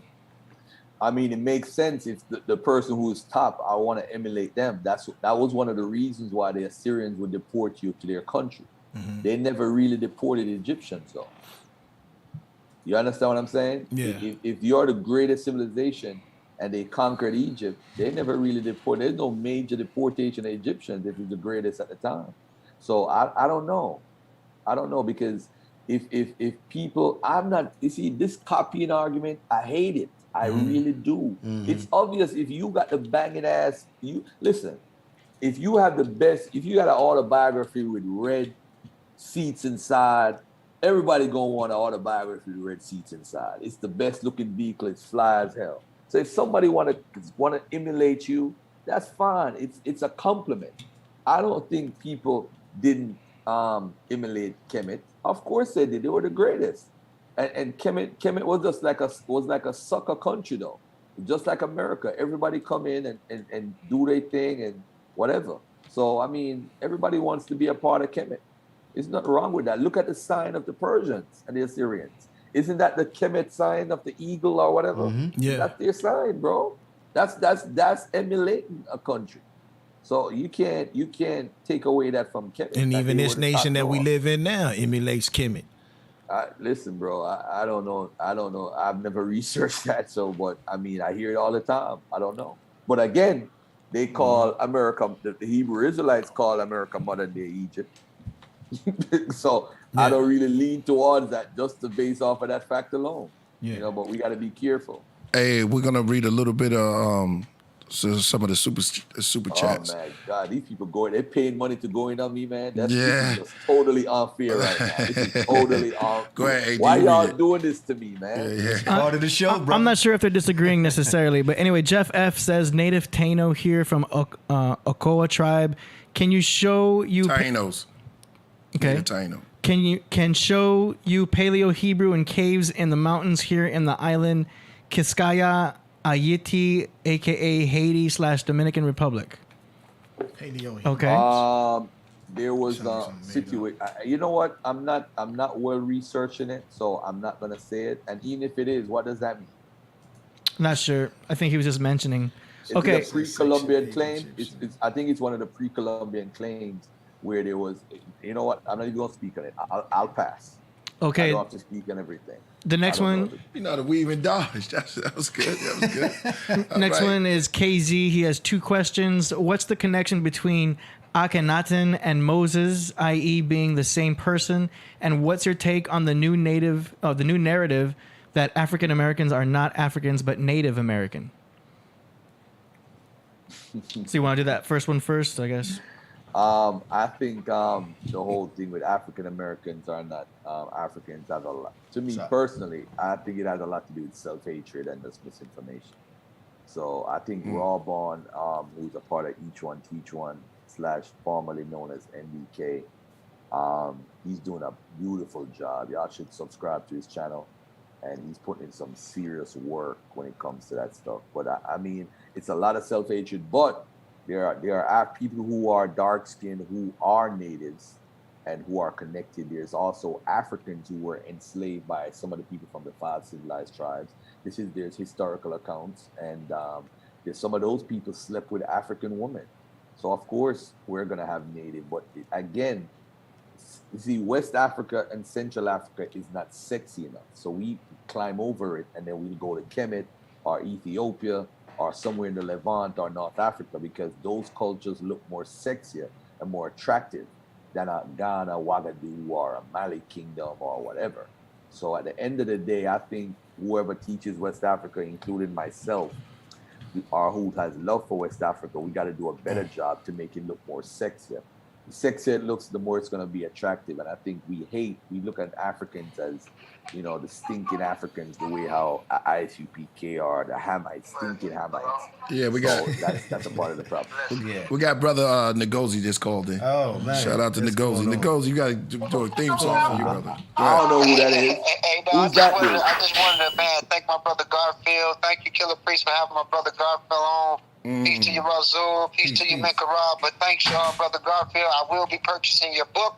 And happy belated birthday, too, brother. I tried to reach out in all directions. But happy belated birthday, and yo, congratulations on the book, and I will be grabbing it, yo. Wow. All right, peace and love. Thank you, bro. Happy belated birthday. That makes you a Cancer, right?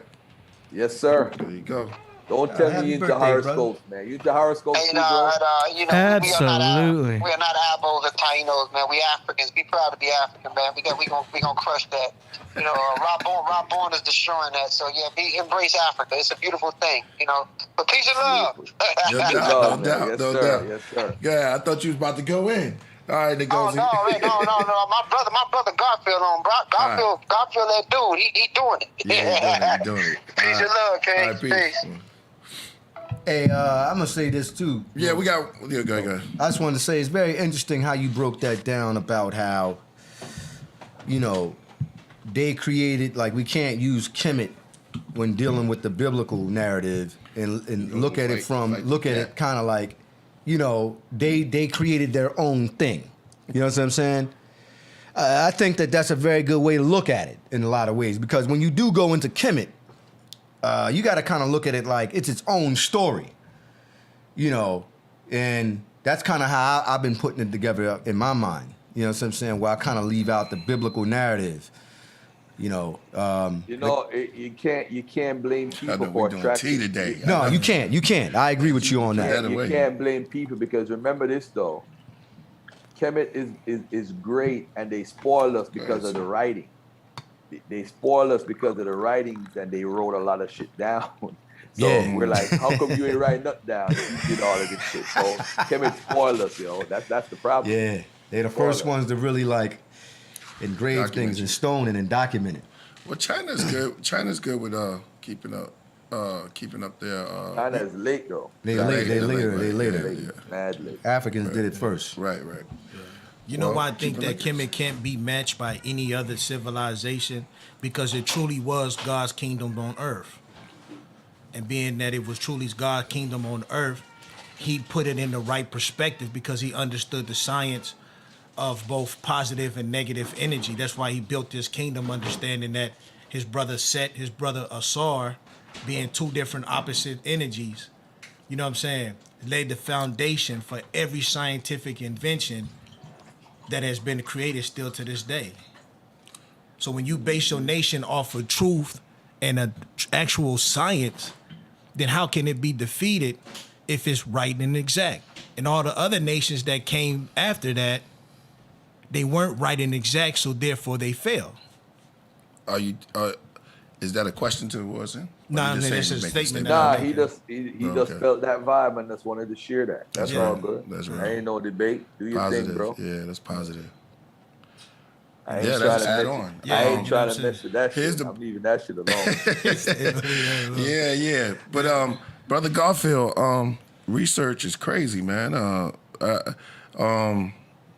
You gotta what I take from it is like here's what I take from it. You said 9 years you've been doing this? 9 or 10 9 years I've been going back and forth with the Black Hebrew Israelites, but I've been studying the Bible for over 30 years. Wow. All right. So when you're studying over 30 years and you're going back and forth, and then you decide to put out a book, it resonates as saying it's a lot of dedication, and you're putting forth a thought and making it manifest. See, I like to try to, because out of this we could grow as in doing and stop talking. Facts. If we doing the work, because you're gonna make money off the book. You know what I'm saying? Even though I know that the information is more important to you, but now when you put in something that's for the chat room, when you have an idea and you put to it, the cat, he talking on me disrespectful, but he don't been disrespectful. His cat is crazy. You know what I'm saying? But when you putting forth your ideas and you do something like that, then you reap the benefits of what you put in is what you get back. Yeah, that's what I'm saying. That was great, bro. Anybody got any more questions? Yeah, just last two things. Donkey says Section 8 Egyptian. Kemet Haru Hancock says, peace, keep it classy. I appreciate the wisdom and knowledge presented. Let's keep building. Stay dangerous. Stay hard. Keep going. Shout out to Kemet Haru Hancock for that. No doubt. Yeah, man. I mean, a lot of good information. You got any questions? I mean, anything else you want to? Oh, okay. We touched on the Jacob and Esau, right? I say this. Can I say? Go. You say that you don't really particularly deal with the biblical narrative, but you still believe that Yeshua or Jesus, the Christ, exists. Elaborate on that a little bit. Why you believe that? Well, I don't really, it's not even an issue of belief. I'm just saying we just got to stay consistent. And that's why I brought up how we look at other characters and how we quick to say, yeah, that person existed or that person existed. Some of the pharaohs in Egypt, they wrote about them in a supernatural way. Right. That don't mean that the pharaoh is not real. You know what I'm saying? So it does have to do with the writing style.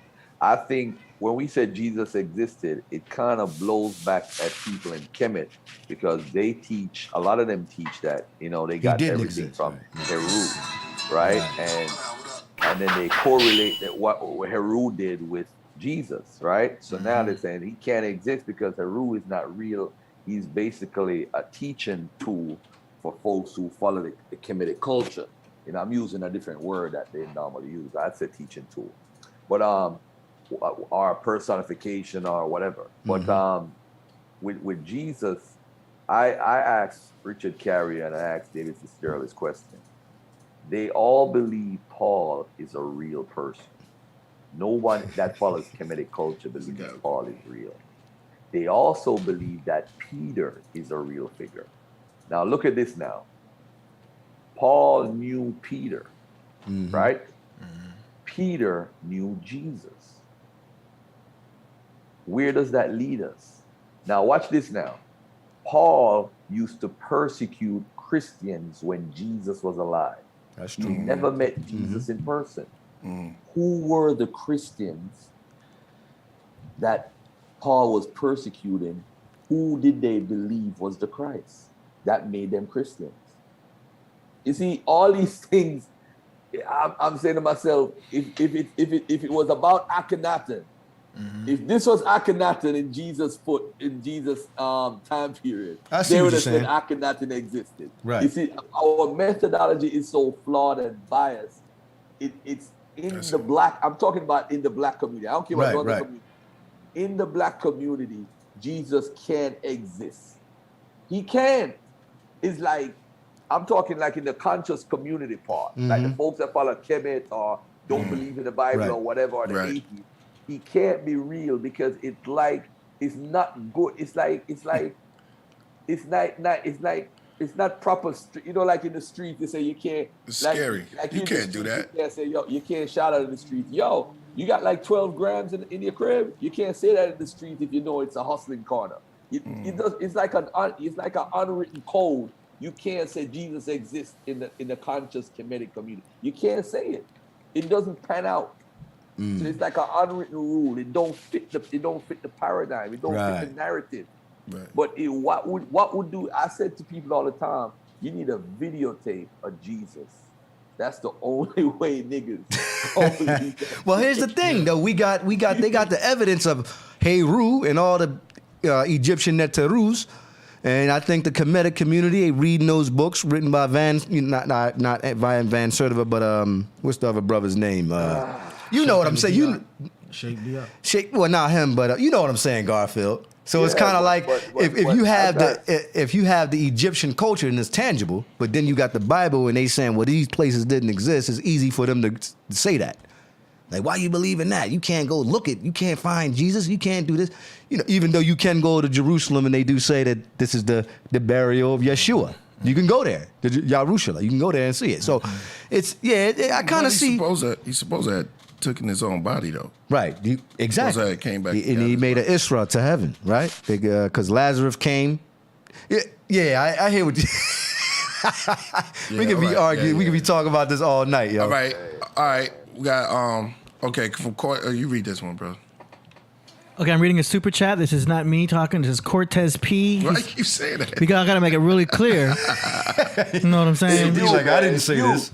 I gotta make it real clear that somebody else is saying, other than the Israelite documentation, Garfield has been off. Africans have been migrating to America before slavery. That's from Cortez P. That's true. We can get into that. That's another subject matter, though. Okay. First of all, that is false. No evidence exists of Africans coming here before Columbus. Yo, what about? Hold on, man. Yeah, bring up Mansa Musa. So no, I'm not talking about Mansa Musa. No, man. I'm not going to bring up no. See, that's what you thought. Nah, I ain't going to bring up Mansa Musa. Bring up Ivan Van Sertima's Ivan Van Sertima's work. So what? So let's talk about it. You don't think that some of the works that you know what, Killah P? Why don't you set up another show? All right, there you go. Then we can talk about that. Yeah, it's good. So I could get out of my comfort zone. That's not my comfort zone. Right. Talk about it, and we could look at it. There you go. To ourselves. We'll do that on another show. Yeah. What about the Olmec heads? Yeah, we're gonna go in. Hold on, brother. Stop cutting this brother off, man. No. The Olmec heads, by the way, is not evidence of that. Because listen, you see, what people don't understand, whenever you're doing sculpturing, right? It is the hardest thing to get how a figure actually looks. But if you want to, I disagree. I have. Listen, I have the archaeology. I have all the pictures. I have all the things, and we could talk about it. If you're saying again, he looks like, so he has to be. We have to step up our academic scholarship. Look like don't mean that it is. No, I gotta disagree with you. I'm telling you, the lookership don't work, bro. We got to step up our game. The lookership don't work. I think it do work. All right, we're gonna set. Because what I'm gonna bring to you is I'm gonna show you all the images and the pictures of the people. And by the way, too, we have DNA samples of the almonds. That kills the argument too. Yeah, say that again. You have DNA samples of the Olmecs. Okay, we're gonna have to do another show for this. Yeah, Where you get this DNA sample? Where you quoting the primary sources from? Where you quoting your primary sources from, bruh? You making a lot of claims. Well, on this, this is the show that we have revealed the pyramids. Go ahead. And now we're about to reveal the Olmec's DNA. What's Garfield? Right here. I got it right here. I got it right here in Spanish, and I'm gonna translate it to English. Hold on one second. Oh yeah, I asked for it. Here we go. Translate to English. It's on, man. 5:38. This is from you using this information from the Mexican archaeologists, right? So what does that mean? Sorry. It's biased. So what does that mean? It can't be trusted. I'm not saying. Problem. All right. You have somebody black that's doing it. Who you say? Ivan Van Sertima did it. He did Ivan the work. Van Sertima, he checked the DNA. I ain't gonna check the DNA of the Olmecs. Yeah, I was about to ask that. Because they dug up and they found bodies and they actually were able to recover some DNA samples. Okay. Right here, DNA All right, studies go ahead. and the origin of the Olmecs. Let's save it for another day. I got you. All right, I just want you to know I got you. Okay. All right. I just want you to know I got you. That's all. I just want you to know. All right. This guy Garfield, you're pretty good, brother. All right. Yo, I got everything in my notes. Shout out to Rob Bond who taught me that, man. I put everything in my notes. Rob Bond told you that? No, he showed me how to departmentalize my whole computer system by putting up notes about everything. So I got like 614 notes. So if you want to debate about Columbus, and by the way, Columbus described the people that was here with long hair like horsehair. That's not Africans. Fact. Well, he also in his logs though, his diaries, they say when they encountered the Native Americans, they said that they seen Africans. They seen Africans that were there before. So I got something for that too. Make sure that quote that you're quoting. This guy. Is from I'm gonna make sure I got. Yeah, hold on, it is hold on, from. Okay, hold on. go ahead. Make sure that source you have the direct primary source. I will. When we set the show up, I will. What happens is a lot of the information. Nah, not a debate. This ain't a debate. It's just I want to see what you're talking about. On a serious note, though, the issue with Africans coming here before Columbus is a very important issue. And I think that David Imhotep and Ivan Van Sertima, Leo Wiener, I think they might be off a little bit. I'm not going to disrespect them because they are more scholarly than I am and they have better credentials than I do. And that's their era. But I have looked at the sources and it doesn't add up. One of the sources Ivan Van Sertima used was a book about Columbia myth. And he wrote it in his book like it's real, while the guy who actually wrote the book was saying it was mythical. So it showed me either some disingenuous thing going on. Is that or but you know what? That's pretty interesting, yo. A lot of people say that Columbus never stepped foot on the soil over here. Somebody said, somebody's saying in the super chat, Columbus diary is a fraud. But here's the thing. I don't know that. I'm not gonna jump on that. I'm not. I'm just saying. Come with facts. Let's start. What he's saying is have a source, and the next time he come up here, we can just debate on not have a discussion. Have a fun debate. You don't have to be fun debate. Yeah, you don't have to be serious. The loser got to jump off the roof. This ain't really a debate. It's interesting discussion about fact. Some people are saying that claiming it's primary. Who's right? You know what I'm saying? Well, he's saying stuff that's shocking. It's pretty interesting. Especially the conscious community. Yeah, conscious community. It's interesting. But you got to think outside the box. On this is what we talk about. This is about. I'm not trying to debate him. I'm not saying that. Interesting. By the way, just because I said I might have a source, don't make me right. That's right. You got to present it. Yeah, you got to present it. All I'm trying to do is encourage a dialogue where we could look at stuff instead of using our emotions, look at it from an academic point of view and use the methodology. That's all I'm trying to do with this book here. Misconceptions and misinformation by the Black Hebrew Israelites. That's all I'm trying to do, family. I ain't trying to say I'm better than you or I know more than you. I can learn from you. You could learn from me. I'm not trying to be the best at everything or whatever. But hey, this is what I'm trying to be the best at, by the way. This right here. The other stuff is fun. I just love studying history. I love it. And stuff. The Olmec stuff, the nose and all that stuff. It's possible that they look like people that lived there. Remember, they built pyramids in Peru that are just as old as the pyramids in Egypt. And what happened is a lot of people say, "Oh, the Egyptians." What the Egyptians ain't come I over felt here, it man. as soon as you said that. I felt the energy. I was like, "Oh shit!" He said, "What did he say?" Egyptians they come over here, man. So Over there. That sound like they. We got poor. We have to start developing our impulse control because we react off impulse. And what he's saying is developing our impulse and keeping a calm thing. And because if we the gods, building as gods, we should be able to fix the problem. But it's about fixing it. You know what I'm saying? And making it right at the end of the day. So. By the way, whenever we have a discussion about Kemet, we got to take all our emotions out. Because some people like to argue whether Mesopotamia is older and by the way, Mesopotamia does have a history that's very interesting. What I will say is one of the things when I sat down with the Zion guy, I had to sit down with him on Sarnetta, and one of the things that I taught him was that Sumer was a swamp. During the time period Naphtali was already built. If you study the history of Sumer, it was a swamp. You know what? If you want to, I could show you a presentation of Mesopotamia and Sumer. And I'm not trying to say who's first or second. I'm beyond that.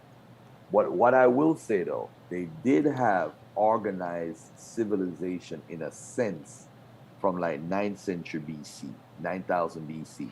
And the reason why I say that is they had like a, what you would call like wells and all that stuff. They had the oldest houses that they found in Sudan. And by the way, you could see like a development of the people, if you read Robin Walker, that they developed from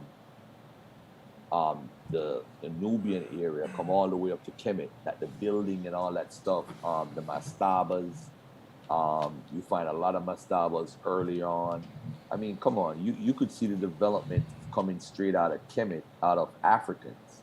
But to try to give the building of the pyramids to white folks or white people, because you don't want to discredit Kemet. The lion, this comes from Kemet, this comes from Mesopotamia. You know, those are the type of people that just want to hate on their own. And because Kemet is so popular, they're trying to discount Kemet and what they have brought to the world.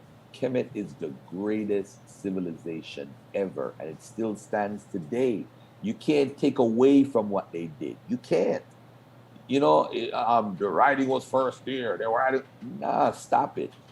You're trying to discredit Africans. That's your goal. And those type of people, Killah, you got to be careful of those people, man. They sell you out for like Marcus Garvey. Well, everybody always want to be first, and everybody always talking about what's great and what's great. What's done is done. We here. You know what I'm saying? The Egyptians. Killah, when you're in high school and you running train, everybody want to be first, right? Yeah. All right. So now I understand that. Nobody want no sloppy seconds. Okay, I got what you're saying. It's like here's the thing, man. That's been done. The thing is, what we doing now and moving off to it, because we can't make it into a religion and a Christian. You know what I'm saying? People get locked in and they get their emotions caught up with something that was done already. And it's like, we sitting here now. You know what I'm saying? Kemet, they walking all in there. They probably doing spray paints on it. It's like we here now, and the thing is, you know, when they discover, because you know about the people of Arata, when they start discovering new things, that's what the Earth is going to show us. Right. There was always something older. There's always something there because there were just people that exist. You know what I'm saying? Right, and that's it. We just in a position that we ain't have nothing in so long, and we get a little bit, and then everybody go crazy. You know what I'm saying? Mm-hmm. It's not about getting crazy. It's about maintaining and elevating our mind and our consciousness. And I think that us building like this, it does that. It does a therapeutic. Can I show one last thing real quick for you guys? Let me just show something on the screen, and then y'all could finish up and do what y'all doing. Now, this is a town called Tel Es Sukan in the southern Levant in Egypt from the 4th and 3rd millennium BC. We used to trade. There was a triangular trade. Mesopotamia never traded with Egypt directly. Whoever teaches that is a goddamn liar. All right? There was a triangular trade where they would trade to Palestine. Palestine would trade to northern Syria. Northern Syria would trade to Mesopotamia. But you seem like you're getting emotional about it. You just told us don't goddamn lie. You just, yo. That's okay. That's a cancer thing. You just chopped them up. You sound like me right there. I like this dude. He's into science too. That's what's up. Yeah. Pseudo as hell. Make more. Yo, Garfield, you a wild bull, man. So this is some of the things that was traded, right? But I want to show y'all something real quickly here that kills the whole Mesopotamia Sumer stuff, right? Now this is gold that was traded from Egypt to Mesopotamia, Sumer. See, it's from Egypt, but it goes through stages. There's no direct. Now look at this right here, at the bottom. Right, this was a source that Zion Lex actually used in his book. I doubt he read the book, so I actually used the source. Look at the source killed him. Look at this. Egypt's stone vessels were found in Mesopotamia and Iran. The stone used in the manufacture of these vases was not from Mesopotamia. Since this kind of stone was not from that area, the implication of these facts is that either the vases or the stone had to be imported.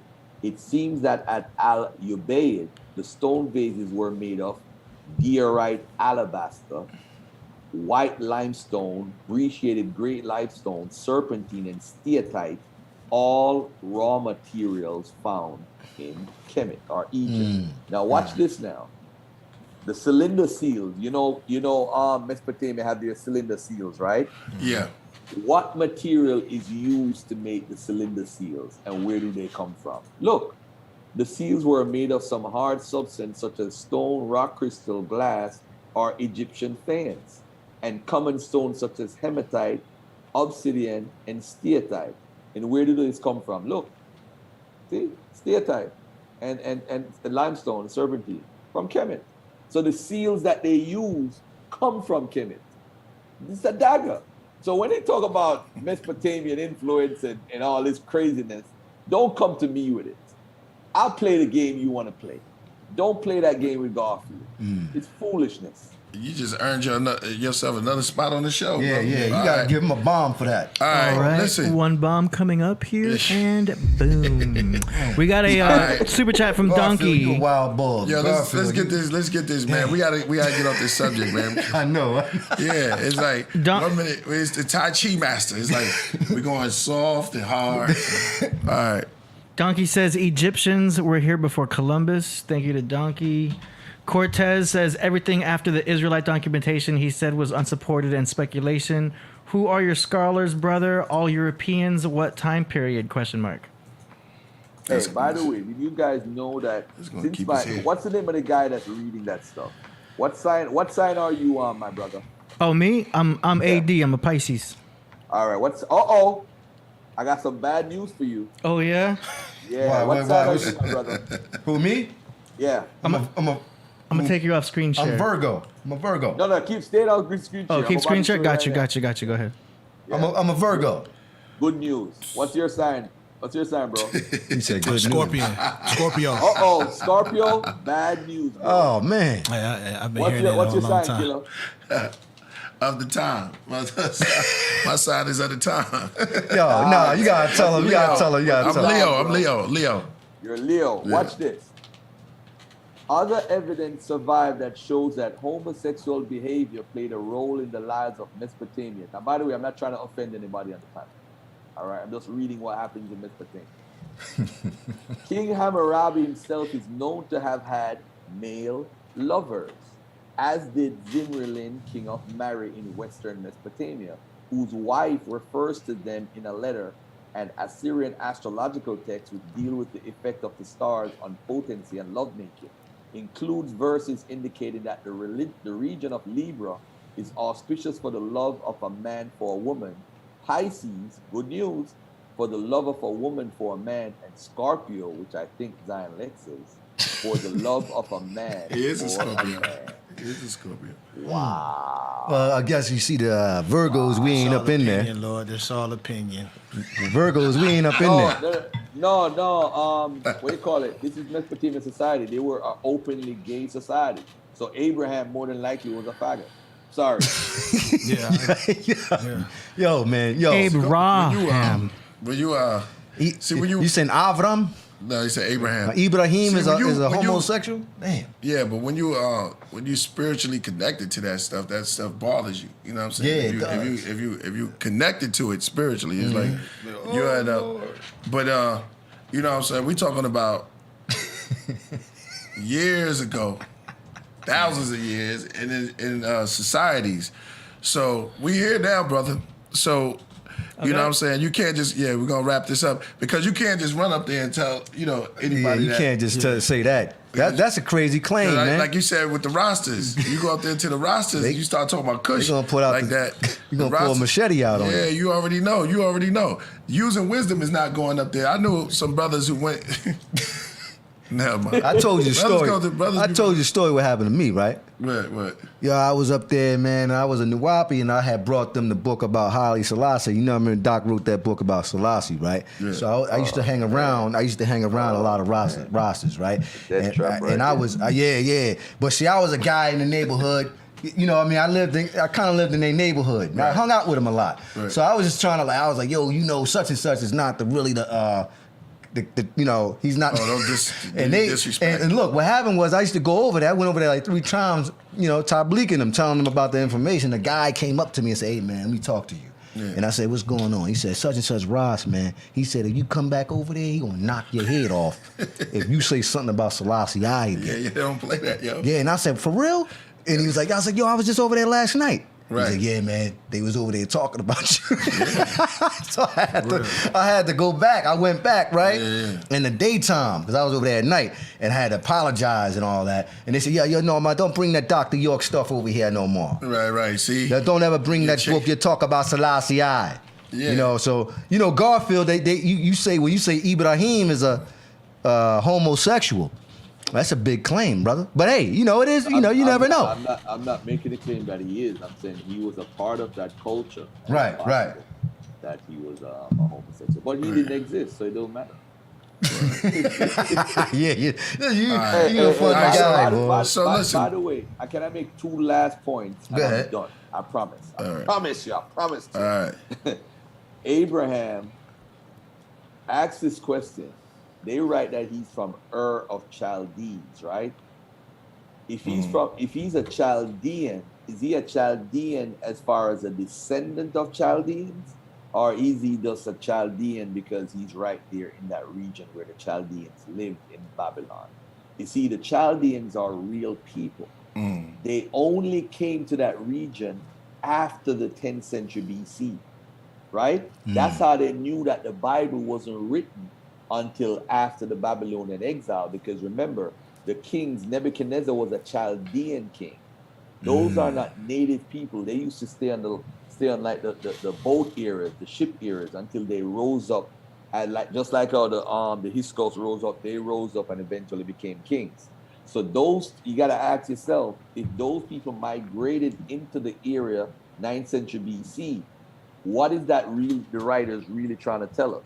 We call it an anachronism, but it could be a deeper meaning because Chaldeans originally came from somewhere else. They are Semitic people, but they came from somewhere else, not from Babylon or Sumer.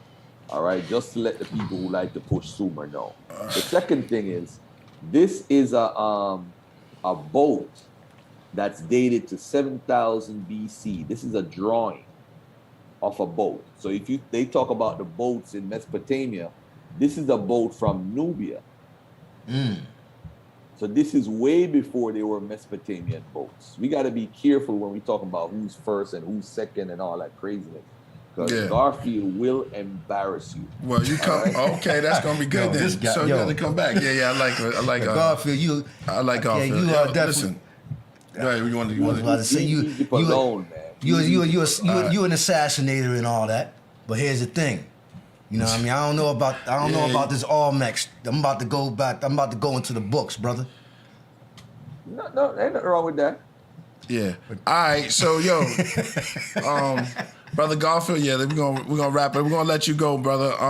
Tell the people where they can get the books and where they can get your book, and hey, ladies and gentlemen, whether you like me or not, just know that you're getting information with sources that you don't. It's not about trusting Garfield. It's about you doing the research. Take my sources. Yeah, tell them that. Tell them that again. That's right. Because brothers will follow you. Go in there and look at the sources. Ang said tonight on Sonata, he said, you know what I look at? I look at the introduction of a book. I read the forward. Then I go to the back and look at the sources. And when you look at my sources, they're all pretty much documented. So I put the sources after every chapter, but I also have an area just for sources. So check me out. I'm not using comic books. There's no Spider-Man reference here. There's no Batman reference. These are scholars. All right? Yeah. Misconceptions and misinformation by the Black Hebrew Israelites. Your audience have been supporting me. I looked at my count. A lot of people have bought the book. I hope you enjoy reading That's what's up, man. I want to say that thank you, Killah Priest. I'm willing to come back if you allow me to come back. If you want me to come back. Indeed. After tonight, you might get a letter writing campaign. Don't bring that. Yeah, no doubt. There's a problem. No doubt. Well, you always chop cats up, man, with the sword. Yeah. The two-edged sword. You always had the double-edged sword. I used to watch you when I was younger. You know what I mean? You won every debate? Nah. I've never. No. Actually, when I was at Debate Talk for You, I lost the debate. That was my first debate ever in the community to a guy by the name of Zadok. Oh, okay. He actually beat me, and I take it. I mean, it's an L. Listen, they make him short, small. I bet you this, though. I bet you this. He don't want to see I saw him commenting the other day on a video like, yo, I watched Garfield 6-7 years ago. I bet you he can't say that now. Hey. I bet you he won't debate me right now. I bet you. That's the heart of a champion. Yo, listen, man. I bet you won't. When you go down, there's only one place to go when you hit that good pavement, man. Go up. Go up. All right, brother Garfield, man. We're gonna wrap it up, man. Thank you for coming through. Yo, I love you, brothers. I love the energy, man. Hey, it was great, man. Thanks for taking it easy with me, man. I know y'all wanted to beat me up, but thanks for taking it easy. All right? I thought it was. I was waiting for Mighty Hebrew. I thought it was gonna be on. You dodged these shots, but they definitely gonna come, man, brother. And I'm glad how you put it, and how you took it, and how you gave it. You know what I'm saying? It was great. Hey, listen. If you ain't got no haters, you are nobody. You're a disintegrator. That's true. You're Check not me out at original. Dagger Squad University. I'm going live. I'm gonna talk about these guys tomorrow. I'm gonna talk about them like a dog. Don't worry about it. Hey, say no more, man. Make sure you say something nice about me, man. Yeah, definitely, man. Y'all, I love y'all energy, man. Peace and love and Peace and love. Peace. All right, peace. Yo, peace. All right, moving right along. Yeah, somebody we gonna say you sound like a loser. Yeah, crazy. Yo, who's that, Tootie? Yo, listen, man, we're gonna get into the music part. Yeah. We're gonna touch up on that a little bit. Let's get to the music part since we got 581 in the building right now. Yeah, gonna address this one super chat from Donkey he hit earlier. Welcome back to the King. AD, what do you think of cockroach milk being a super good? Shout out to the Peanut Gallery. So I heard of that cockroach milk. That shit sounds nasty, but like I understand, like if you're a bodybuilder, That's supposed to be some cool shit for you to like. That's retarded. Yeah. Cockroach milk is an insect. A cockroach is an insect. Yeah, supposedly there's some kind of like amino acids that you can't get from other milks, but like if you're a hardcore bodybuilder and you into that shit, go for it. I mean, like Dwayne The Rock Johnson was drinking lion's blood when he did the Hercules movie. You know what I'm saying? Warm lion's blood. Now, the bodybuilders do some crazy shit. You know what I'm saying? Yeah. Obviously, I ain't no bodybuilder. I'm gonna stick to regular grass-fed cow milk. Go ahead. Lion probably like, what the hell is this thing doing? Yeah, I don't know. That's The Rock, man. Dwayne Johnson. Shout out to Dwayne. The lion that smacked the hell out you. Know, lion catch that. You only can get that. Okay, a sleeping lion. Yeah, I don't know how you inject some of the blood and put it inside. But yeah, look up. End up losing the fight. Look up The Rock's Hercules diet. That's all in there. The Rock's Hercules diet. Hercules, the Greek god. Or Greek god. Who was Hercules originally? Still got to go. Shit. We can talk about that. Hercules. Hercules, probably Hercules, probably Haru. Yeah. Okay, you ready? Yeah. All right. So listen, I think what's name hit me with something too. All right, here we go. We're gonna listen to some music here today, bro. Yeah. And shout out to the chat room. Lion's blood is the best. Somebody said livestock. Okay. Yeah. Ghostface 7. Hey, to each his own. Okay, let's do it. Okay, so every episode we do a thing called song promotion. It's a segment to where we play tracks that were submitted by you guys, the viewers, for $20. We got to raise the price pretty soon because we got so many coming in. But $20, it's a minute and a half of the track. For $40, we play 3 minutes. Kemet Haru Hancock says, "Please speak on the Council of Nicaea, really quick, yo. I don't even know." You really can't. I can. That's for you guys. I don't know. And stuff like that. Yeah. That's a whole thing that we can get into the on Monday. Yeah, Monday or something. Yeah. Get into that. That's Europe. Okay. Yeah, that's it. Yeah. All right. First track is by Sun S-U-N. Track is called "Off the Top." Here we go.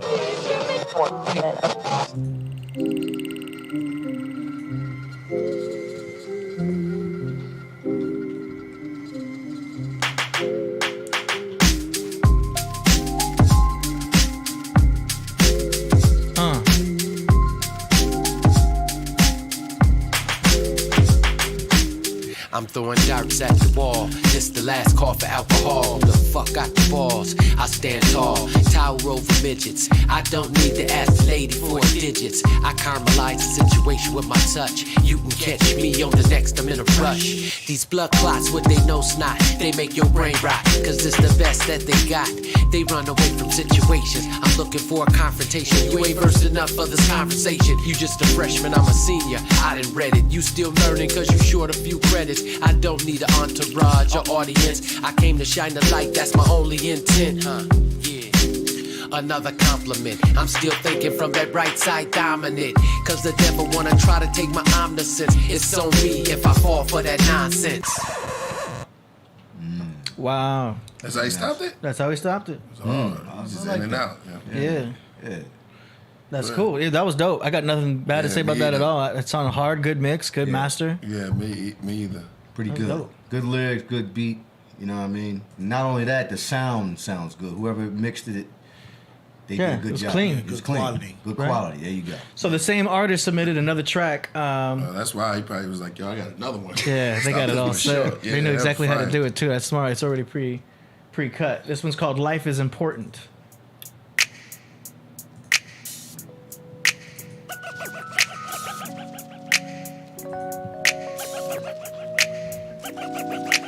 Life is important. Life is important. Life is important. Life is important. Life is important. Life is important. Cause it's the only thing you know. We went from guards to being niggas.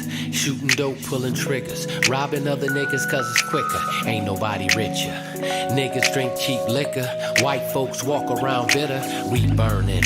And ain't nobody learning how the world keeps turning. Where you from? We drowning and everybody's frowning.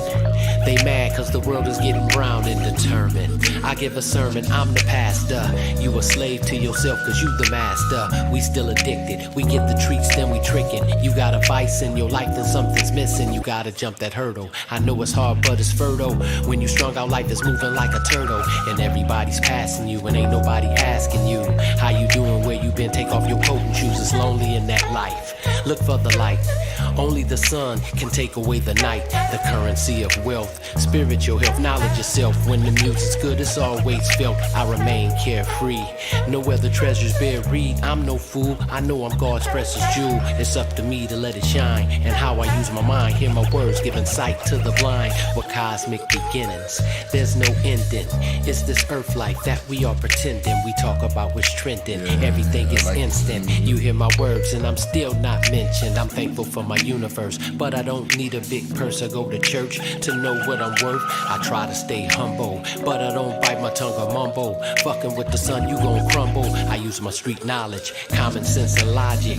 I'm a PhD without the college. Fuck your institution, I'm the revolution. My dedication to the arts and contribution. I'm still trying to master it. 30 years after it, I'm taking notes and saying quotes into the casket. I like this guy, man. Yeah, he on point. Life is important. Life is important.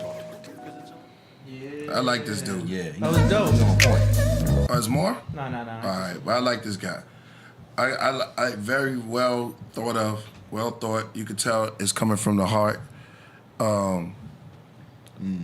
It's straight from his heart, and you could tell by the way he's rhyming is very well put, well thought of, well engineered. It's a perfect, beautiful song for that brother. Word for us to hear. Your life is important. Man, it's dope. had a good message. I think that it was very well put together. I had to agree with everything that Priest just said. And again, like a lot of you guys send stuff in, you got to make sure it sounds good. You got to make sure your engineer does the right job. You know what I'm saying? So I give this brother a lot of credit for the sound and also the message and the beat. Okay, this next artist submitted the track last week on Monday that Tahuti rapped on. Oh yeah, this is the guy who had the beat. Okay. Yeah, we gonna get ready for your bars. I told you I ain't entertaining that.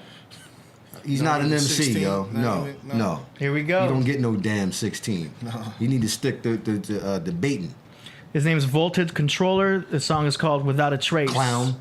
It's a beat. It's a beat. Here we go. Shots out. Ghetto Gandalf, the wizard.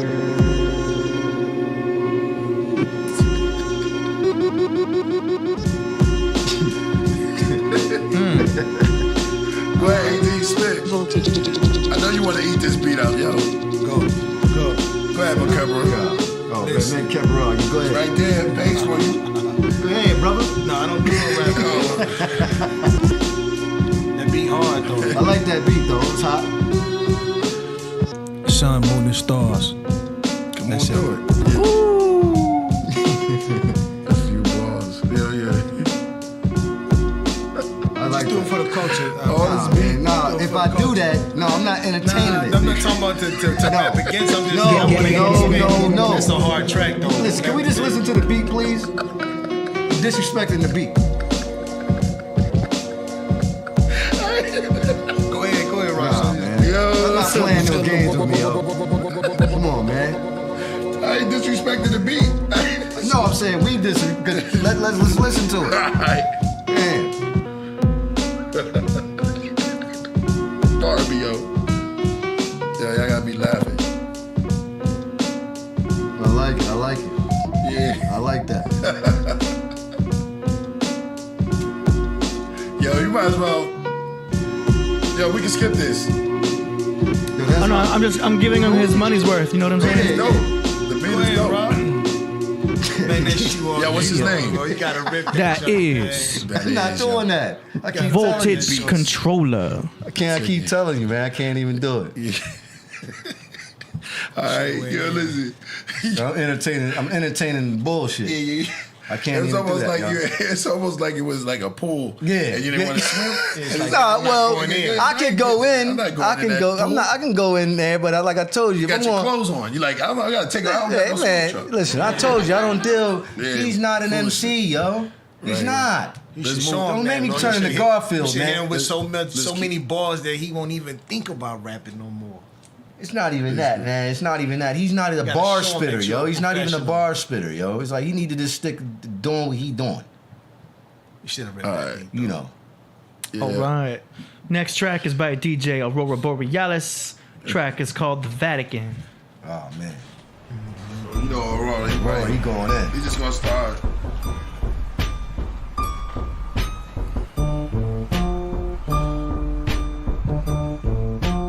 I was born in a cocoon, wolves howling at full moon. The sun engaged in space storm. Quasars, shooting stars, Star Wars, the requiem of a dark night.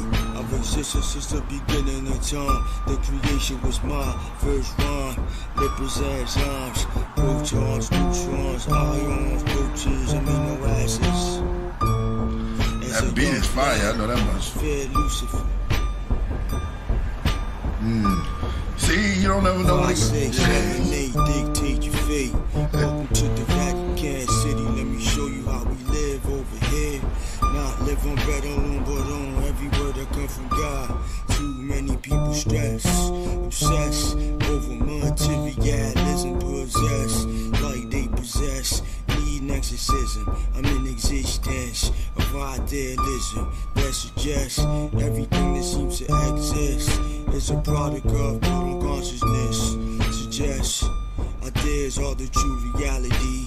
You could lose your longevity if you ever even inherit it. I suppose. Prodigy, right? Oh yeah. Like the panhandlers of Avalon, decrease health status, brokers, Caucasian, leaping off twin towers like Navy SEALs, scuba divers. Little boy lost his life for a pair of sneakers. Grim Reaper, high fever. All right. Words from above, I deliver. Showing through your The track is called The Vatican by DJ Aurora Borealis.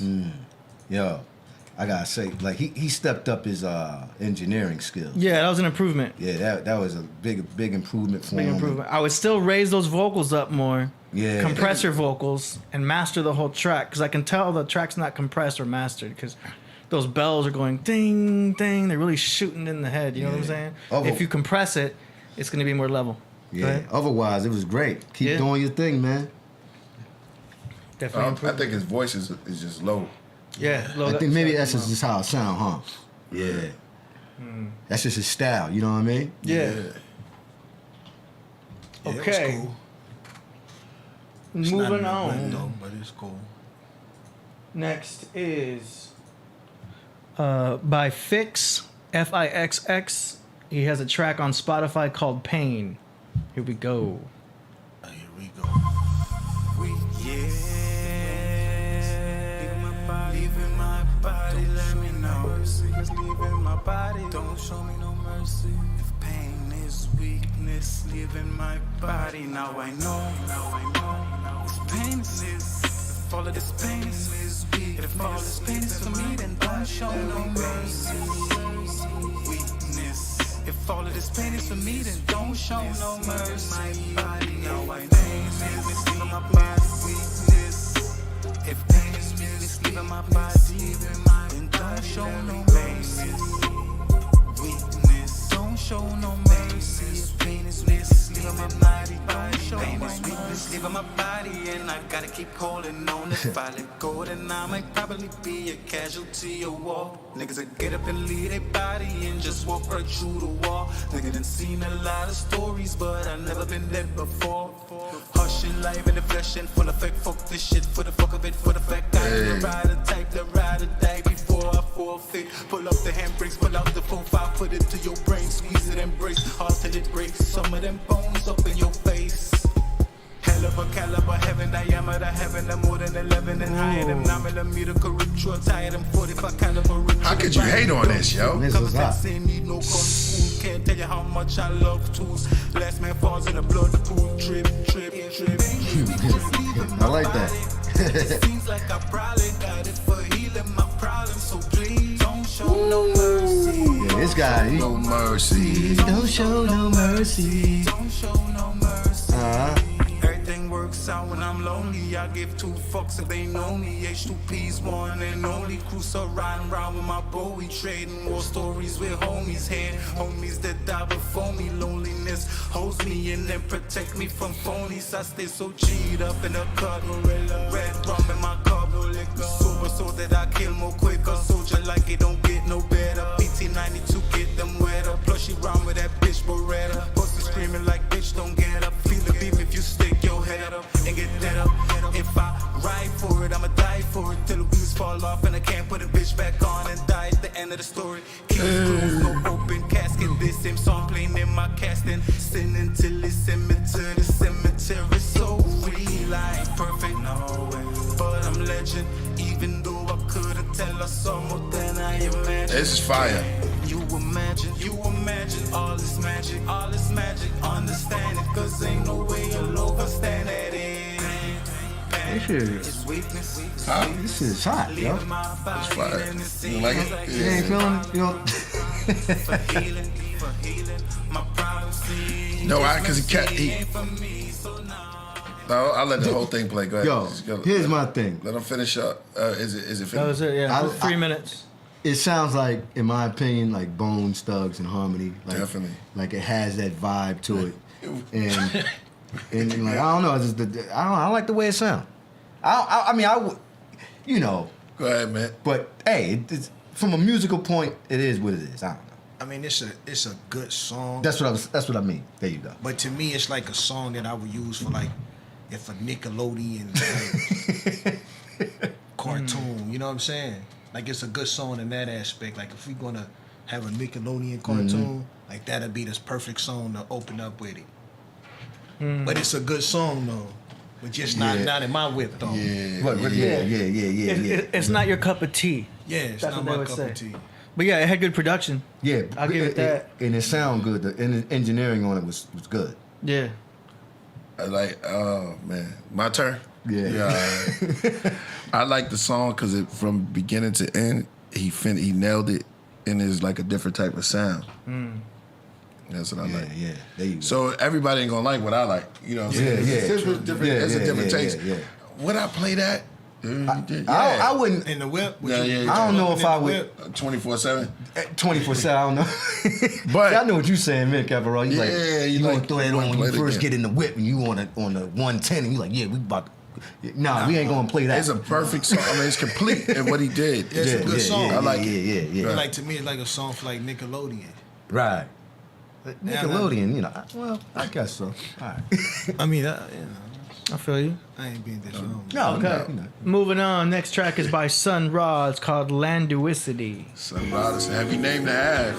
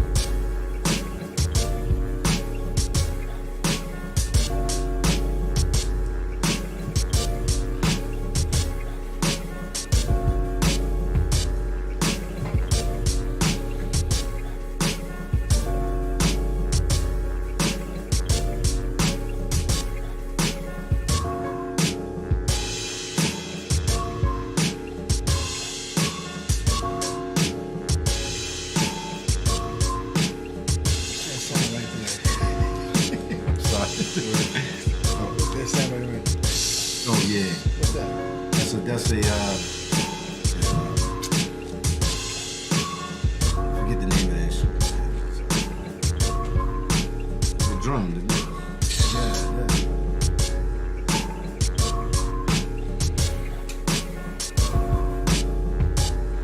All right, that was G. Warfield, Sun Ra, Landuicity. All right. What'd you think? Production was cool. You know, it's all right. Production's okay. Kind of like a concept song. It was going for a very mysterious, suspenseful type of curious type of track. You know what I'm saying? I can hear it's going for that abstract sound. What's those things? Those crash cymbals. Yeah, cymbals. I was about to say cymbals. Yeah, I didn't like that in that beat. Yeah, gotta be careful with crash cymbals. Yeah. They're meant to give impact for impact parts, but. Yeah. I can see him actually pushing a button. Yeah. It's really supposed to complement an explosion for rock songs, but with hip hop, you really gotta be careful. You should take those out of there. Mm. Yeah, that was kind of like weird. You know what I'm saying? You know, just a weird vibe. What kind of rhyme you gonna do to that? Something very offbeat, off the wall. Yeah. Probably can make it work. Some of the producers, I mean, I'm not calling the beat whack, but it's not. It's weird. If you get a weird artist, it'll probably work perfect. Yeah. You know what I'm saying? And there's a lot of weird artists that want to be abstract like that. Yeah. They want to be off on purpose. You know what I'm saying? I've had rappers come into the studio and they're like, no, I want it to be wrong. To be like this. Yeah, they want it to be weird on purpose. I'm like, okay, that's what you want? You gotta hear another beat from him, because I want to know if that was.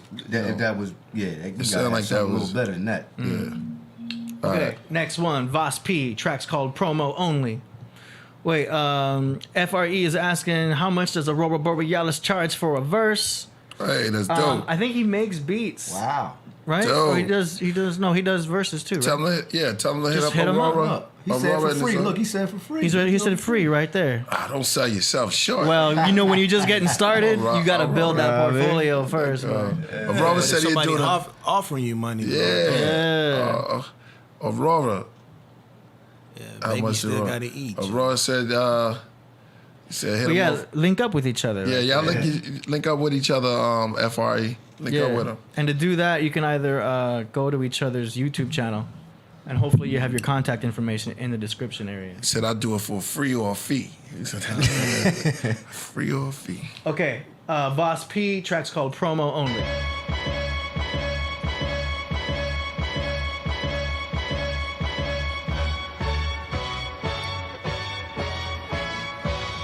Yo, this is the promotional copy only. Only I own microphones. Microphones don't own him. Seems I have a hell of a time trying to clone him. Use these rhymes only for the promo, cause this the promotional copy only. What's his name? Voss P. Did we have him last week? Yeah. It's growing strong, that's what's going. It's growing strong, that's what's going on. It's growing strong, that's kept it all in there. Specific. It's growing strong, that's what's going on. To be specific, shut your mouth and listen. And one day you're in the prison searching for position exactly. Older bro said, knowledge, wisdom, and understanding. Soon enough, it'll smack. He oops inside the head, now it's distracted. Dream from the part of your brain to do that. You recognize your face and still ask yourself, yo, who that? Skiller, they want you replaced like Chow Yin Fat. To find out they was truly whack, only they wears blue back. Trying to manifest they true raps and true hip hop. Speaking humbly, did it take violence, glamour, and glitz to truly rip shop? No. And this is my land when I'm in the spot, y'all. Did I get props? I spoke this to hit knots. Turn them into yeses. Keep my name on the guesses. Like my fame in the big box to be revealed. Like when your eyes see it. Whatever where I come from, I wouldn't try to leave it. Until it's God's will, this'll be it. All in on worth I needed. Been close enough to it to grab it, but couldn't reach it. I was heated. Realizing I had too many bad habits, but wouldn't die to live lavish. So, this is the promotional copy only. I own microphones. Microphones don't own me. Caesar have a hell of a time trying to clone me. Use this rhyme only for the promo, cause this the promotional copy only. Man,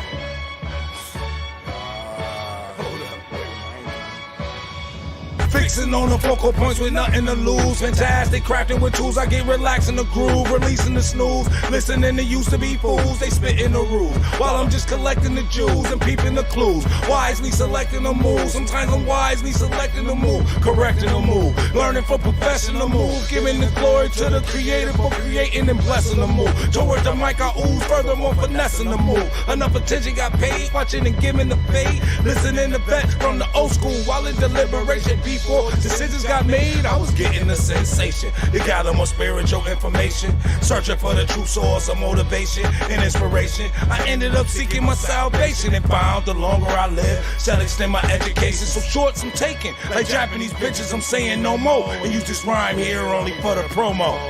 Promo, promo, promo, promo. Cause this is the promotional copy. Yeah. All right, give it up for Voss P. Yeah, that was hot. Promo only. All I would say is it needs to be mixed and mastered, but I get it. It's for promo only. Yeah. But other than that, I like the hype. I kind of like it how it brings you back to kind of a Rocky type of thing with those trumpets. Yeah, I like that. You know what I'm saying? Yeah. I like the energy, but mix and master it and you're set. Yeah, that's all I need. Yep. Yeah, when I me would too. bump that in the whip. That's definitely I love the beat, man. That's the goal. That's that right That's there. a speed racer. That's joint. a speed racer joint. When you get up in the morning, Yeah. and you want to hear like you, Captain Raw, you throw that in. Yeah, You know what I mean? Or like myself, you wake up, you put on the YouTube stream joint, and bow, you ready to go. Your day is ready. Yeah. What do you think there, Lord? That's an in the whip joint for real.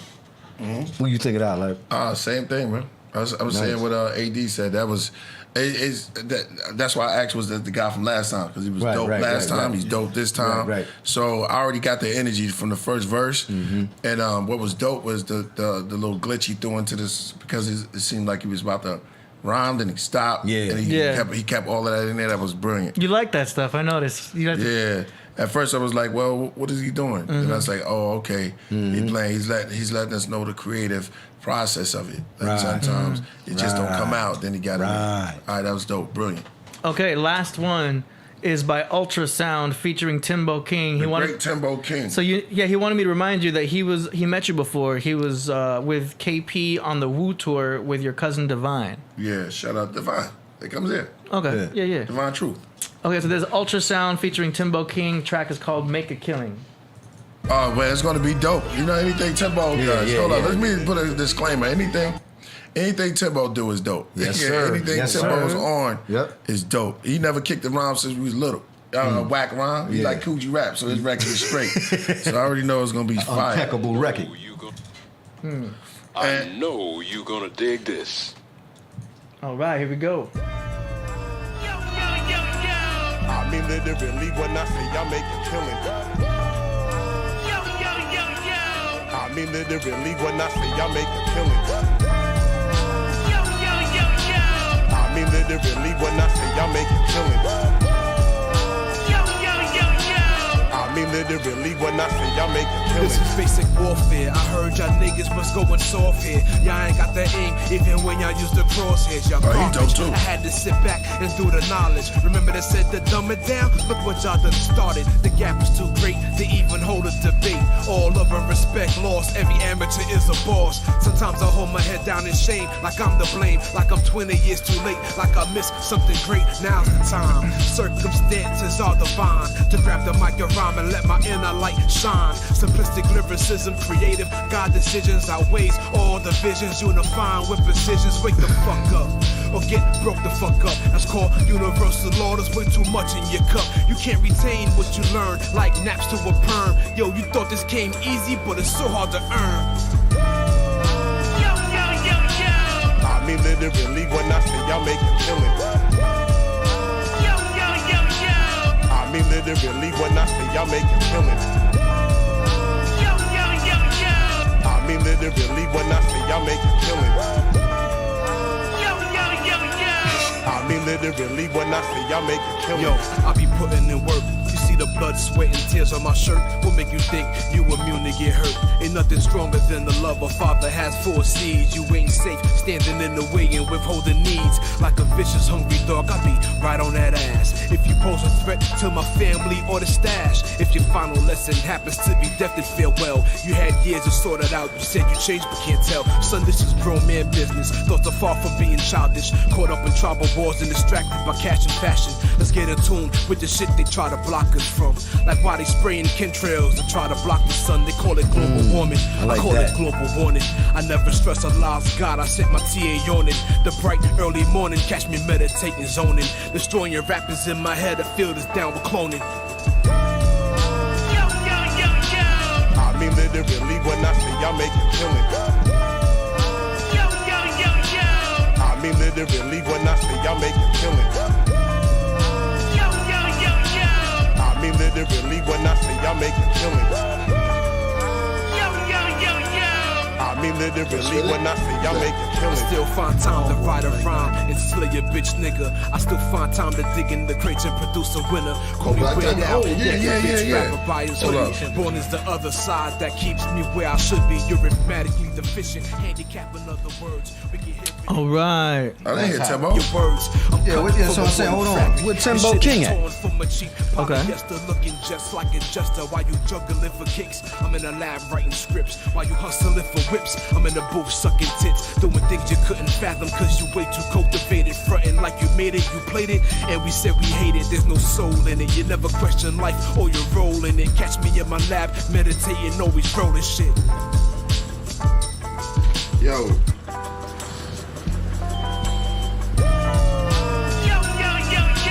I mean literally when I say y'all make it killing. AD, is this where they submit beats at?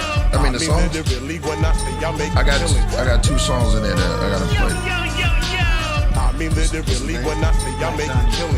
Black Diamond. Yeah. I mean literally when I say y'all make it killing. That dude. Oh, I guess they're telling me now that I meant to say Born Ruler. Timbo was on the last submission. Born Ruler. Okay. No, that ain't Born Ruler. Oh, my bad. I can see it. You're right. So yeah, Timbo King was not on this one. I misread it. That was my fault. Oh, okay. Hey, yo. All right. Come we was on. hyped. My bad. I'm gonna give you a Well, it's just they give me details. In the future, was waiting. this is all going to be form thing. I just need certain information: name, artist, name of the track. That's it. Don't tell me anything else because then I'm going to get confused and this is going to happen. You know what I'm saying? But in the future, we're going to have a form. You guys fill out the form. You make the payment. Boom. Name, artist, name of the track. Yeah. And that's that. All right. AD, come on, bro. All right, but anyway, let me say this about the song. The song was dope. The song, the rhyme, everything about that dude was dope anyway. So it don't matter. You know what I'm saying? I would lower the yo-yo-yos and put a little echo effect. Because things like that, you want to feel it but not hear it too much. You know what I'm saying? The yo-yo-yo-yo. I'll give it a little delay. Drop it down a little bit. Subtleties.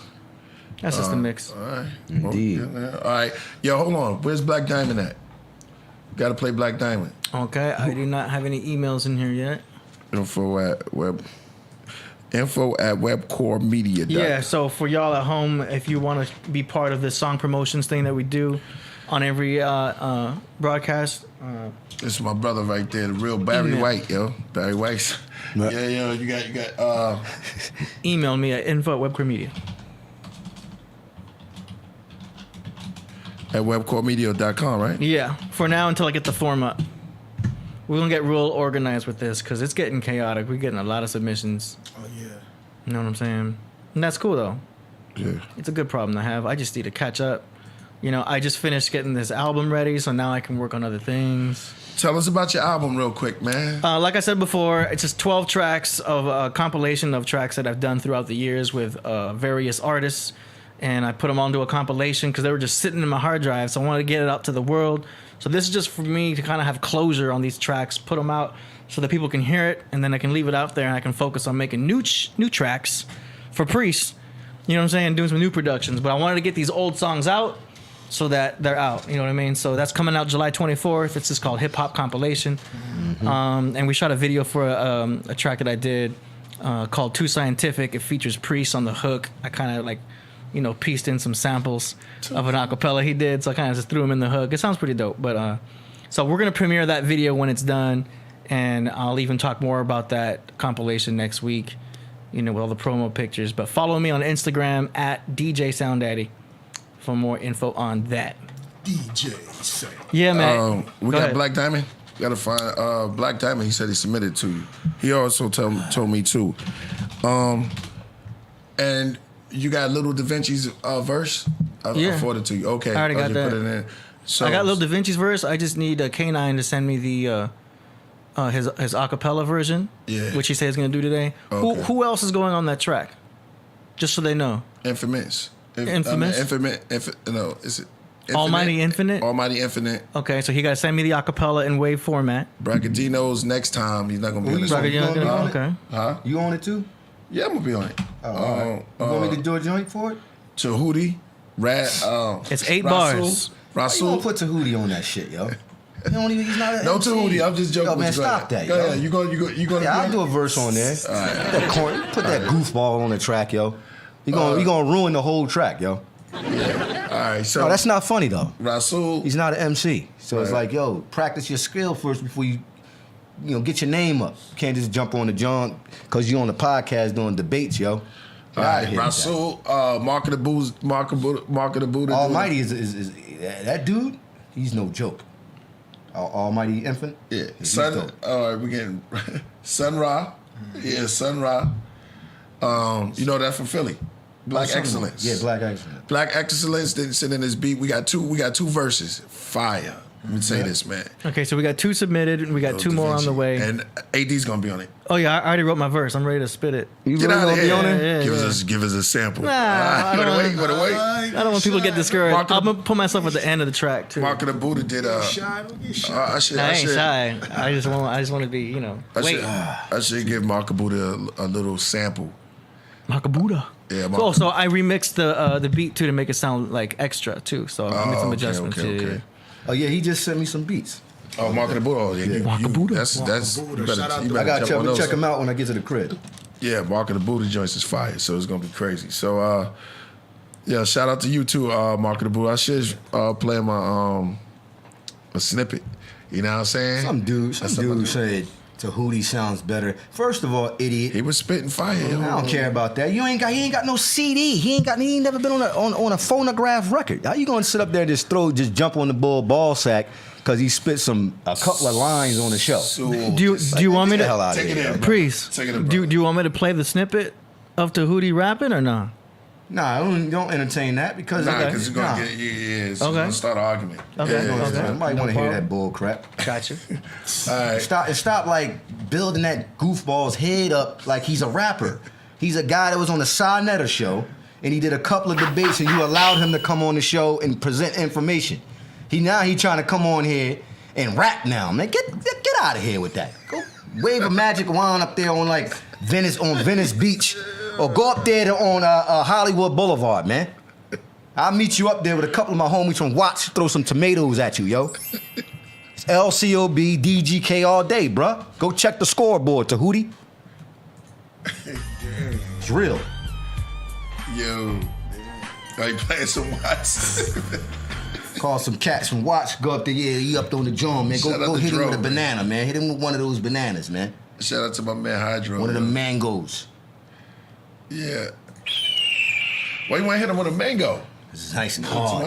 You know them hard ass mangoes. Mango. Bow, right in his head. You gonna mess I be standing there like, yo, I don't know who did that. Yo, the ball ran around the block, man. I don't know what him got. Yo. But there's spiders on his hat. He knows magic. Yeah. He can use the force and make it like go away or something. But you gonna throw it behind his back. No, no. You know them boys on the street, they'll throw it right in the crowd. And hit him right in his head and run. They gonna run from the cops, not from him. Yeah, listen. But listen. Tahuti's watching this. I don't care, yo. He's like, what are you gonna do? He's like, yo, because what happens is, let me say this: when you guys sit up here and play these games and say, yeah, he can rap, that makes him feel like he's actually a rapper. And then he's trying to rap because he's getting influenced by being up here with Killah with Priest, and you can get influenced. You know what I'm saying? Hey, Iron Sheik, make it brief, brother. We here. Yo, what we need to happen is Rasul and Tahuti battle. No, man. You can't. That can't happen. You know why? Because he's not. I'm not going. You gotta have some stripes first, yo. You can't just. I'm not going to jump in there with a guy who never been in a rap battle before. Probably. It's just. It's absurd. I'll be battling a clown. Like it's not real. Where I come from, really battling MCs on the streets of Philadelphia, yo. And I'm not entertaining that, yo. Nah, emphatically no. Damn, he gave you the. So don't even entertain it, man. Emphatically no. Ain't nobody playing with that guy.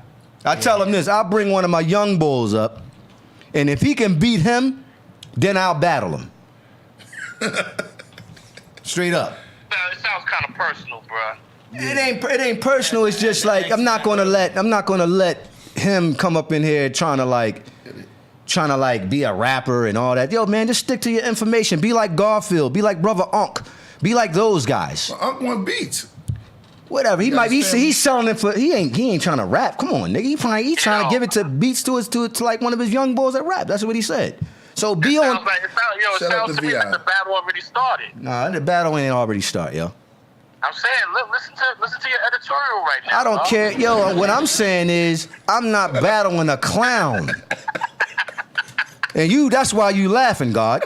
So it's like I'm not jumping in the ring with it. I battle real MCs, yo. I'm not gonna battle no dude coming up here that's supposed to be a debater from Sinetta that transformed into an MC. That's not gonna work, bro.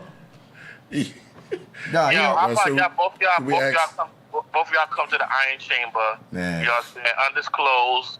You know what I'm saying? No, this ain't no versus shit, but you and him come to the Iron Chamber. Nah, man, I'm not even doing that. I'm not doing that. You crazy, yo. I'm not going to entertain it. I'm looking for Donnie. He need to stick to what he's doing, man. Tickets on that joint. Here's the thing. How about this? Here's the thing. Hey, nah, we ain't doing that because he's not a rapper. Since he's the all-time greatest scholar, let him defeat my boy Garfield, because I've been listening to Garfield for a long time. I'm gonna put 300 up. All right, you know what I mean? I put three to it. Yo, I'm not. Yo, stop playing with me, yo. I'm not doing that, yo. This ain't the clown. This ain't the clown show. This ain't the clown show, yo. I was talking about. You know what? I'm put some of that too. I'm gonna put some bread in that too. Man, you gonna let that money pass? Yeah, bro? I don't need the money, brother. I got a job. I don't need your money, Iron Sheik. Nah, I don't need your money. I can't take it. That's 900 right there. I'm not. I don't play those games. Takings, yo. I wish I knew. Yo, I'm not. It's not because real MCs is not gonna. That's like you're not gonna. If a dude can't rap, he's not really in the. Nobody's gonna battle a guy that don't be rapping like that. So that should be. You know what I'm saying? No. If I'm going to battle somebody, bring somebody. No, I'm not. No, don't try to play those games, bro. No, I'm not trying to hear what you saying, yo. Get out of here with that, yo. Hey, we got 900 on it. Yeah. I don't need your money, bro. I got 3. 3. Killah got 3, and I'm not saying he's a real MC, G. All right, let's pull up. Then there's no point to even talk about it. Since Danny started this, Danny Selena says, "Show him Tahuti verse." You put 3 on it. You want to see Tahuti verse? If y'all, man, nah, man. Danny started.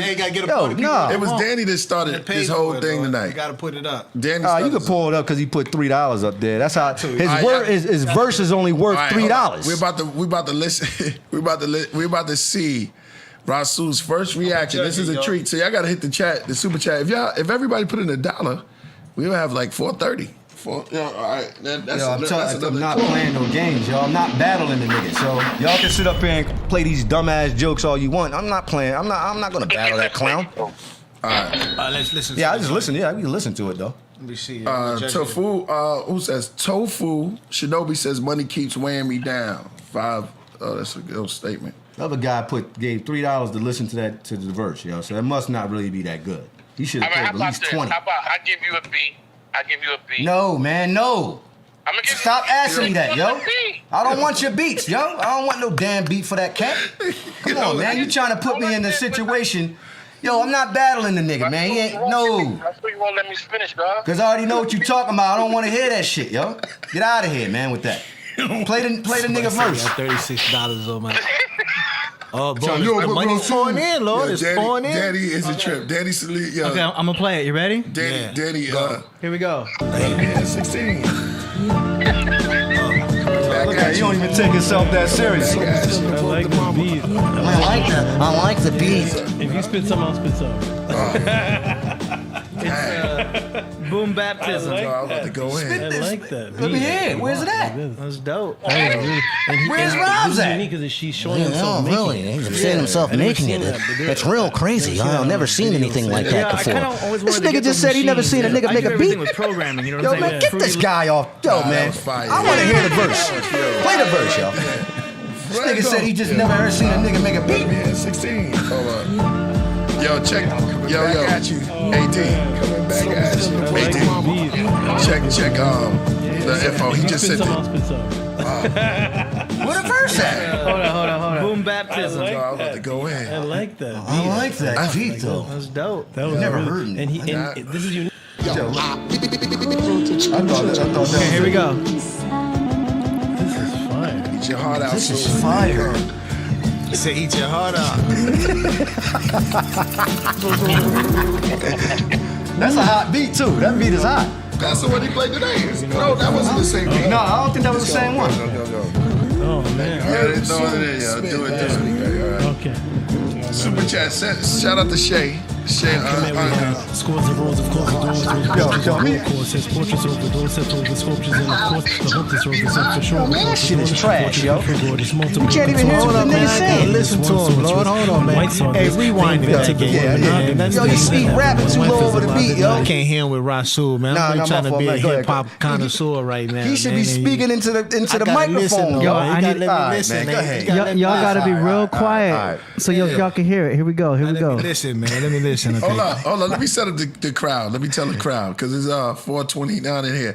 Yo, y'all about to see Rasul original first Rasul reaction. Yeah. To listening to Tahuti. Let him spit rap. I'm gonna say him. Let him rap. So this is okay. Go ahead. Go ahead. I'm gonna hear Tahuti. Go ahead, Tahuti. Okay, here we go. So all quiet. Here we go. Yo, hit that super chat, man. This is live. Remember this one.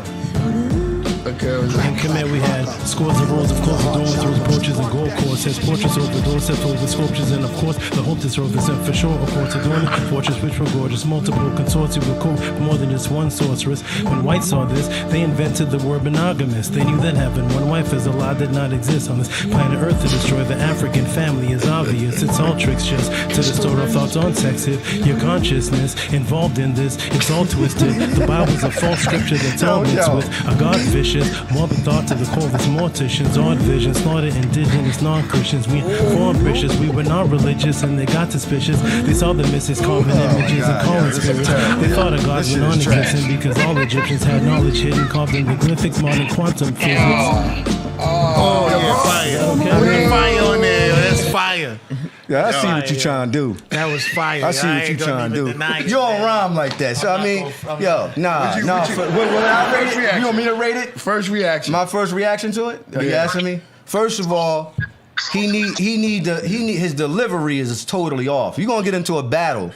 You gotta speak up to the microphone first of all. Then you gotta pronounce your words right. Because if you're going against somebody, you gotta really. Our battle is like I'm going up. I'm gonna bust your ass.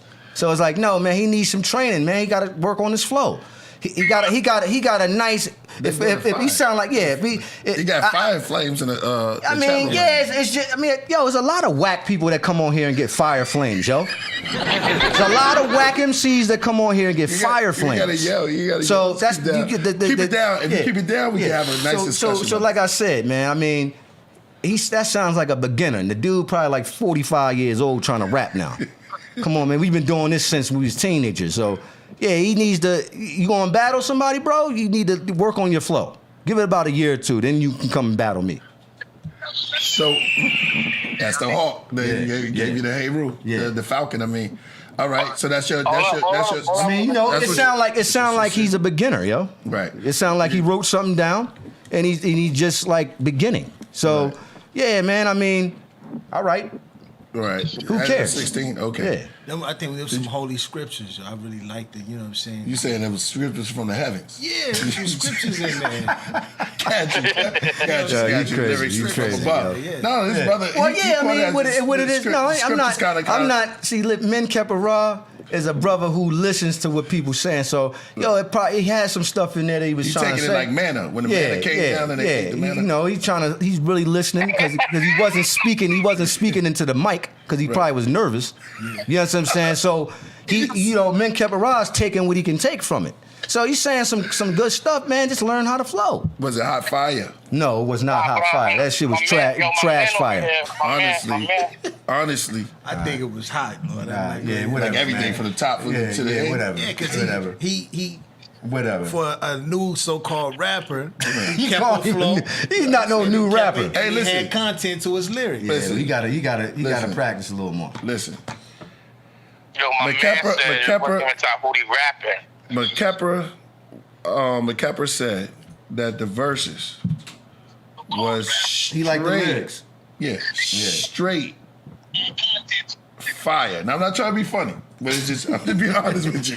All right, I mean, that's his job. That's his opinion. It's all an opinion. You know what I mean? And that's your opinion on it. Set up a battle, like I said. I'm not doing that, yo. Like I said, so it's out of it. Enough to get in the arena. No, he can't. Nah, man, I'm not going to embarrass that man like that. Cause I'm gonna go in. No, I really don't want to embarrass that brother like that. I'm gonna go in and talk about the Dr. York stuff and how he got on eyeliner. He coming up there with them stupid ass shoes on. Come on, man. It's like, yo, you going up against a b-boy, bro. You know. Because I'm gonna look at your kung fu. It's like the kung fu. No, it's like the golden. It's like the when the master says, I'm gonna kill you. You know what I'm saying? Like when he coming, he doing all of this. Yeah. But Sewell is saying, I don't even have to do anything. And you now look at your stomach. Like you go home and pull his shirt off and it's just hand cavity in that joint. And you didn't. So you say you hitting them with. You don't even have to do nothing. It's like almost like cheese. it ain't even that really. Like it ain't even a question of just anything. Right. Like you don't even fit in my daggone world. We MCs, yo. Don't let him get to you. No, I'm just saying. Yeah, because when clowns come up on platforms like this, right?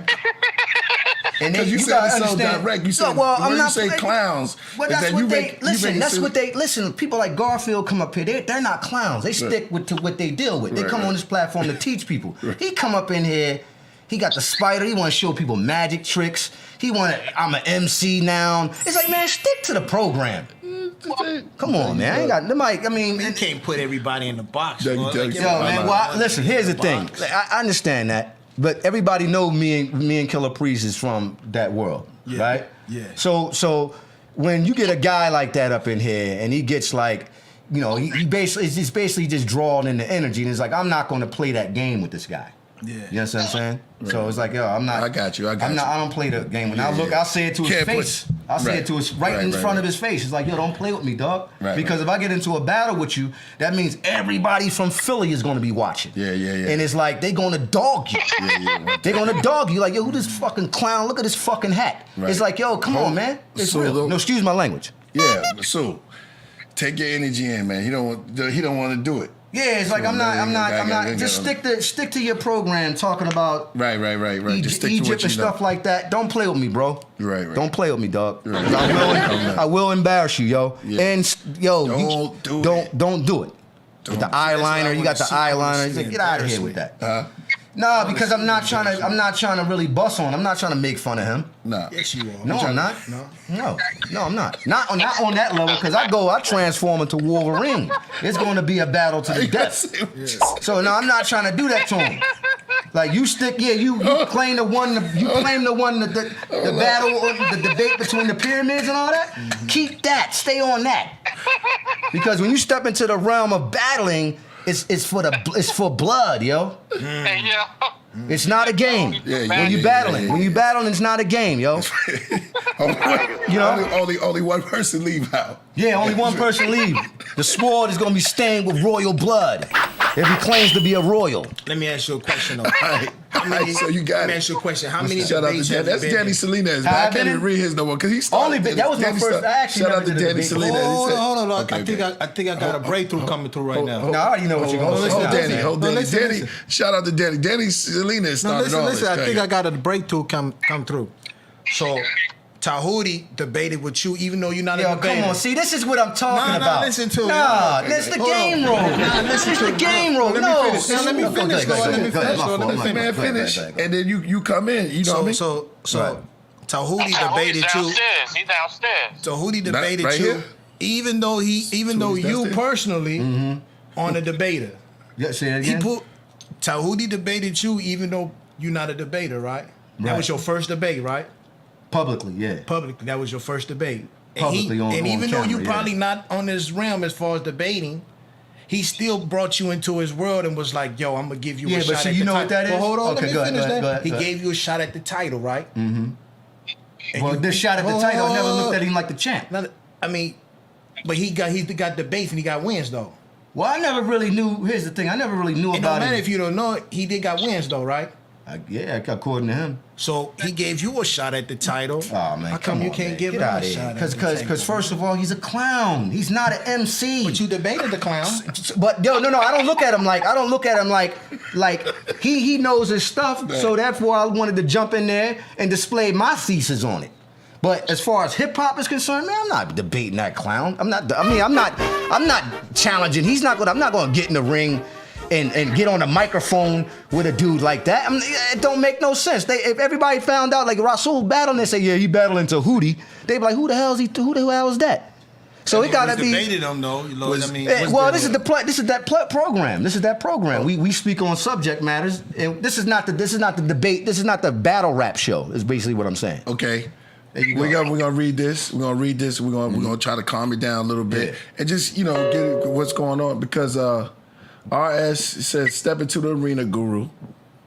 Drop like 4 throwaway bars real quick, and the discussion. No, I'm not.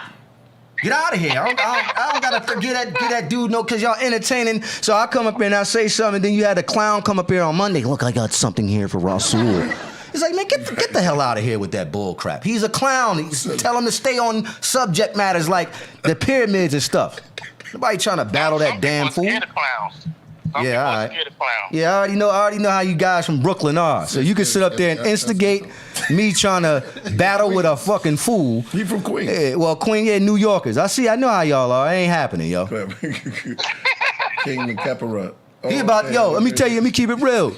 I'm gonna keep it real, yo. His days are numbered. Because now we got Garfield up here. We had Unc destroy him a couple of weeks ago. Yo, he can't come up in here with that pseudo stuff all the time. Because now we're going to have real scholars that wrote real books. He has not presented any kind of book, anything he wrote. So I can't really totally respect him. Huh? I'm sorry, guys. Yeah. Just keep. Yeah, we can't respect that. Write a book to Hootie instead of trying to rap. Just say he gave you a shot. You should give him a shot. No. That's what the promoters are saying. I don't care. Yeah. Promoters? Who the promoters? Me. Oh, okay. Yeah, whatever. Yeah. You're a scribe promoter. You ain't no. You're a brother. You're a sculptor. You ain't no. All right, you got the songs ready? You got the songs too? All right, shout out. Hold on. You're not gonna do it. Shout out to Man Capera. King Capera likes the flow, sending support for Tahuti's flow. I like the flow. She got flowers to Tahuti. Oh shit, I know. When girls make you listen. I don't care, yo. The girl Peace to that sister. If that's what you like, there you go. That's what's up. But I'm not jumping in the ring with that dude. All right. He ain't the dude to jump in the ring with. All right. So respectfully, yeah, we're gonna bow out gracefully, and then let that out. Let that go. All right.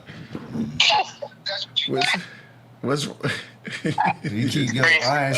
You keep. He had to call in. I had to call in on this one. Let's get Black Diamond. We got. Oh yeah. All right. So listen. Let's get Black Diamond join up here. Let's play. We got two more songs for Black Diamond, man. This is my man. We're running late, man. All right. Go ahead. Oh, fire. It's called The Black Priest. Yes. BLAQE. That beat is crazy. What up? Shit. Black diamond, the contradiction, spitting shit called friction. Pitching knowledge to fear with clear diction. But sometimes I won't lie, I talk about some shit that's on the low chakra level. It's time to talk about the devil and the Lord and how positive and negative creates life. And the real meaning of the Christ, the afterlife and all that. See, let's take it back. Now let's keep it here. Why this mind here? It's time to connect and elevate the game. Let's make a new lane with the educated and brothers that do bang. We all seen how they did Barack Hussein. We all monkeys to them. I wanna send something through them when I see them about to buck. I set them up quick. Cause I got knowledge of self and I tell them suck dick. They say I rhyme like a bully talking tough shit. But every line is divine. I'm sure in time you love it, beloved. Yeah, Killah Priest. How we do? You know what I mean? How you get on time goes by, an eye for an eye. We in this together, son. Your beef is mine. So long as the sunshine can light up the sky. Y'all sound good together, actually. Yeah.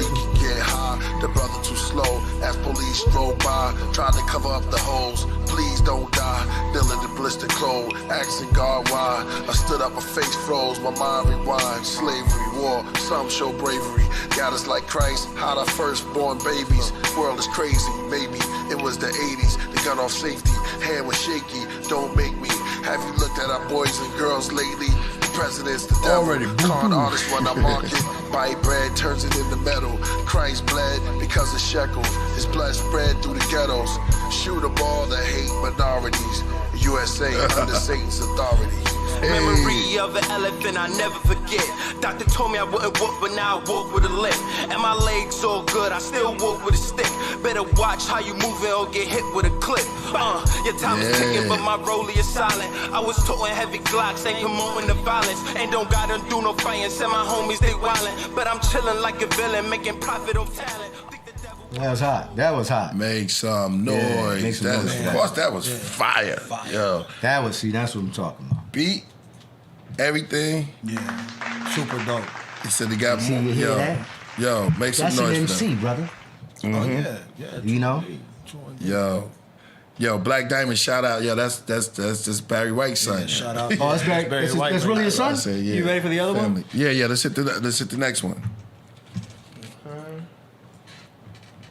That was Fuego. Oh, he got Karis. He told me he had tracks too. He got beat up. Yeah. Who's this? Same cat. Oh, okay. Awful net recharge, Bon Voyage. Getting fire all over the board, Lord.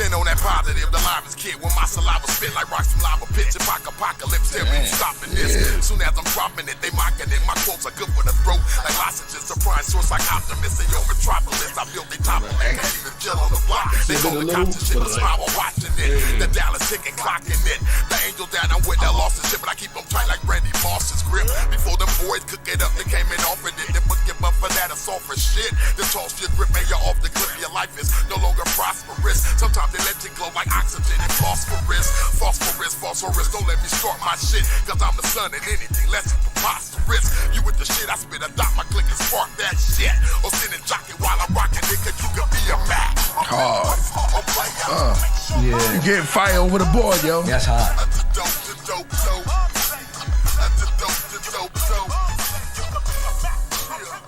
That's hot. Shout out to Black Diamond, yo. Yeah. Shout out to Black Diamond. Black Diamond, that's hard. What you think, AD? That was fire. I like all the way. Yeah. Fire across the board. The mix was hot. Yeah, I mean, I'm kind of particular about the vocals being on the effects. They put like an effect on it. Do you know what I'm saying? Okay. I probably wouldn't have done it personally, but I can understand why they did it. You know what I'm saying? It's for that. It's like a telephone effect. Sound like he was on the phone. Yeah. The first guy, right? Yeah, like You saying AD the first mix guy it. right there? Yeah. But I mean, that's why the way they want it like that. That's cool. You know what I'm saying? It's a matter of preference. You know, music is subjective. Yeah, trying to. So especially when you're making it, it's Yeah. like, no, I want it like that. Cool. That's cool. Yeah, some people. Everyone's got their own way. Some people like that. It's like a chef. Yeah. You know, every chef's gonna make an omelet in a different way. Yep. Yo, that was fire, yo. Shout out to Black Diamond. Yo, shout out to Cannabis. Big up the Can I. Yeah, shout out to Cannabis. He hit you up? He just hit you? Yeah, no doubt. Yeah, shout out to the great Cannabis. Yo, man, that was crazy, man. Yo, that was dope on everything. Yeah, exactly. Yo, thank y'all for coming out tonight, man. It was crazy, man. We gonna and these books, yo, special thank to come on, he was just here. Come on, priest. I'm Garfield. teaching Garfield, brother Garfield. Garfield. Man, that was great. I wish to have him back.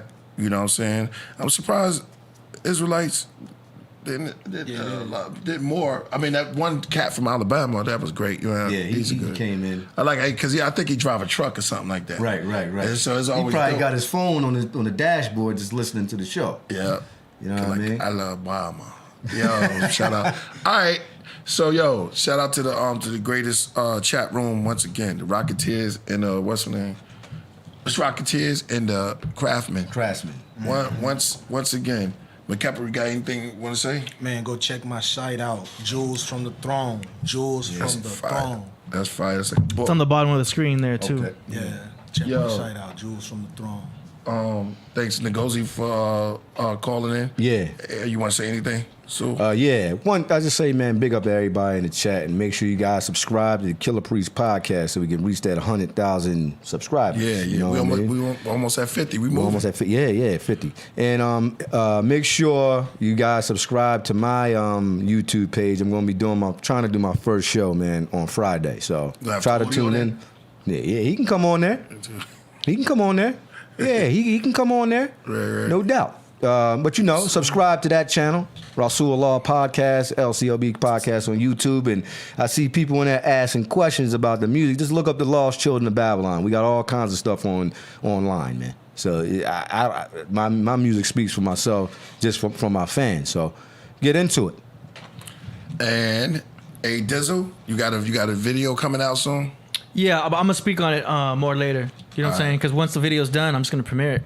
Yeah. You know I shot a video. I shot a video for. You gonna tell them the name of the song? Of course. Okay. Gotta do that. I'm not gonna hide nothing. Yo, shout out to everybody out there. I shot a video for Battle of the Locusts. Battle of the Locusts. Yeah, exactly. Next we're gonna come up. I had to do it, man, because everybody was asking about it. So the next one's gonna be Lord's Son. We're gonna keep that moving. We gotta do that. Lord's Son has got momentum again. I don't know what's it, but it's crazy. But that's a personal album right there. So that was it. Yeah, I think you should definitely do a song from that album. Yeah. So exactly. So Battle of the Locusts. Shout out to Ayatollah's. Holla Who at did me. that beat? Ayatollah. Okay. Ayatollah did that one? Yeah.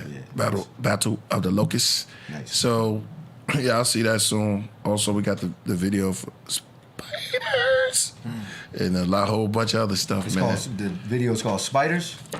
That's another. I'm just throwing stuff out. Anything else over kid? Is that good, AD? Yeah, I never usually tell people. Spiders? But Rudy gonna love that one. Yes. Yeah, he should. Can I get a like that? I think we shot. Email me that got song. Spiders, Can you man. email me that song, Spiders. Spiders? But anyway, AD, you can land a rocket. Okay, hold up. Before we land the rocket, shout out to Michael Jones. Just copped the album Horseman. UK Love. You gotta get Billy Carson. I keep hearing that name on UFOs to Bitcoin. Definitely going to reach out to that. We got our team back, our fillers, so we're going to have more. Sophia Stewart, Lexus K. Going to get her. This time she wants to build on sex magic and talking about that good stuff that cats want to hear about in the women. Also, exactly, and on some Kundalini tip. That's on Monday.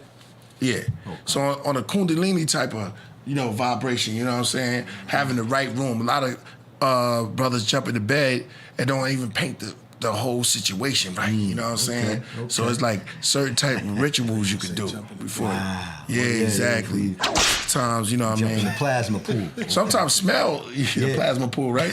Sometimes smell could do something. Why we put the plasma pool. The green room.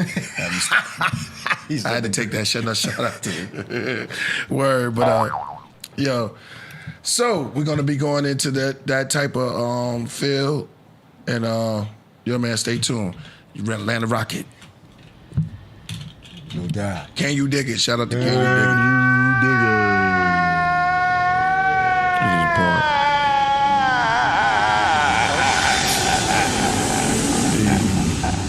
You in position under the moon. I'm so glad that we had this time.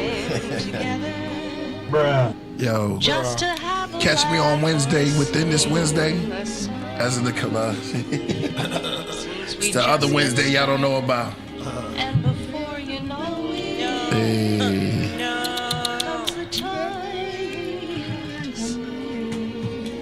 Too long, too strong. Remember. See y'all on Monday. Black Diamond. Peace. Greatest story always told. Scrolls.